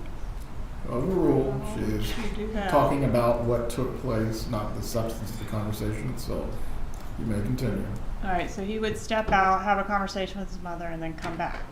Yes, ma'am. Okay, and then you would resume the conversation about, Yeah, This he would just harming- kind of go off again, saying that this needed to be taken care of and what his family was going through. all right, how many times did this particular situation happen where you were discussing what would eventually become the murder and his mother was interjected in that way that you just described? How many times did I think he stepped out and Yes. speak to him? A number of times. More than twice? Yes, ma'am. More than 5 times? Yes, ma'am. So this was like a regular part of the way this worked whenever this conversation came up? Yes, He would ma'am. consult his mother and come back and speak to you. Yes, ma'am. Did he ever, Overruled. did he ever relay to you, you know, my mom says whatever? He didn't. He never specifically said what he spoke to his mom about. No. Okay. But did you understand that getting the job done would relieve the stress on Charlie Adelson and his family? Yes, ma'am. Overruled. Did you understand that getting the job done would relieve the stress on Charlie Adelson and his family? Yes, ma'am. Okay. At some point, did you learn this isn't going to be just harming, like, I don't know, maybe punch him in the face or something? It's going to be a murder. Yes, ma'am. All right. And do you know specifically when you learned that? There was an envelope that Charlie had given me one day that I went over to his house, and he told me not to open it, and that he had worn gloves to close it, and that was basically it. And that I was the understanding of to pass it on to whoever I knew could take care of it. Okay. And when it's pass it on to whoever you knew, the name Sigfredo Garcia is used or is not used? No, it was never used. Okay. And is that, when we're talking about this conspiracy in general terms, are you in general trying to insulate the co-conspirator on this side of you from the one over here? Yes, ma'am. I was basically in the middle. So you don't talk about Charlie to Sigfredo and you don't talk about Sigfredo to Charlie? No, ma'am. But they both, Knew that it was to them, yes. okay. He said he wore gloves when he put whatever he put in the envelope. Yes, ma'am. All right. And so he told you, don't open it, don't touch what's in there. Yes, ma'am. All right. And what kind of envelope was it? It was a manila envelope. Was there any writing on the envelope or anything on the outside? No, ma'am. It was blank. All right. So the envelope goes into your diaper bag, yes? Yes, ma'am. And do you take it and Sigfredo gets it from you? Yes, well, eventually when I came home, because I usually have that diaper bag, that's like my little weekend bag. And when I came home, I contacted Sigfredo and I was like, hey, I have a package for you. Just come by whenever you can. Did you open it and see what was inside? No, ma'am. Okay. Did Charlie Adelson say anything to you about where he printed the documents that were contained inside? He did mention that he would never, he's like, oh, I didn't print this in my, the office that he had in his home. probably printed in one of the offices that he worked at. Because he would frequent a Travel. bunch of different offices, Yes, right? ma'am. Okay. All right, so you gave this package to Garcia, and did he open it in your presence? No, ma'am. He literally took it and left out the door. All right, and had you talked to him beforehand about, hey, I'm gonna give you some instructions about a job? No, there was no conversation about it. Basically, just I have that package, and then he took But it. how and did he left. know what the package was? Had you talked to him at all about, hey, I got a job for you? Oh yes, ma'am. Like I told him that that I have potential person that needed to get harmed or beat up from my understanding at that time, Mm-hmm, and then he was like, okay. okay.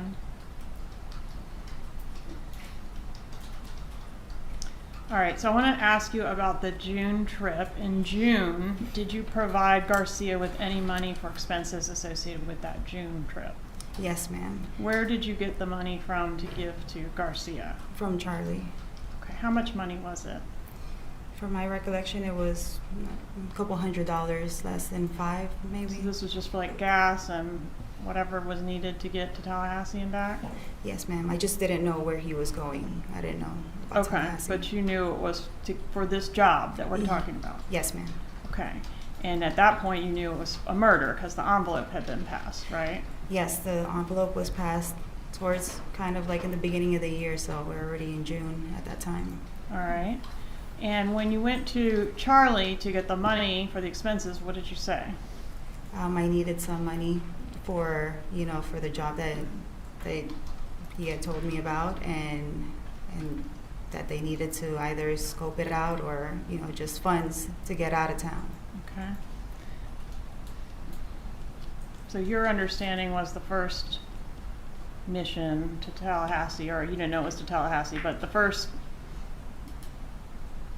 trip that needed funds was going to be like a scoping trip, not to actually accomplish the murder. Yeah, to my understanding, yes, ma'am. All right. Did you give that money to Garcia? Yes, ma'am. All right. And after the June trip happened, how did Charlie Adelson react to, I guess, just things not progressing along very quickly with this job? Well, since I guess nothing happened and something was to happen, he was like, well, what's going on? And I'm like, I don't know. So Sigfredo didn't tell me anything. He's just MIA again, because he just kind of goes in and out of my life. So sometimes he'd be hard to reach. Yes, ma'am. And were you worried that like maybe he'd taken this few $100s and now he's Of gone course. off the grid and I can't really give any information to Charlie about what's happening? Yes, ma'am. Okay. Were you getting any pressure put on you to get the job done? Yes, ma'am, from Charlie. And did that increase over time, like between, and I specifically want to know about between the June trip and the ultimate murder trip? Yes, ma'am. He was a little bit more adamant and persistent. Well, Katie, why hasn't anything been happening? What's going on? And were you then in turn putting some pressure on Garcia to get it done, make it happen? Yes, ma'am. Did you relay the message to the killers that the victim was going to be going out of town the day after he ultimately was killed? No, ma'am. Did I have you no know- knowledge. You didn't know anything about Dan Markel's travel schedule? No, ma'am. Do you know whether his travel schedule was contained in the documents inside that manila envelope? I would think a lot of information was there because for some reason, Sigfredo knew information and Charlie knew information, and that's why the whole confusion was on me. And it's Okay, but you don't know what was in there, you didn't look at it, and you didn't relay that message about the travel? no, ma'am. Had no knowledge of it. Alright. I wanted to show you a text that was sent between the June trip and the murder trip.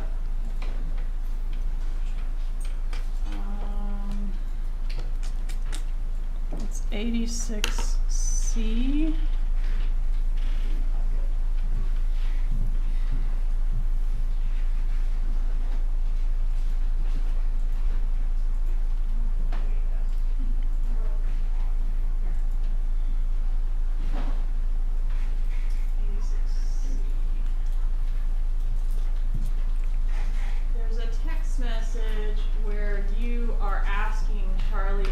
Adelson, to put you on the payroll, basically, you need to be able to show that you're working. Do you remember sending that text message?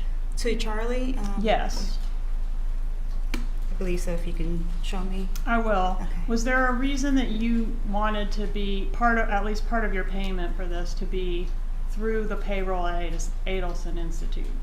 Well, I was going through like insurance purposes for my son, so I needed to be put on payroll so that I can show that I was making a certain amount of money. Okay, but it couldn't be too much money, right? Yeah, it couldn't be too much money. Alright. And so, were you actually doing any work for your payment at Adelson Institute? No, ma'am, I was not. I'll show you this. I'm just gonna publish it. This judge is gonna be in 81, and I can't read the slide number. This is in evidence, so you can see it when I publish it. Alright, so take a moment to review that.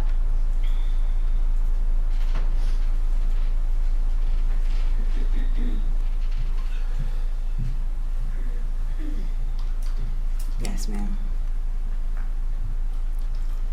Alright, so here you're asking him, I need help on the employment, yes? Yes, ma'am. And are you referring to getting on the payroll at Adelson Institute? Yes, ma'am. Is that something you all had talked about before you sent this text, or is this the first he's hearing about it?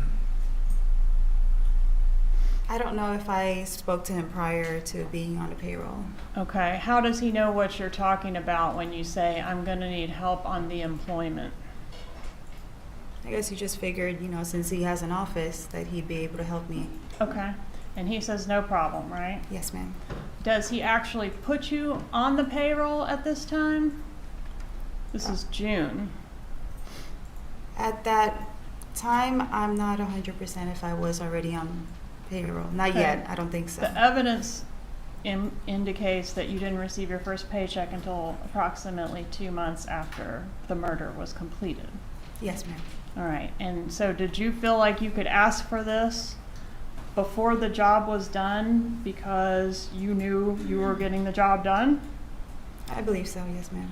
Okay, was the payments that you received from the Adelson Institute part of your compensation for your arranging of this murder? I would think so. Yes, ma'am. What do you mean you would think so? It's yes or no question. Yes, ma'am. All right, he wasn't gonna put you on the payroll for no reason, was he? Yes, ma'am. Okay, and in most or all the checks were after the breakup? You had broken up before you received the first check, right? That I already, I wasn't talking to Charlie as much anymore. Yes, ma'am. Yeah, September, after the murder. Yes, ma'am. Okay.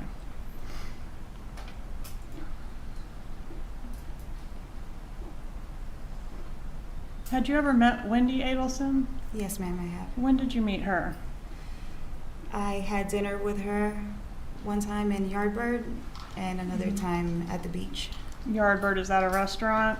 Yes, ma'am. Is that the occasion where Wendy was with her boyfriend Jeff Lacasse? Yes, ma'am. Was that the first time you ever met Wendy? I believe so. Yes, ma'am. Okay. And then did you meet her again? Yes, I met her in the beach around, I think, Is Father's that the Day. photo that we've seen, State's Exhibit 35, publishing. Is that the second time you met Wendy Adelson? Yes, ma'am. Okay. Did you ever discuss the murder with Wendy Adelson? No, ma'am. I Did you not. ever discuss Dan Markel's schedule with her? No, ma'am. So the only person you talked about it with at all was Charlie and Garcia. Yes, ma'am.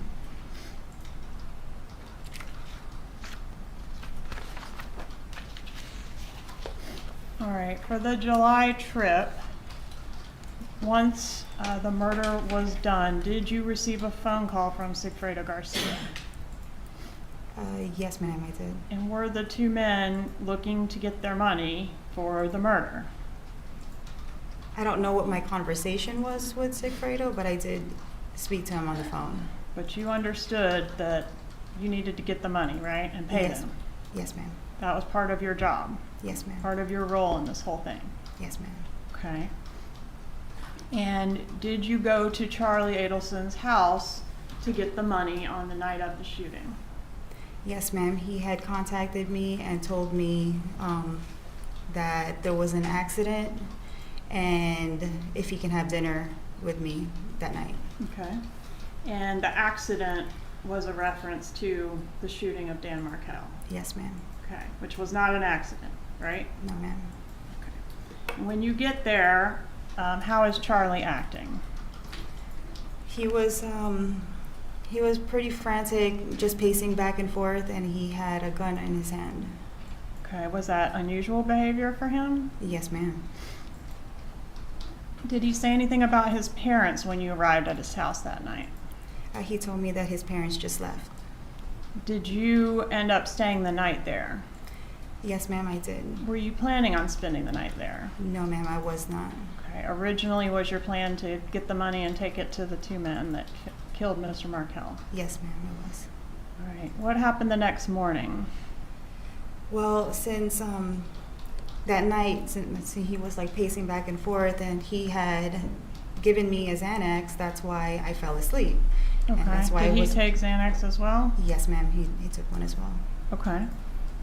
And the next morning, did something happen with the money? Yes, ma'am. So I woke up. I was like, I gotta get out of here, and he told me that the money is in the trunk of my car. All right, and was the money in the trunk of your car? I actually did not check it. I just got my keys and left. So you believed him that it was there? Yes, ma'am. And when you got to where you were going, where did you go to deliver the money? I was trying to contact Sigfredo and had a hard time trying to contact him. And then I eventually ended up in the alleyway of where Louis lived at that time. At Luis Rivera's residence? Yes, ma'am. And did Garcia show up there when you pulled up there? Yeah, he just kind of jumped in my car. I didn't know where he came from. All right, and was he able to get the money? Yes, I told him that his money was in the trunk of the car. And he was able to remove it, and you observed him removing it, and the money was there? Yes, ma'am. He went to the bag, grabbed it, and then I saw him. He left. How did you get your cut of the money? I don't know if it was later on that night that he came back to my apartment, or the following day, and then he put it in the closet. How was your cut of the money packaged? It wasn't like a cut. It was just basically it was in a bag, in a plastic bag, grocery bag, and I believe there was like a paper bag and then a Ziploc bag inside it. All right, so the inner thing was a Ziploc bag. Yes, ma'am. Okay. When you opened the Ziploc bag, did you notice that the money was stapled together? Yes, ma'am, it was. It was, okay. Did you notice something else unusual about the money? At that moment, I didn't when I opened it, but a couple days after the fact, it was wet and starting to mold. The money itself was damp to the touch. Yes, ma'am. All right, and did you ever mention that fact to Charlie Adelson? I'm pretty sure I contacted him and told him why is the money wet. What do you mean pretty sure? You did or you didn't? That I didn't. Okay, and when you contacted him and said the money's wet, or you just mentioned to him the money's wet, did he have a response? Yes, ma'am. He told me. Go He ahead. told me that that his mom washed the money. That you physically washed the money? Yes, ma'am. All right, so you got a chunk of cash that day or a couple days later, you're not sure which. Yes, ma'am. All right, and you also got these paychecks that we've talked about, right? Yes, ma'am. Did over the ensuing time, from the time of the murder up until the time of the, what we've referred to as the bump, are you familiar with that law Yes, ma'am. enforcement operation? Okay. In that time frame, did you get some other gifts and things from Charlie? Between that time? Yes. Plane tickets, things like that? No, ma'am. Okay, so you deny getting any type of gift or favor from Charlie Adelson other than the cash that you got? I don't know if like specifically any type of favors. If I was going through, I was having problems with the car that I had Yes. purchased Yep. from him. So he would get that fixed and he would pay for it. Okay, and before that, he helped with Mazda repairs. Yes, ma'am. Okay. All right. You started getting paychecks in September after the murder, which continued through May of 2016. Is that right? Yes, ma'am. And how would you receive the paychecks? Charlie would give it to me. All right, and you admit that you weren't doing anything to earn that money No, ma'am. I was other not. than contributing to this murder. Yes, ma'am. All right, and the paychecks, would they come one at a time or multiples at a time? It would be multiple. Okay. Do you know why the paychecks stopped when they stopped? At that time, Sigfredo got arrested. So they got spooked. Yes. Who signed the paychecks? I'm sorry, one moment.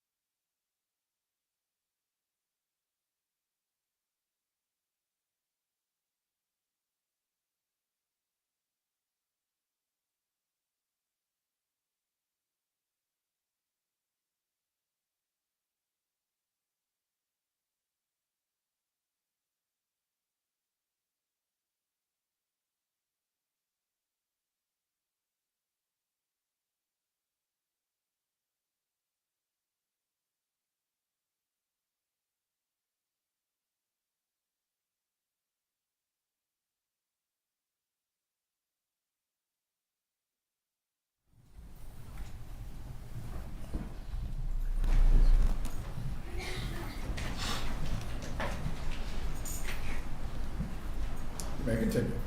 Who signed your paychecks from the Adelson Institute? Donna Adelson. How many paychecks did you receive? I can't recall. Does 44 sound right? Can't recall. If we assume 44, how many of them were signed by Donna Adelson? All of them. How many were signed by Charlie Adelson? None. Did Mr. Adelson, when he handed you the checks, give you any instructions on how they were to be deposited? Just don't deposit it all at one time. Like, space it out. All right, and did you always follow his directions on the deposits? Not always, no, ma'am. Okay, sometimes you would cash one before the pay period ended, right? Yes, ma'am. All right, and we've talked about the bump. Did you meet with Charlie Adelson after the bump? Yes, ma'am. Who called that meeting, him or you? I believe he contacted me. All right, and did you sit in the car with Mr. Adelson for a few minutes before going into the restaurant? Yes, ma'am. What happened when you were in the car with him? Well, I got inside the car. He came outside of my job and basically asked, probably where we're gonna eat. And he turned up the volume in his car and kind of just leaned towards me and was just telling me that, that his mom got approached. Okay. And did you continue to hear more from him about his mom being approached once you entered the restaurant? Yes, ma'am. Okay, and at the time you did not know that law enforcement was intercepting those conversations, did you? No, ma'am, I did not. Did you have any concerns that he might be trying to set you up during that meeting? No, ma'am. Okay. Did you feel that did he do anything to make you think he had suspicions that you might be trying to set him up? Yes, ma'am. And what were those? Just the way he was going through scenarios in his head. He might have, because he mentioned Tato's name, and he had a piece of paper that he looked at and then kind of talked to me about, but I didn't know what he was looking at. Who's Tato? Tato is Luis Rivera. Okay, so did he say Luis Rivera or he said Tato? He said Tato. Okay, and so did that concern you that he knew that name? Yes, it did. I just thought he was confusing it with Duto because Duto is Sigfredo Garcia's nickname. Okay. And what the setup was from the law enforcement was that this person was posing as an associate of Luis Rivera, right? Yes, ma'am. Okay. And when Charlie tells you this information, are you thinking it could be an associate of Luis Rivera? Maybe Rivera did tell someone, and Yes. maybe this is somehow connected to Rivera. Yes, ma'am. All right. Did you tell Charlie that? Did I tell Charlie that? Did you tell Charlie, well, actually, the guy that went with Garcia to kill Dan Markel is Luis Rivera, and he goes by Tato? Did you say anything like that? No, ma'am. I just told him that Tato was incarcerated, but I never knew at that time that Tato was with Sigfredo, or that he. Right, but you're not, I guess, are you giving Charlie Adelson all the information that you have about this? No, ma'am. Okay, so you're gonna handle it on your side of the conspiracy yourself, right? Yes, ma'am. So he's enlisting you to go do something. What is it you're supposed to do? To contact the phone number. Phone number on the piece of paper that was handed to his mother. Yes, ma'am. Okay. And figure out who it is and resolve it. What's going on? He didn't know if it was somebody trying to extort him or try to blackmail him, or he didn't know if it was the FBI. Okay, and he's saying one of two scenarios. One of two scenarios. Are those the two scenarios? Yes, ma'am. It's either the FBI or it is actually someone who's gotten some information about what we did. Yes, ma'am.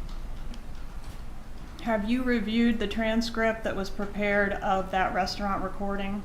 Yes, ma'am. And is that transcript fair and accurate? Does it accurately transcribe the conversation that was had in there? Yes, ma'am.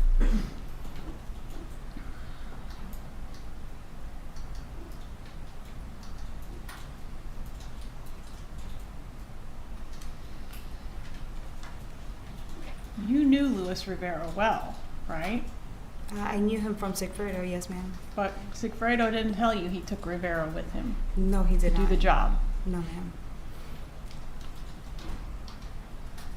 And even though it was pretty obvious, you didn't tell Charlie that Garcia was doing the job.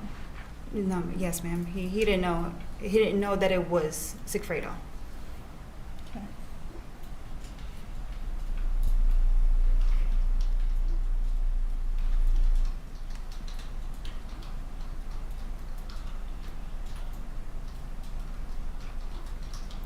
Charlie never explicitly told you this murder is going to benefit my mother, or this murder is to benefit my sister. No, ma'am. He did not. Sustained, please rephrase your questions. Captain. Did Charlie Adelson ever tell you this murder is to benefit my mother? No, ma'am. Did Charlie Adelson ever tell you this murder is to benefit my sister? No, ma'am. But you knew that, didn't you? Yes, ma'am. He did tell you that his mom was at the house right before you arrived, the night of the murder. Yes, ma'am. He did tell you that his mother washed the money. Yes, ma'am. Money that was payment for the murder. Yes, ma'am. Did you speak in code on that wire? On the wiretaps, yes, ma'am. Okay.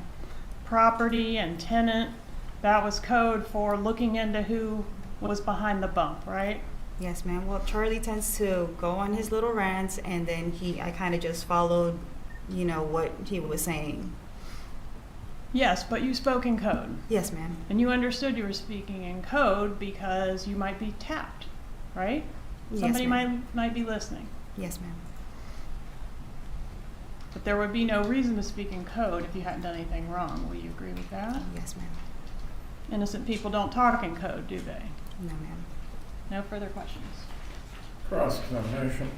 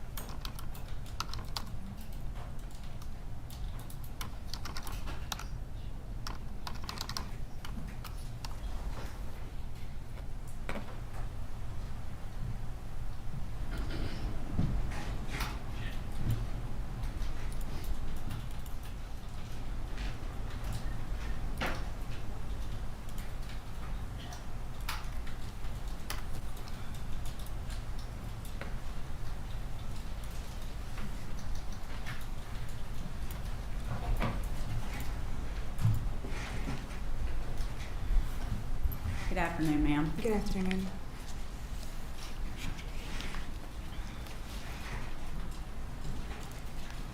I believe when you started your testimony on direct, Ms. Kappelman asked you about previously lying under Yes, ma'am. oath. Do you recall that? Yes, ma'am. And from the first trial with Sigfredo Garcia to a trial with just you, you gave proffers to law enforcement, correct? Not between those times, but After that, before Charlie's? Yes, ma'am. Okay. So after you testified in your trial where you've admitted that you lied, you were minimizing what was going on, correct? Yes, ma'am. Then you started meeting with law enforcement in the state attorney's office, correct? Yes, ma'am. And gave them a little more information each time, right? Yes, ma'am. Each time you became, now what you're saying, a little more truthful? I'm finally coming out with the truth. Yes, ma'am.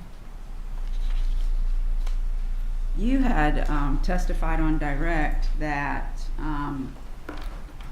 you got to Charlie's house and he had indicated that his parents had just left. Yes, ma'am. And you said that he was nervous and upset, right? Yes, ma'am. And you all both took Xanax, Well, he gave it to me. Yes, ma'am. but you said you took one, right? Of course. Yes, ma'am. And he took one, right? Yes, ma'am. And you two went to bed together, right? Yes, ma'am. Okay.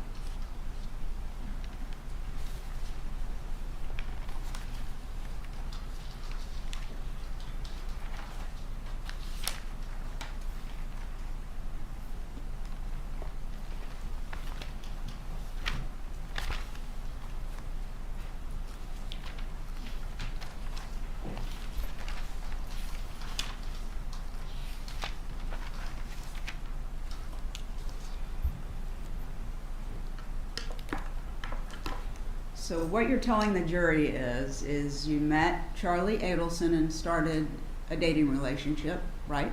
Yes, ma'am. You weren't exclusive at that time, were you? No, ma'am. Charlie dated a lot of women, didn't he? I believe so. Yes, ma'am. Okay. And at some point he tells you that he wants something to happen to someone, right? He wants someone to be harmed. Yes, ma'am. And he asks you if you know anybody that could take care of that for him, right? Yes, ma'am. And so then you contact Sigfredo Garcia, who's the father of your children, correct? Yes, ma'am. And you and he are having a rocky relationship, right? Yes, ma'am. And so you engage Sigfredo Garcia to be the one who causes whatever harm it's going to be to Danny Markel, correct? Yes, ma'am. And after you do that, you know who Luis Rivera is, right? Do I know who? Yes, I know. At that time, you knew who he was? Yes, ma'am. Okay. But is it your testimony you did not know that he was going to be involved with this as well? Yes, I did not know that he was going to be with him. Let alone I didn't know that Sigfredo was even going to be the one. Oh, I'm sorry, you hired someone other than Sigfredo to do it? No, I didn't know that I just gave him, I told him that somebody, needed to be harmed. I didn't know that he was going to be the one. Okay, to and do how so. much money did you tell him he could make? I didn't tell him an amount. So you testified before that you knew Sigfredo needed some money and you could certainly use some money, so that's why you agreed to do this. Yes, ma'am. And so you were going to agree to have somebody killed and you didn't even know how much you're going to get paid? No, I did not know. Okay, so now we know Sigfredo and Luis Rivera came to Tallahassee, right? Yes, ma'am. Okay, so it's Charlie's asked you, you've asked Sigfredo, unbeknownst to you apparently, he has asked Luis Rivera to go. Yes, ma'am. Okay, and we know that Luis Rivera and Sigfredo Garcia traveled to Tallahassee on more than one occasion, but ultimately they follow and track down Danny Markel, and when he pulls into his garage, Sigfredo Garcia gets out and shoots him in the head and kills him, right? From what it shows in my trial, yes, ma'am. Okay, and then they come back to South Florida, Sigfredo and Luis Rivera, right? Yes, ma'am. Okay, and you go to Charlie's house, you pass out with the Xanax, you get up the next morning, and he says there's money in the trunk.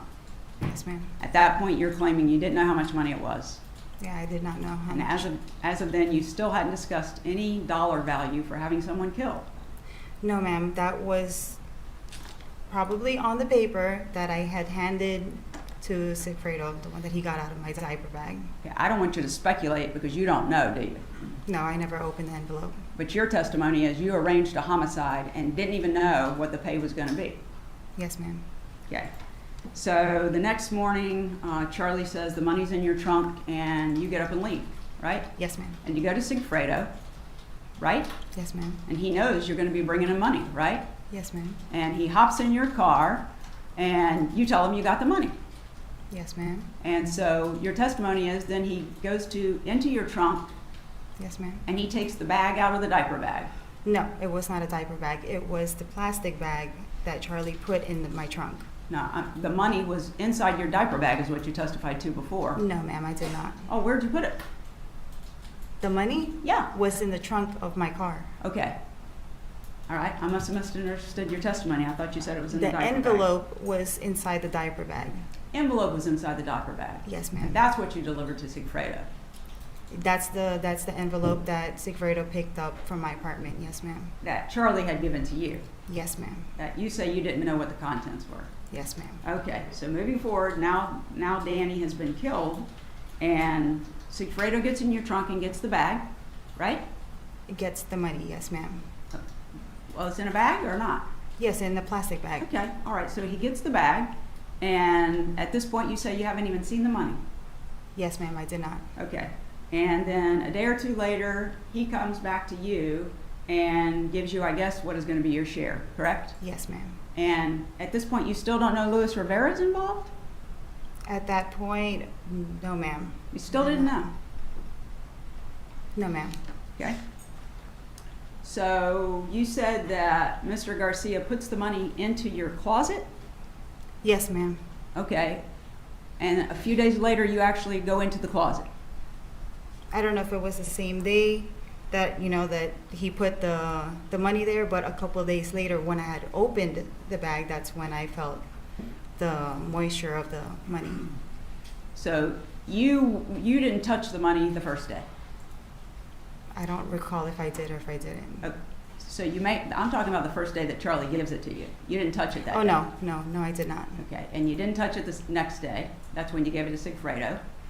Yes, because he just grabbed it from the trunk of my car. Okay, and a couple of days later, he brings you your share and puts it in your closet. A day or two. It might have been the same day or the day after. He put it Okay. in the closet. And then at some point, you open the bag. Yes, ma'am. And inside the bag, you find, it's not very thick, but you find stacks of money that's stapled together, correct? What's not very thick? 10 $1 bill or 10 $100 bills stapled together. That's not very thick, is it? It was just in stacks of whatever amount it was. I didn't count it. It was stapled together, right? Yes, ma'am. Okay. So how much did you get for arranging Danny Markel to be killed from Charlie's request to passing out on to Sigfredo Garcia? How much money did you get? I never counted how much money was even in the bag.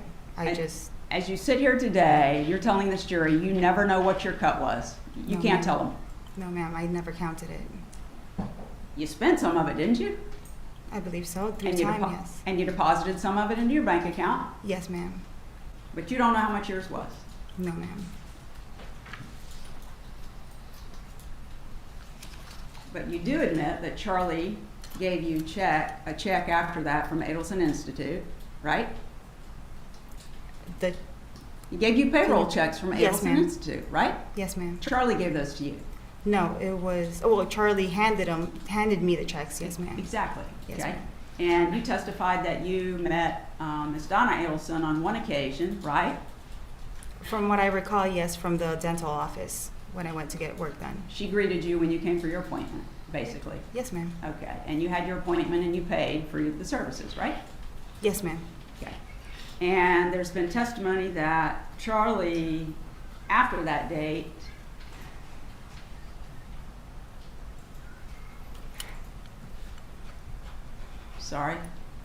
that Charlie, after that date, gave you other benefits, right? Yes, ma'am. I mean, you and he weren't together anymore, correct? After, After the homicide. no, we were not together, but we were still friendly with each other. We were still, You're friends, but you went back to Sigfredo, right? there was a time where I was between Sigfredo and still intimate with Charlie as well.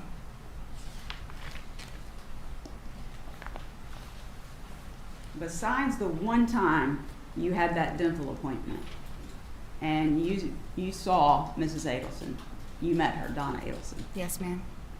After that, you never talked to her again, did you?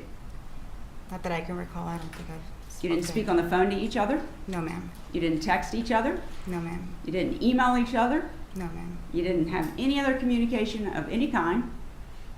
No, ma'am. You didn't meet with her in person? There's only a time that I saw her, but I didn't meet with her. Right, exactly. And when you're having these discussions with Charlie Adelson, I'm talking about you and your knowledge.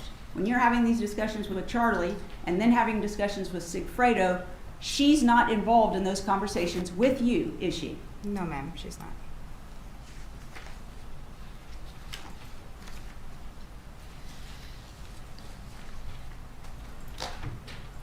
May I have just a moment?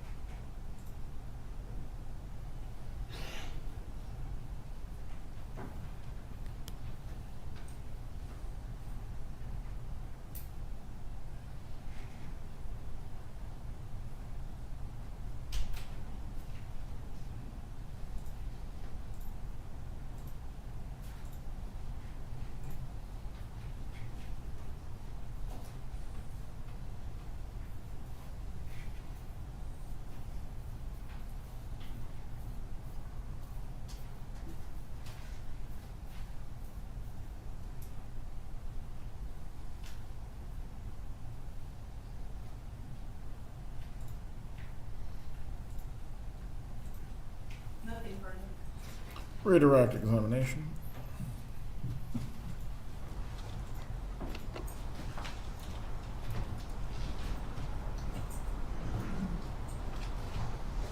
Publishing states 55.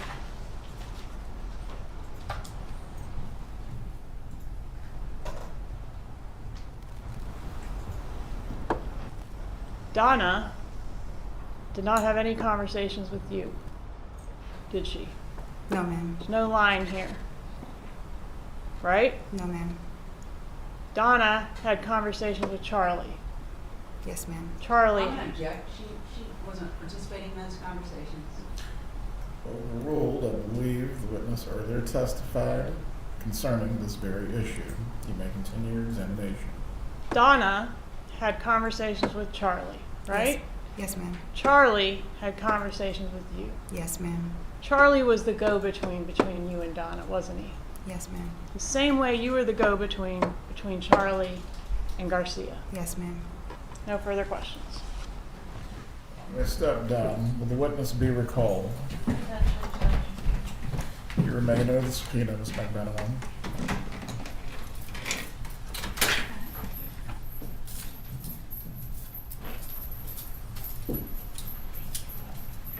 I believe you stated Sergeant Corbett is going to need to set up before you get started.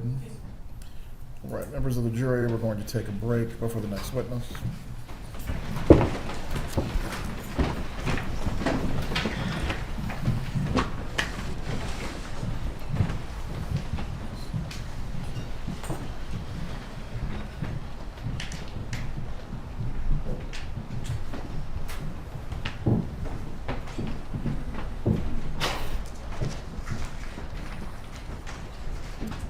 Everyone can be seated.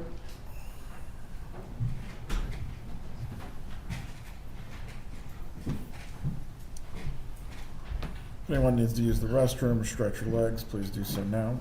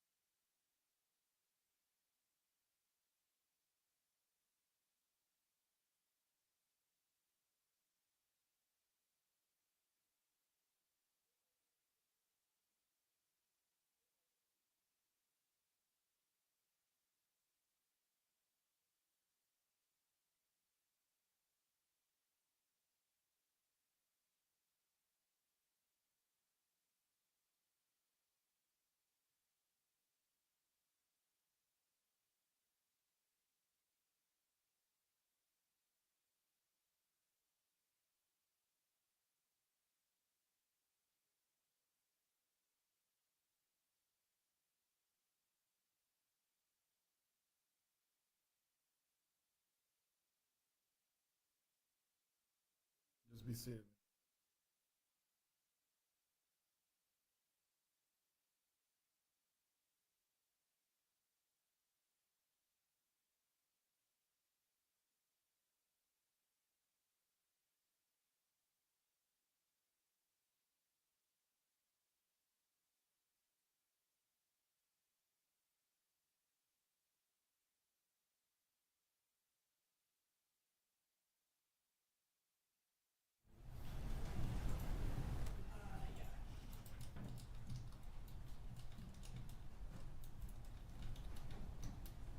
Judge, I think if, you know, we could get through, I've got his qualifications, and then I've got some introductory, how cell phone towers work.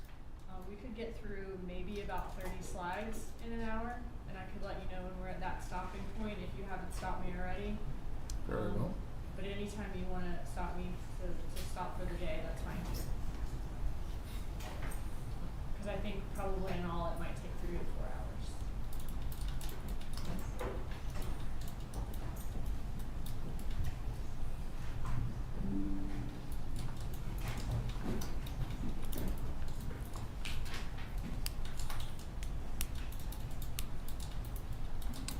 All right, is everyone good to go?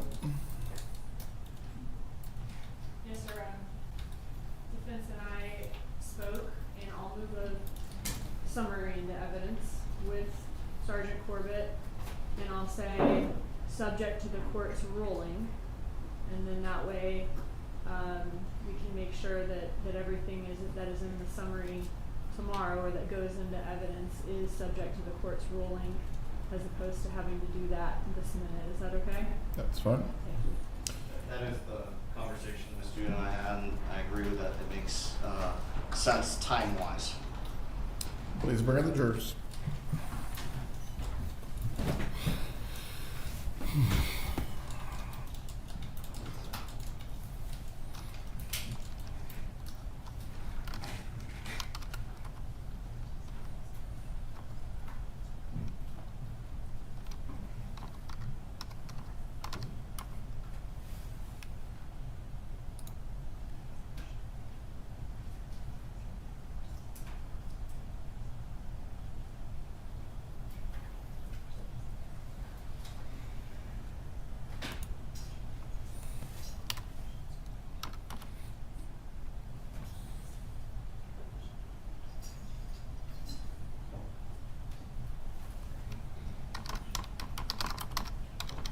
All right, jury, enter the courtroom.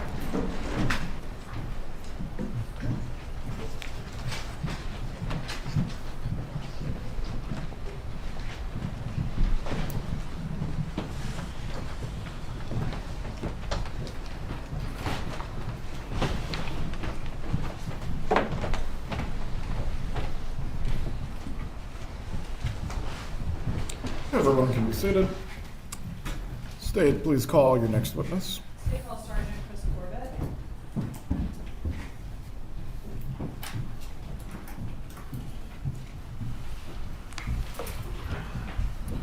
Sergeant, please raise your right hand. Do you swear or affirm the testimony you're about to give will be the truth? I do. You may take your seat. Thank you, sir. Please speak loudly and clearly. You may examine when you're ready. Will you introduce yourself to the jury and spell your name for the court reporter, please? Certainly. Good afternoon. My name is Christopher Corbett, and that's C-O-R-B-I-T-T, and I'm a sergeant with the City of Tallahassee Police Department. And how long have you worked with TPD? 29 years and 11 months. And what unit are you in at TPD? I currently supervise the Technical Operations Unit. Can you tell me a little bit about your training and experience in order to supervise the Technical Operations Unit? Certainly. I have just under 2,000 hours of general technical training, which would cover sort of all realms of law enforcement technology, camera installations, audio, video monitoring, forensics, all kinds of, again, all the ways that we use technology to assist in criminal investigations. I have just over 1,000 hours of that is dedicated to communication record analysis or cell phone analysis. And that includes the obtaining, analysis, mapping, all the things that we do with communication records specifically to assist in criminal investigations. Okay, and have you also taught in the field of digital forensics? I do. I teach communication record analysis to law enforcement officers, other law enforcement agencies, prosecutors associations, other groups. Yes. And how long have you been supervisor of that unit? Since 2012. How many hours of specialized training in historical communication records analysis do you have? Just over 1,000. And what is historical communication record analysis? Communication or historical communication record analysis would be kind of a general term for the use of communication records. And when I talk about communication records, I mean primarily cell phone records, records that we get from the carriers. They may be forensic records or reports that we get when we're able to do a forensic analysis of a phone, when we have the actual device and can download data. But we take all that information and we analyze it really in whatever way the investigator or the investigation needs. Oftentimes that's location analysis. We're trying to put handsets, are they consistent, or could they have been at the scene of a crime? Could they have been somewhere else? Where might other evidence be? So a lot of that work has to do with the locations of the handsets. Sometimes it's communications, who communicated with who, when, how often, those kind of things to help establish relationships. There's really a number of ways that we can use those records and the analysis of those records, again, to assist in the criminal investigations. And have you ever testified in court in the field of historical communication records analysis where you've given an expert opinion? I have, yes. About how many times? 123. And those are all my questions asked to his qualifications, Judge. Defense wish to voir dire the witness. There you are.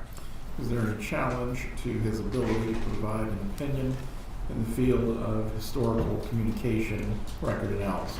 There you are. Members of the jury, while this witness testifies today, he will be permitted to provide you with an opinion in the area of historical communication record analysis. You may continue. So in your position at TPD, you mentioned that part of your everyday duties is going to be pulling cell phone records from cell phone companies. Is that right? That's correct. And are those records called call detail records? That's sort of a general term that we give to a broad range of records. Call detail records, we generally talk about specific call logs, and maybe voice or text. We have other types of reports, subscriber information, other types of location reports that are more specific, but generally, yes, we call that whole group of records call detail records. Are those types of records ones that are kept in the normal course of business of phone companies? They are, yes. And are they kept by an automated system that would have knowledge of those or of those calls and text communications? Yes. Are you familiar with how to read and interpret the records? I am, yes. And in this case, did you review phone records for State's Exhibit 91, call detail records of Luis Rivera, 92, call detail records of Sigfredo Garcia, 93, call detail records of Wendy Adelson, 94, call detail records of Donna Adelson, 95, Charlie Adelson's call detail records, 96, Harvey Adelson's call detail records, and 97, Catherine Magbanawala's call detail records, and finally 98, Dan Markel's call detail records. Yes. Okay. And did all those call detail records come with a certification from each phone carrier certifying that those are authentic records of that carrier? They did, yes. Just 1 second.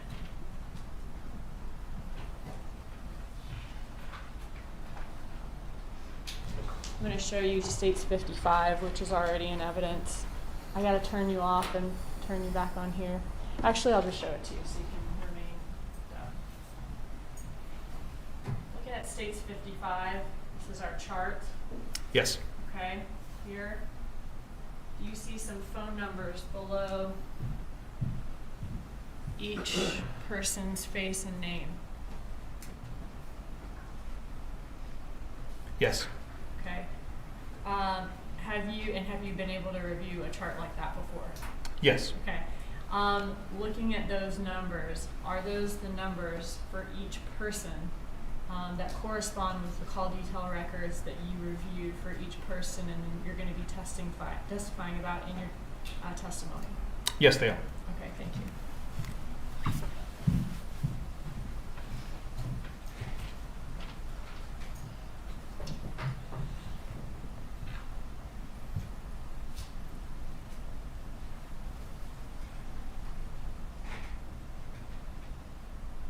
At this time, Your Honor, I would move into evidence States Exhibit 91 through 98, certified business records.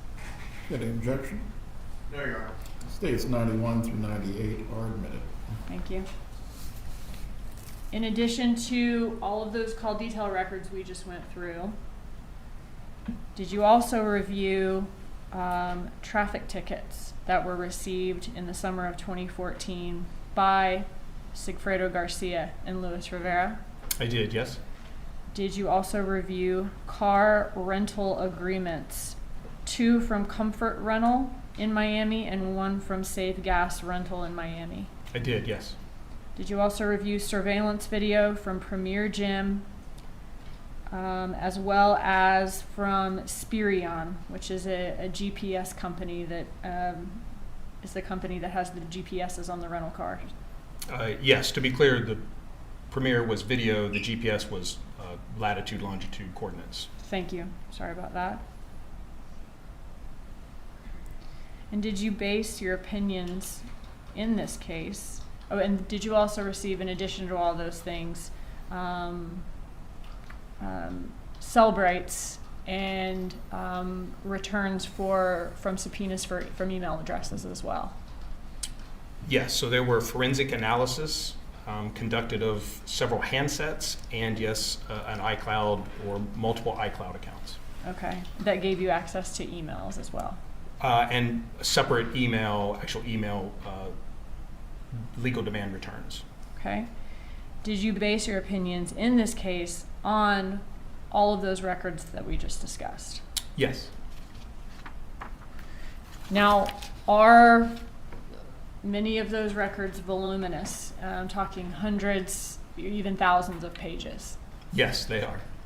Did you prepare, instead of having to go through each page for the jury during this presentation, did you prepare a summary in order to show the jury what the phone company's records say in correlation with the other evidence in this case about the subjects, in this case, phone activity and locations? Yes. And will you be relying on that summary for your testimony here today? I will, yes.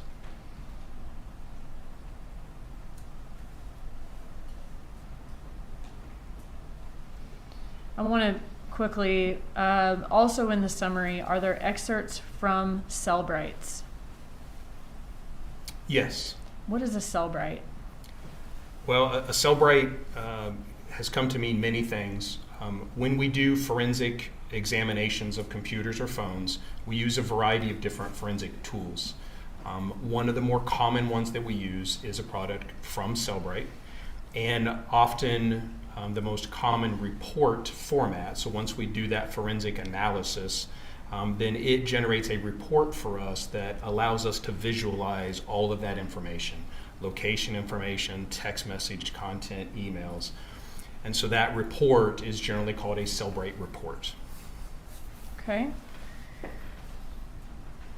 And Judge, at this time, I would move State's Exhibit 73, which is going to be, or which is the summary of all of these records that Sergeant Corbett has put together and he'll be testifying to today, a summary that will go into evidence with the jury, subject to the court's ruling. Very well. Any objection? Subject to the court's ruling. 73 is admitted. You may continue. Okay. Now, did you also create a PowerPoint of this summary to use on the projector here in court during your testimony? Yes, actually, that's a representation of the PowerPoint. Okay. And some of the items that are in the PowerPoint that are already in evidence, emails and that sort of thing, they won't be in the summary. but we will go over those in your PowerPoint, correct? That's my understanding, yes. Okay.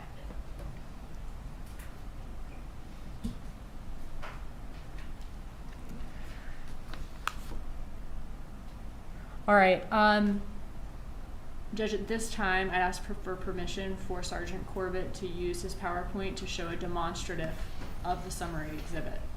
You may proceed. Thank you.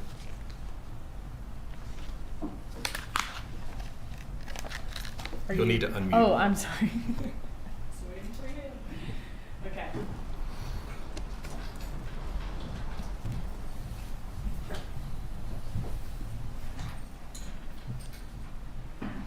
All right, so you told us what call detail records from phone companies are. Can you tell us, or can you show us an example of what they look like and show us what's contained in them? I can. So this is an example of call detail records from AT&T. And again, when we talk about call detail records, we're talking about this chronological listing of events. And those events may be voice calls, text messages, data sessions. And that varies a little bit by carrier as to what exactly they retain and provide for us in the call detail records return. But the call detail records have a few basic sections. Obviously, there's a place that tells us the date and time of this event. And oftentimes, those may be in other time zones. So we have to do a conversion to our local time to make sure that we're talking about the accurate time for that event. But that's one basic section. The other section tells us the phone numbers. So obviously we have the target number, or the number for which the records were obtained. And then we have the other numbers that that number is communicating with. So here we see, again, the phone numbers being communicated with. If it's voice calls, we see a duration, or how long that phone call lasted. And we can tell sort of if these are incoming or outgoing calls based on which phone number is doing the originating or terminating. So from this section of the records, we look at, again, calling patterns, calling frequencies, those things. There's a few other pieces of information there, but the other one that we frequently look at is here, which is the location information. And for these particular records, they provide us both a numerical identifier for the location of that cell site, and they also provide a latitude and longitude. And again, this is the location of the cell site or cell tower that the handset was communicating with for that particular event. This is not a location for the phone, but again, rather the tower that it's communicating with.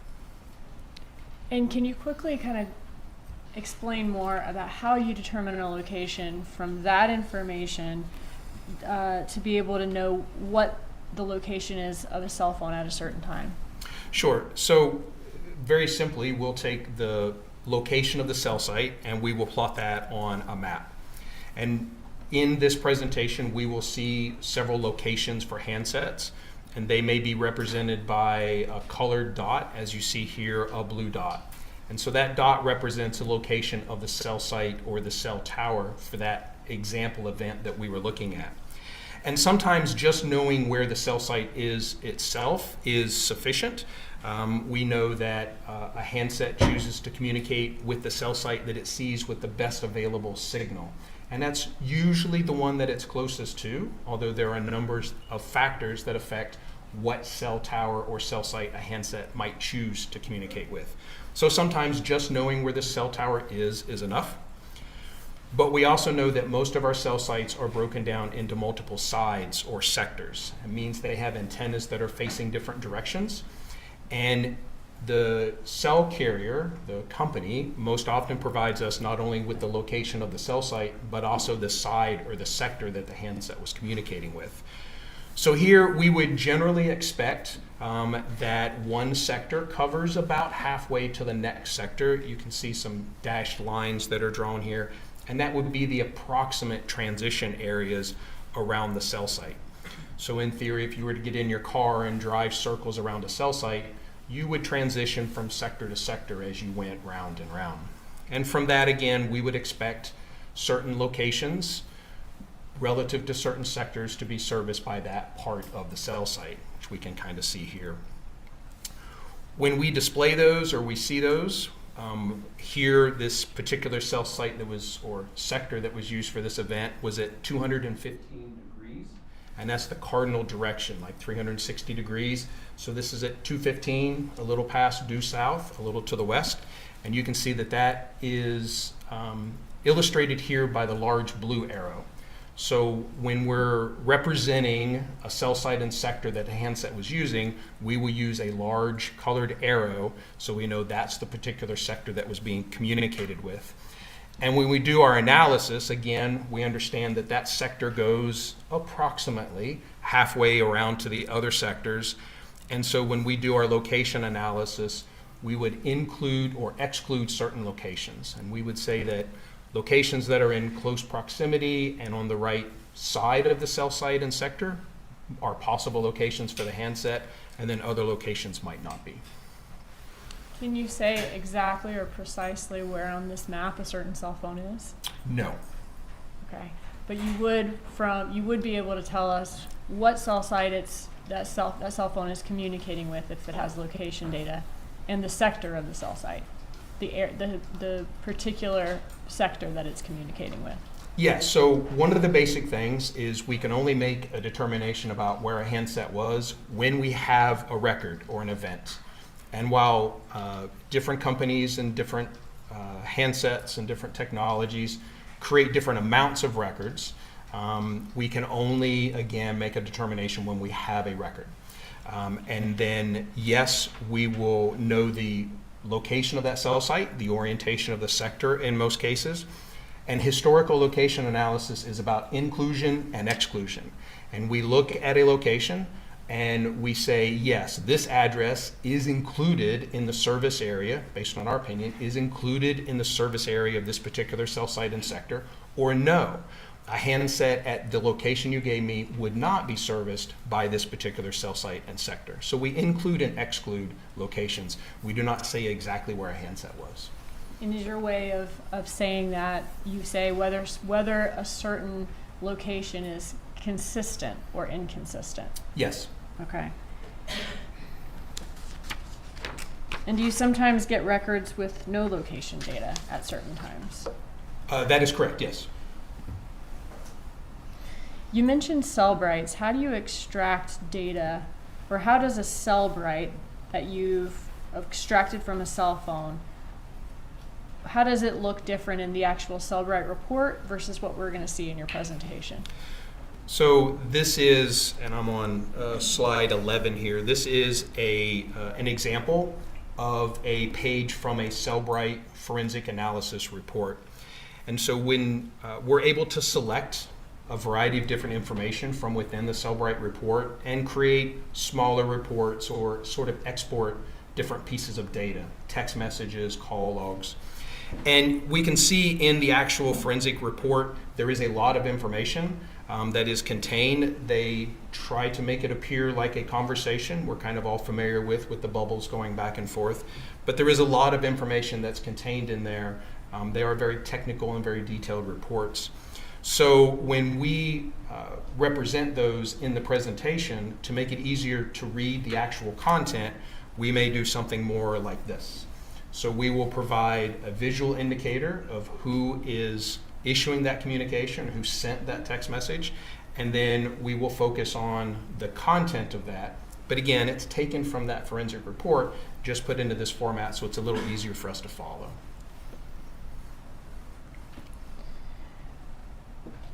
Can you walk us through Dan Markel's location on the morning that he was murdered? Yes. So we do know, and I'm on slide 14 now, we do know that the morning of the homicide, he was at home at his residence on Trescott Drive. He did drop his children off at Creative Preschool. He went to Premier Health and Fitness and then returned to his home on Trescott Drive. And did TPD believe that whoever shot Dan Markel was at these same locations that he was at that morning? We did believe that him being under surveillance was a definite possibility. Okay. And was there a Prius that was identified based on surveillance images following him that morning? There was, from the Premier Health and Fitness. Okay. how did TPD try to identify who was in the Prius from the phone records perspective? So one of the first things that we did is what we call a tower dump, and that is just a request of the carriers to provide us all of the transactions that occurred through cell sites that may service a particular location for a very particular or specific time frame. So if we know that Mr. Markel was around his house at a certain time, then we can request all the phones that were around his house. And if we know he was at Creative Preschool at a certain time, then we could request all of the cell phones that may be in the area of Creative Preschool at the same time he was. Same for Premier Health and Fitness. And then we would hope that the only cell phones that would be in those exact locations at those exact times would either be Mr. Markel or whoever was following him. So that's kind of the purpose of the tower dump. And which companies had cell sites in the areas of those locations? We had AT&T, T-Mobile, Sprint, and Verizon, our major carriers at that time. All right, so were search warrants sent to all those carriers for all of the records for the numbers who were using cell sites servicing each of those locations? Yes. And did you receive a lot of records in return? Yes, we did. Okay, just a moment. I want to ask you specifically about States Exhibit 101, which is going to be the T-Mobile tower dump records. States Exhibit 102, the AT&T tower dump records. States Exhibit 103, the Verizon tower dump records. And States 104, the Sprint tower dump records. When you received those for all four carriers, do they contain a certification certifying that they are authentic records from each of those companies? Yes. Okay, and did you review those records and rely on those records in your determining your results or your opinions in this case? Yes. At this time, I'd move States Exhibit 101 through 104 into evidence. States 101 through 104 is admitted. Okay, so a lot of records to go through. Is that right? That is correct, yes. Did law enforcement eventually find any one number at all of those locations where Markel was located that morning? We did not find one number common to all of those locations. Since you couldn't find a number with common events at all those locations, did you cross-reference all of the records with all of the phone records you had from the Adelson family to see if any of the numbers from the tower dump showed up in any of the Adelson family records? Yes, we did. Okay, and what did you find? So, as I mentioned, we did not receive, or we did not find one number that was common to all of those locations. That does not necessarily mean that the other handsets were not there, but we go back to if there's no events, then there's no records and there's nothing for us to compare to. But what we did have from the tower dump were a number of reports with cell phone numbers of cell phones or handsets that were present at those specific locations and times for us to look at or compare. What we also had was a number of CDRs or communication records from various subjects in the investigation. We use analytical software to kind of help us out with this, to crunch large numbers. But we were able to actually compare all of the handsets that were here in Tallahassee around those specific locations and times with all of the records, the phones and the phones that they were communicating with for all of our subjects in the investigation. And what we did find is, and this is slide 19, we did find a common number, this 7.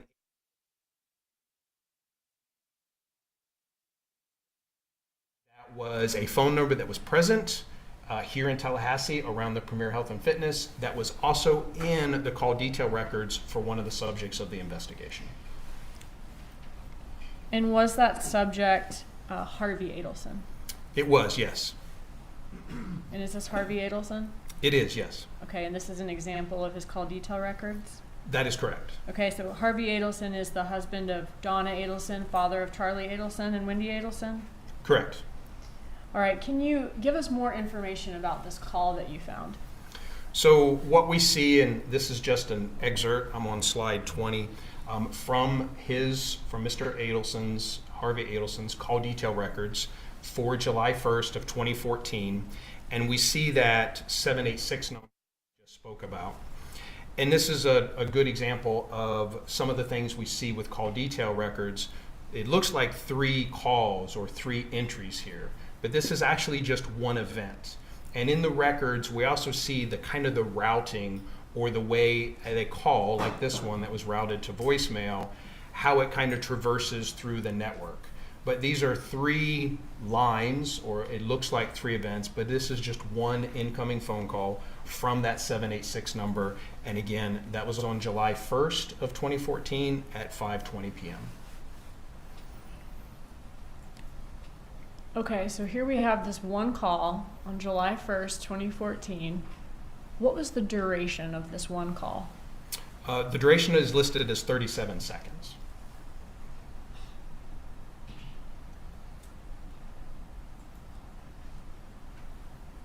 And 37 seconds as in, does that include the amount of time that it's taking a phone to ring? In this case, it does not. They do provide us both a seizure time, which is how long the phone rings or how long it takes to connect, and then an overall duration. Okay, so a 37-second call. Do we know whether this call was routed to voicemail? This call indicates that it was routed to voicemail. Okay, so the 37 seconds, would that include an amount of time for a voicemail to play and an amount of time for a message to be left, if a message was left? It could, yes. Was there any other communication in all of the phone records that you have between the 786 number you found and Harvey Adelson's phone? No. Who did the 786 number belong to?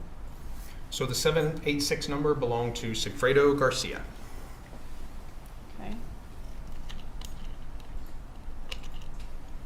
Just a second.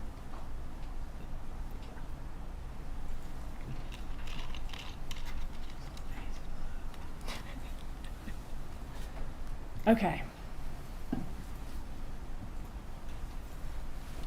In Sigfredo Garcia, were you able to do a frequency report for his phone records? Yes. What is a frequency report? So I'm here on slide 22, and this is an example of a frequency report. And a frequency report is just going back to that analytical software that we talked about. It can tell us, or it can rank the most frequently contacted numbers for any particular target number. So it is able to rank for us in kind of from most to least frequently contacted all of the unique numbers that Mr. Garcia's phone communicated with.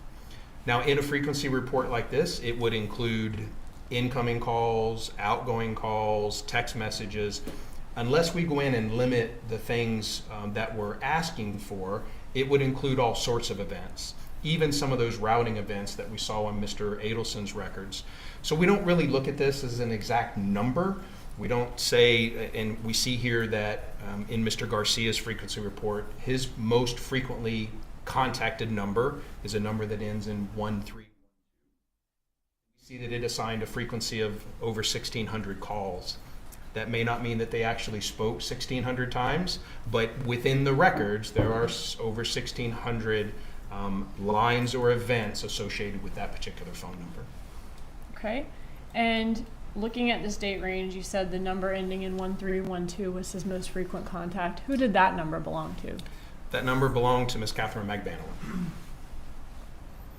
Did you run a frequency report for her? Same. Again, looking at the most frequently appearing number in the records, we see that her second most frequent number, the 9223, obviously the 5986 was Mr. Garcia's number. Okay, and who did the 954254 belong to? Mr. Adelson, Charlie Adelson. So this is the son of Donna Adelson. Correct. And was Donna Adelson one of Charlie Adelson's most frequent contacts? Yes. Again, using the frequency report just to get an idea of relationships and maybe degrees of relationships, we do see that Miss Donna Adelson's number that ends in 0997 is, at that point, his 5th most frequent communicated number. Okay, and this is for this particular date range on the frequency report. That is correct. Why do we see such small numbers there? I'm sorry? We see very small numbers. Does that mean he just talks to a lot of different numbers? Maybe more numbers than we saw Catherine McBanwell might normally speak to on a daily basis? Do you mean small numbers on the frequency column? Frequency, yes, sir. So the frequency percentage column we see here is obviously the percentage of calls for that particular number versus all the numbers that this particular phone number communicates with. So if you only communicate with very few numbers, then your percentage for each of those numbers is going to be relatively large. Charlie Adelson communicated with a number of unique phone numbers, so the overall percentage is a little lower. Because again, he had a lot more unique numbers that he communicated with. Did you do a frequency, or I'm sorry, so who does the 954 Adelson, did you do a frequency report for her? Correct. And we see here, this is slide 28. We see that the 9223 of Mr. Charlie Adelson for this date range is her most frequently contacted number. Did any other number appear in the tower dump records you received from the phone carriers who was a frequent contact of Sigfredo Garcia? Yes. As I move on to slide 29, going back to Mr. Garcia's frequency report, and again comparing the numbers that the subjects of the investigation communicated with versus numbers that were physically present in Tallahassee, either around Premier or around Mr. Markel's residence or Creative Preschool, what we did find was this 305 number that was, again, present in Mr. Garcia's records. One of his more frequently contacted numbers was also physically here in Tallahassee. And who did that number belong to? That number belonged to Mr. Luis Rivera.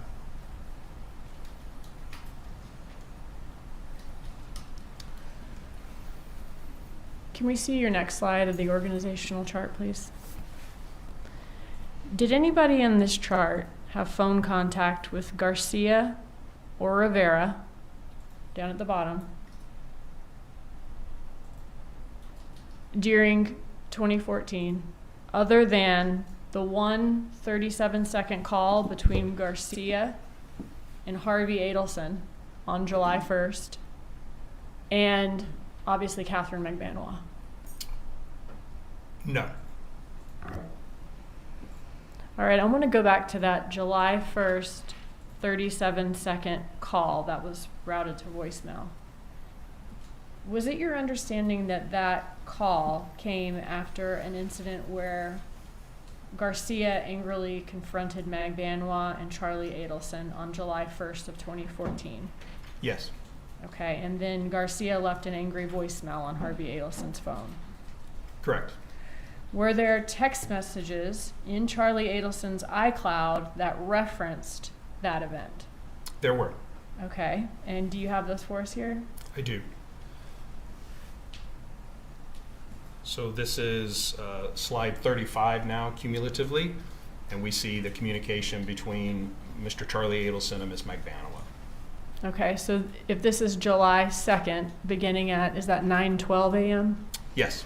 So this would be the morning after that voicemail is left on Harvey Adelson's phone That's correct. by Garcia. That's correct. Can you walk us through these messages? Certainly. So Charlie Adelson states that this really sucks, and Ms. McBanwell responds in a couple of messages that she doesn't like the fact that someone thinks they can make decisions in her life, and then apologize, and that the leaving messages was retarded and childish. Okay. And does she say to Charlie Adelson on July 2nd, "I'm sorry, but he's a effing pussy. All that leaving messages is, as you said, and so childish"? Yes. Okay. But whatever. But whatever. Okay.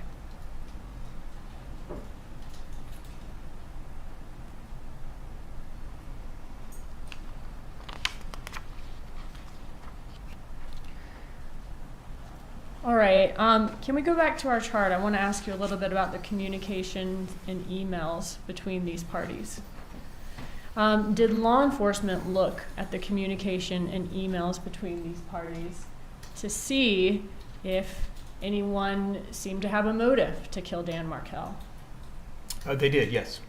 Okay, I want to go through just a couple of these. I think we may have 5 or 6 in here, and I want to start chronologically, if we could, from the beginning of 2013, moving up to the murder, as far as the written communication moving up to the murder, and then I'll ask you more about the locations of the parties for the trips to Tallahassee after that.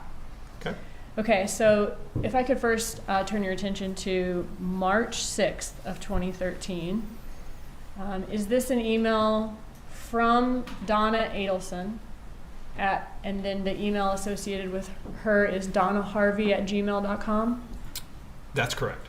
Okay.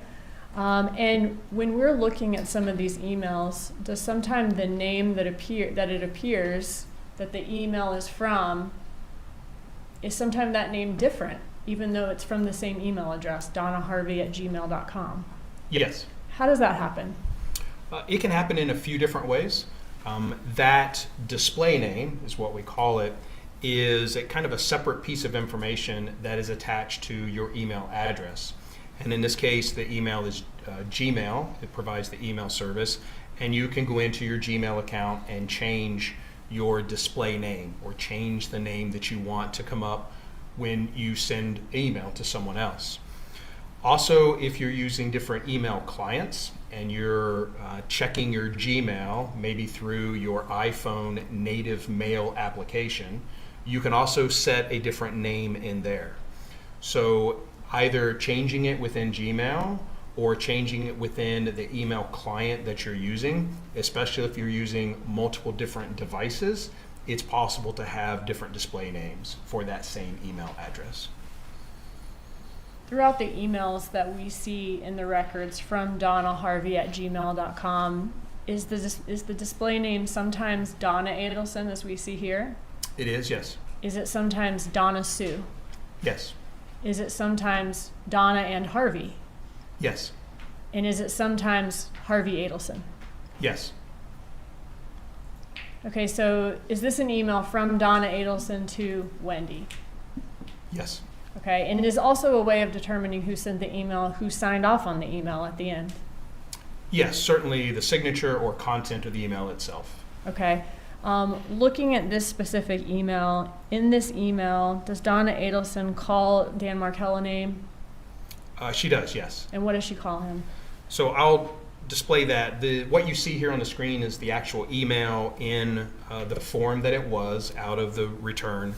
And then when we emphasize certain areas, I have enlarged those. I made the font bigger. I did not change things like boldness or italics or punctuation, just made it larger and changed the color to red to emphasize the sections that we're speaking of. So to your question, she says this guy is a major fucker. I hope that your attorney is the shark that is her reputation. And then in this email, looking down 2 paragraphs below, does it say, Gary told Dad yesterday? It does, yes. So in this communication, Dad is referred to in the third person? Correct. Okay. And just as you were saying before, can that give context about who sent the email so that it seems like Mom is sending the email as opposed to Dad from that shared email account? Correct. All right, and is this email signed off on? It is not. Okay. Looking 2 months ahead to May 21st of 2013, is this an email from Donna Adelson to Wendy Adelson? Yes.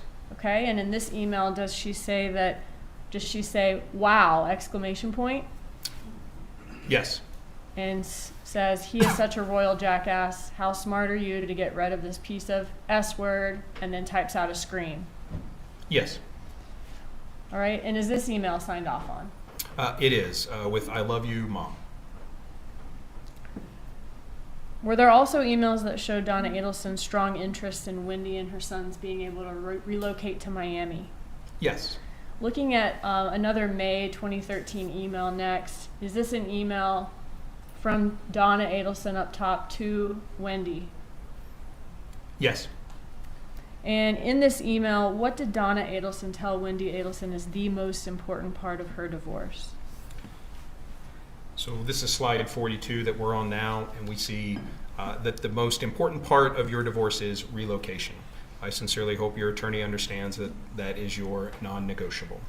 In the next slide, does Donna Adelson give Wendy Adelson some ideas of what she should tell the judge about how this is negatively affecting the lives of Donna, Harvey, and Charlie? Yes, she does.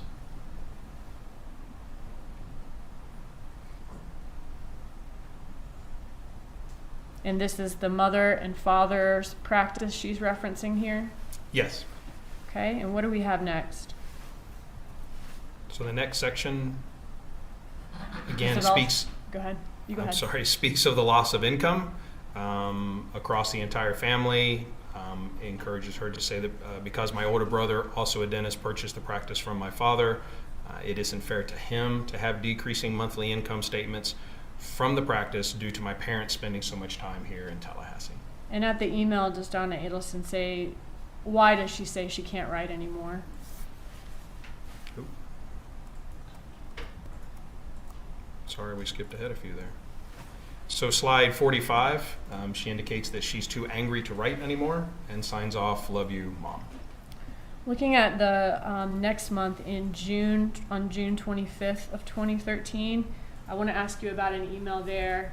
And was that just days after a very significant event in the divorce? Yes. Was Wendy Adelson relocation denied with prejudice just about 5 days before this email was sent? It was, yes. The request to relocate with the children to South Florida, yes, was denied. All right, and what does Donna Adelson say to Wendy Adelson in this email? So this one's from Donna Sue up top? Correct. Okay, and what does she say about their recent loss in court? She encourages Wendy to never, never give up, and that it is time for action, time to take control of your life and not let Jibbers, which is a nickname for Mr. Markel, think that he's just won anything by having you remain in Tallahassee. And I think we've seen some of these, so let's go just quickly through the rest and go through the next one. In the next, does she appear to give Wendy Adelson a bit of a pep talk about what she should do next? Yes. Okay, does she say that the rest of their family's lives next will be determined by her performance in the next couple of weeks? Yes. And how he hasn't beaten the Adelson family yet. I'm sorry, she needs to put on the performance of her life. He hasn't beaten the Adelson family yet. That's correct. And she has a strong family behind her.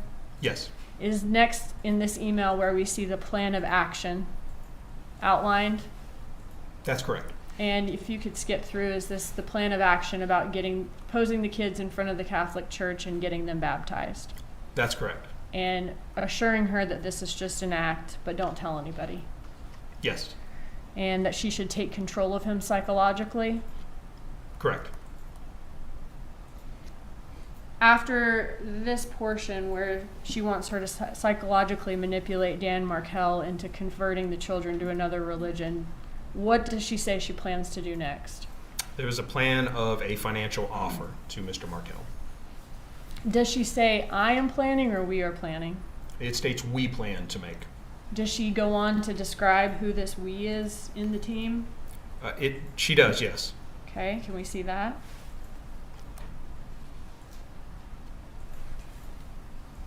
And does she then detail how she, Harvey, and Charlie's lives have been affected by Wendy not being able to relocate? Correct. She says, it's time for you to show us you can put the performance of your life on for the next few weeks. What was a few weeks later? The final divorce hearing.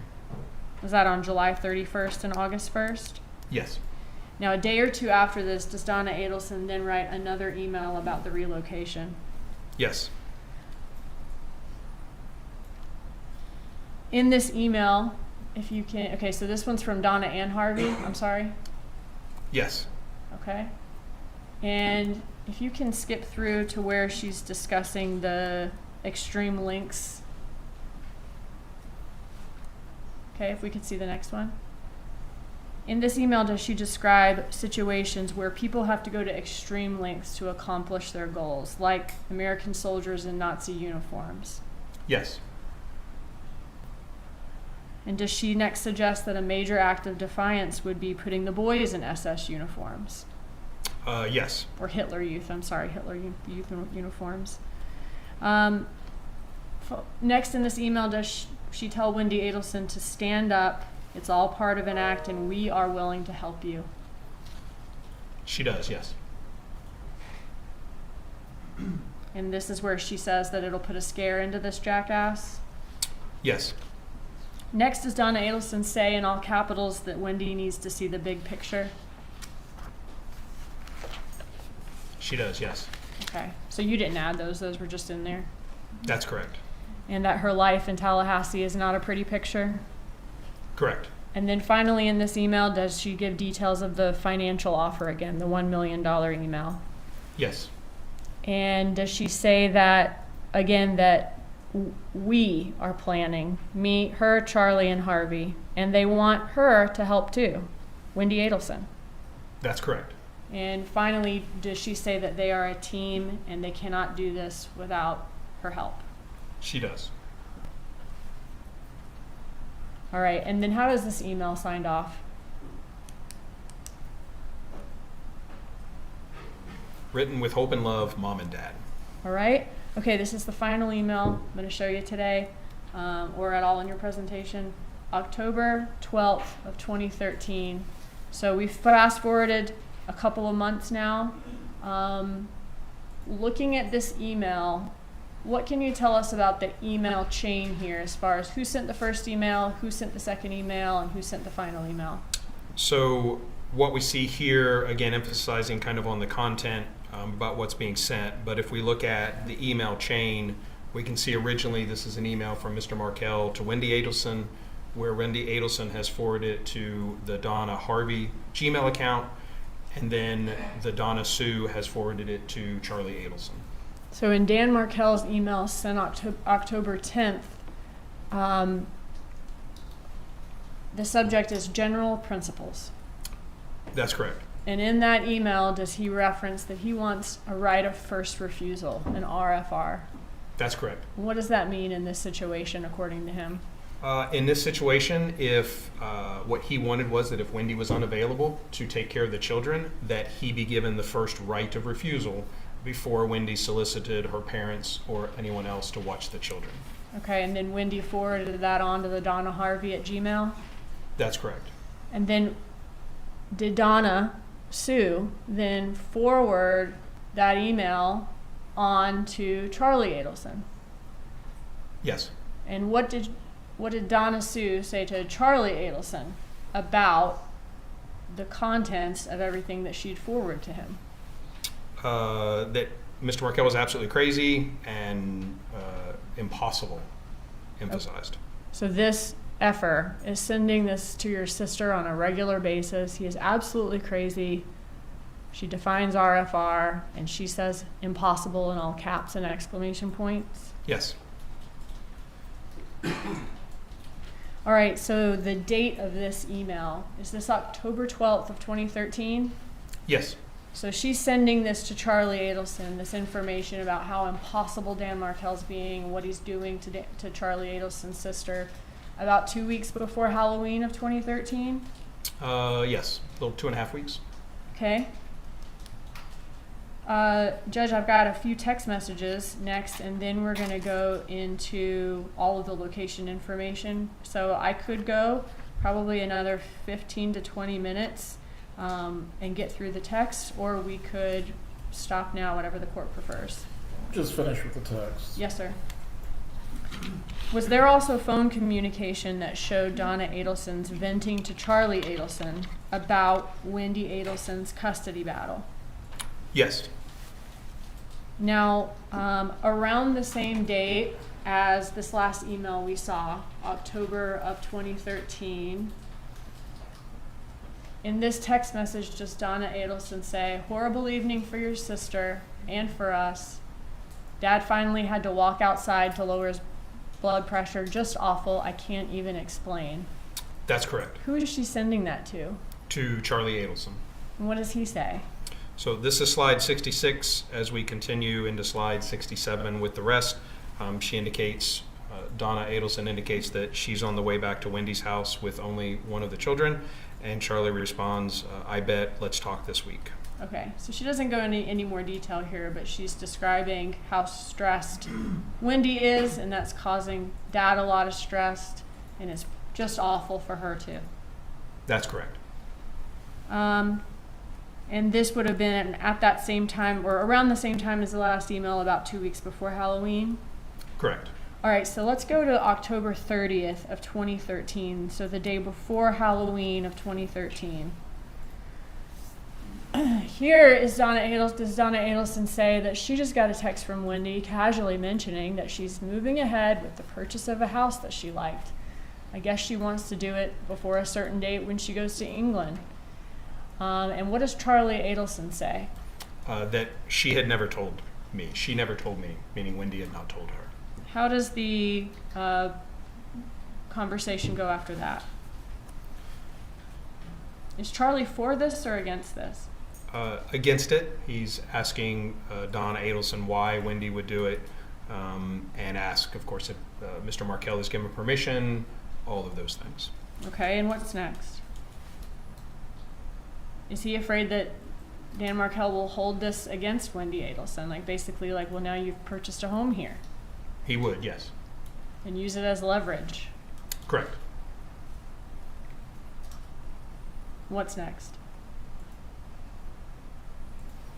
And he says he'll try her again, but basically Wendy never gets back to him, basically. Correct. All right, what's next? So we see, again, this is October 30th. We're on slide 72 now, that Charlie Adelson sends a message to Wendy stating that he would call her in 10 minutes. Okay, what's next? He, again, later responds that he must talk to her to please call him, and she responds that she's in court. She can call after 4. Going through the text, does it seem like eventually they talk? Yes. Okay. Can you... Okay, so they're still setting up a time to talk. Everything's okay. What's next? Does he then report back to Donna Adelson? Yes. So we're on slide 75 here, October 31st. Charlie is speaking to Donna, texting with Donna, stating that he had spoke to Wendy and it thinks that he had made some headway, and hopes they're having a good time on vacation in Israel. Okay, so the phone call between Wendy and Charlie would have happened before this message to Mom, or to Donna Adelson. That's correct. Okay, and how does she respond? Oh, I'm sorry. So then does Charlie check back in with Wendy? He does, yes. Okay, and tell us about that conversation. He asks how she's feeling and gives her some general advice and tells her that he loves her. And does that advice involve renting things as opposed to buying them? That's correct. Okay, and says, I love you. He does. What's next? Does Donna then check back in with Charlie? Yes. So this is slide 78, again, still October 31st, and Donna Adelson is communicating with Charlie Adelson. And what does Charlie say next? Spoke to Wendy for 20 minutes last night. She texted me today that she pulled the plug on the house. Smiley face with a lot of smiles. Yes. And that's at Halloween on 5:19 p.m.? Yes. All right, and how does Donna Adelson respond to this news? She says, wow, Charlie, thank you again. How did you accomplish that? You are a miracle worker. Tell us. Okay. So she's saying, thank you again. And she calls him a miracle worker. Yes. And then does Charlie lay out the reasons or how he was able to get Wendy to do this? He does. Which was kind of the same things he was pointing out to his mom earlier. That's correct. And says Dan would hold it against her and it would be the second dumbest mistake of her life. Correct. Without specifically saying what the first is, I guess. Correct. What's next? He's telling her how long it took to talk to Wendy about it. Yes, and we're on slide 82. Again, this is November 1st of 2013, and he continues the conversation. All right. What happened next? Or what's our next text message? Do we have one from February of 2014? Yes. Okay. Here does Donna say that Wendy is totally stressed out. Yesterday was a rough one. She'll probably have to go through another depot. Outrageous. Her attorney is abusing the system. I'm sorry. Her attorney will claim he is abusing the system by filing all these motions. And a $500,000 bank account is the same $50K tried to get his hands on. And Charlie responds, crazy. Yes. Okay. What's next after Donna is venting to him about this? Does she say it's a total waste of the court's time? Yes. I apologize, I went fast there. But yes, that it's a total waste of the court's time. This is slide 85. We're on February 15th.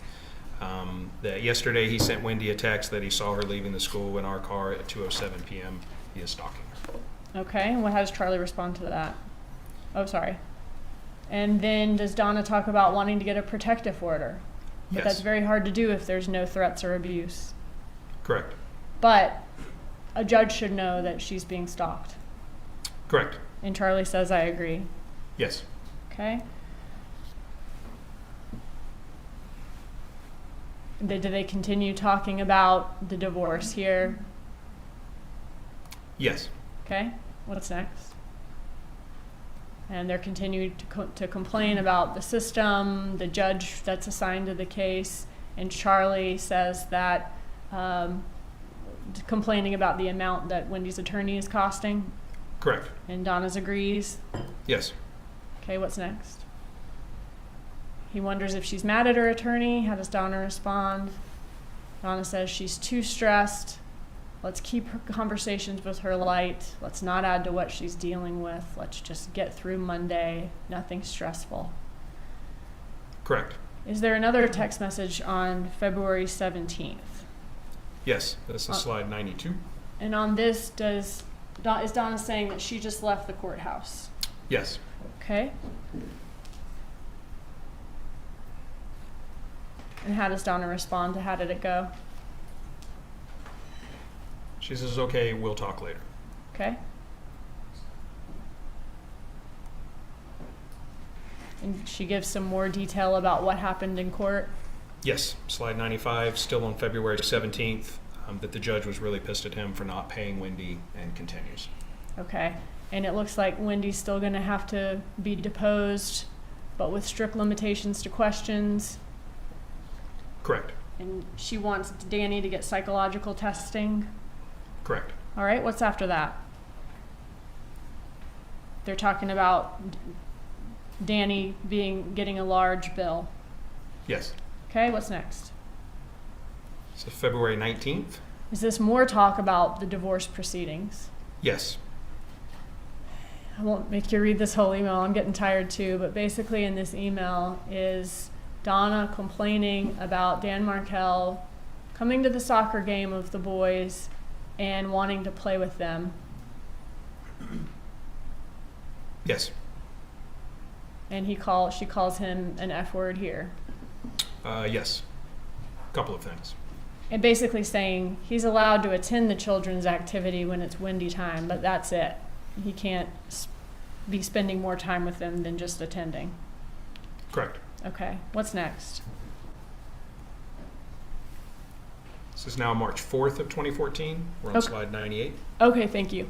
So on this day, so on March 4th of 2014, was there a text message in the records where Donna Adelson asked Charlie Adelson to erase a text that she sent to him?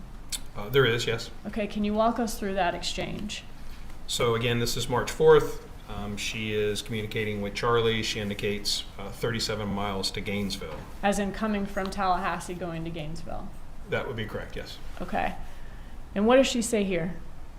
She says, I can't talk now, but I'll text you before we stop in Gainesville where I can go to the bathroom and have a moment of privacy. Then I'll call.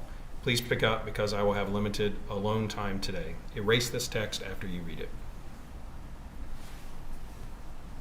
What does she send a few minutes later?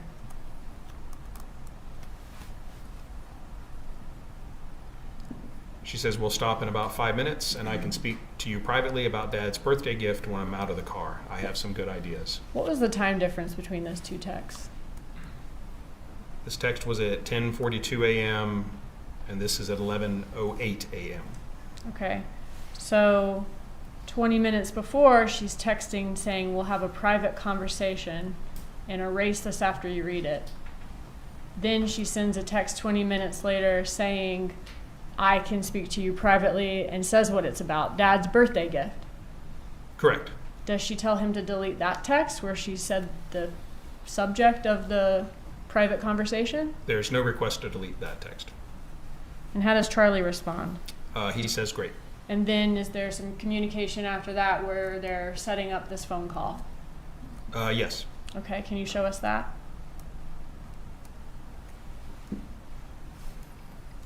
She's saying, don't call yet, Correct. okay? She needs 5 more minutes until she can get to the bathroom for the Yes. private call. Okay, what's This next? is 11:10 a.m.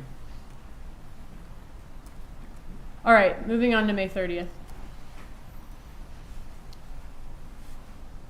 In this text is Donna telling Charlie that she had a tough conversation with Wendy. Yes. All right. And this text message then is on the second to last day of May of 2014? Correct. All right. And through Luis Rivera, was it learned that there was not only a July trip to Tallahassee, but also a trip in June, at the beginning of June, where these killers came to Tallahassee? That's correct. All right. Judge, this might be a good stopping point for now. Very well. Thank you.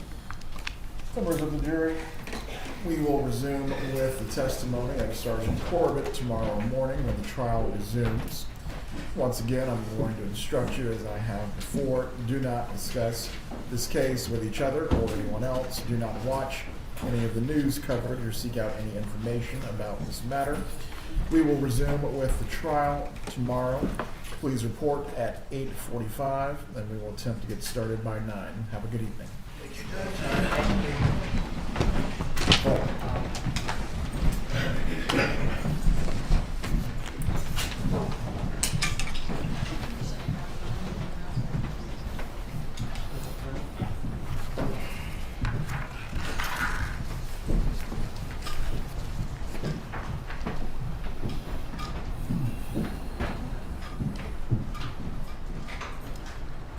Everyone can be seated. Go ahead. Is there anything that we need to address before the examinations continue tomorrow morning? Judge, just I have not had a chance to go through in full what my expert sent me with the changes. I might want to address it in the morning. I haven't had a chance to go through it yet. We have this evening at this point. Thank you. Any other matters that we need to address? No, sir. We'll be in recess. Please report by 8:40 tomorrow, and we'll wait the jurors to resume. Sorry, Your Honor, you said 8:40? 8:40. Thank you, Your Honor. Have a good night, Sergeant. Doesn't matter.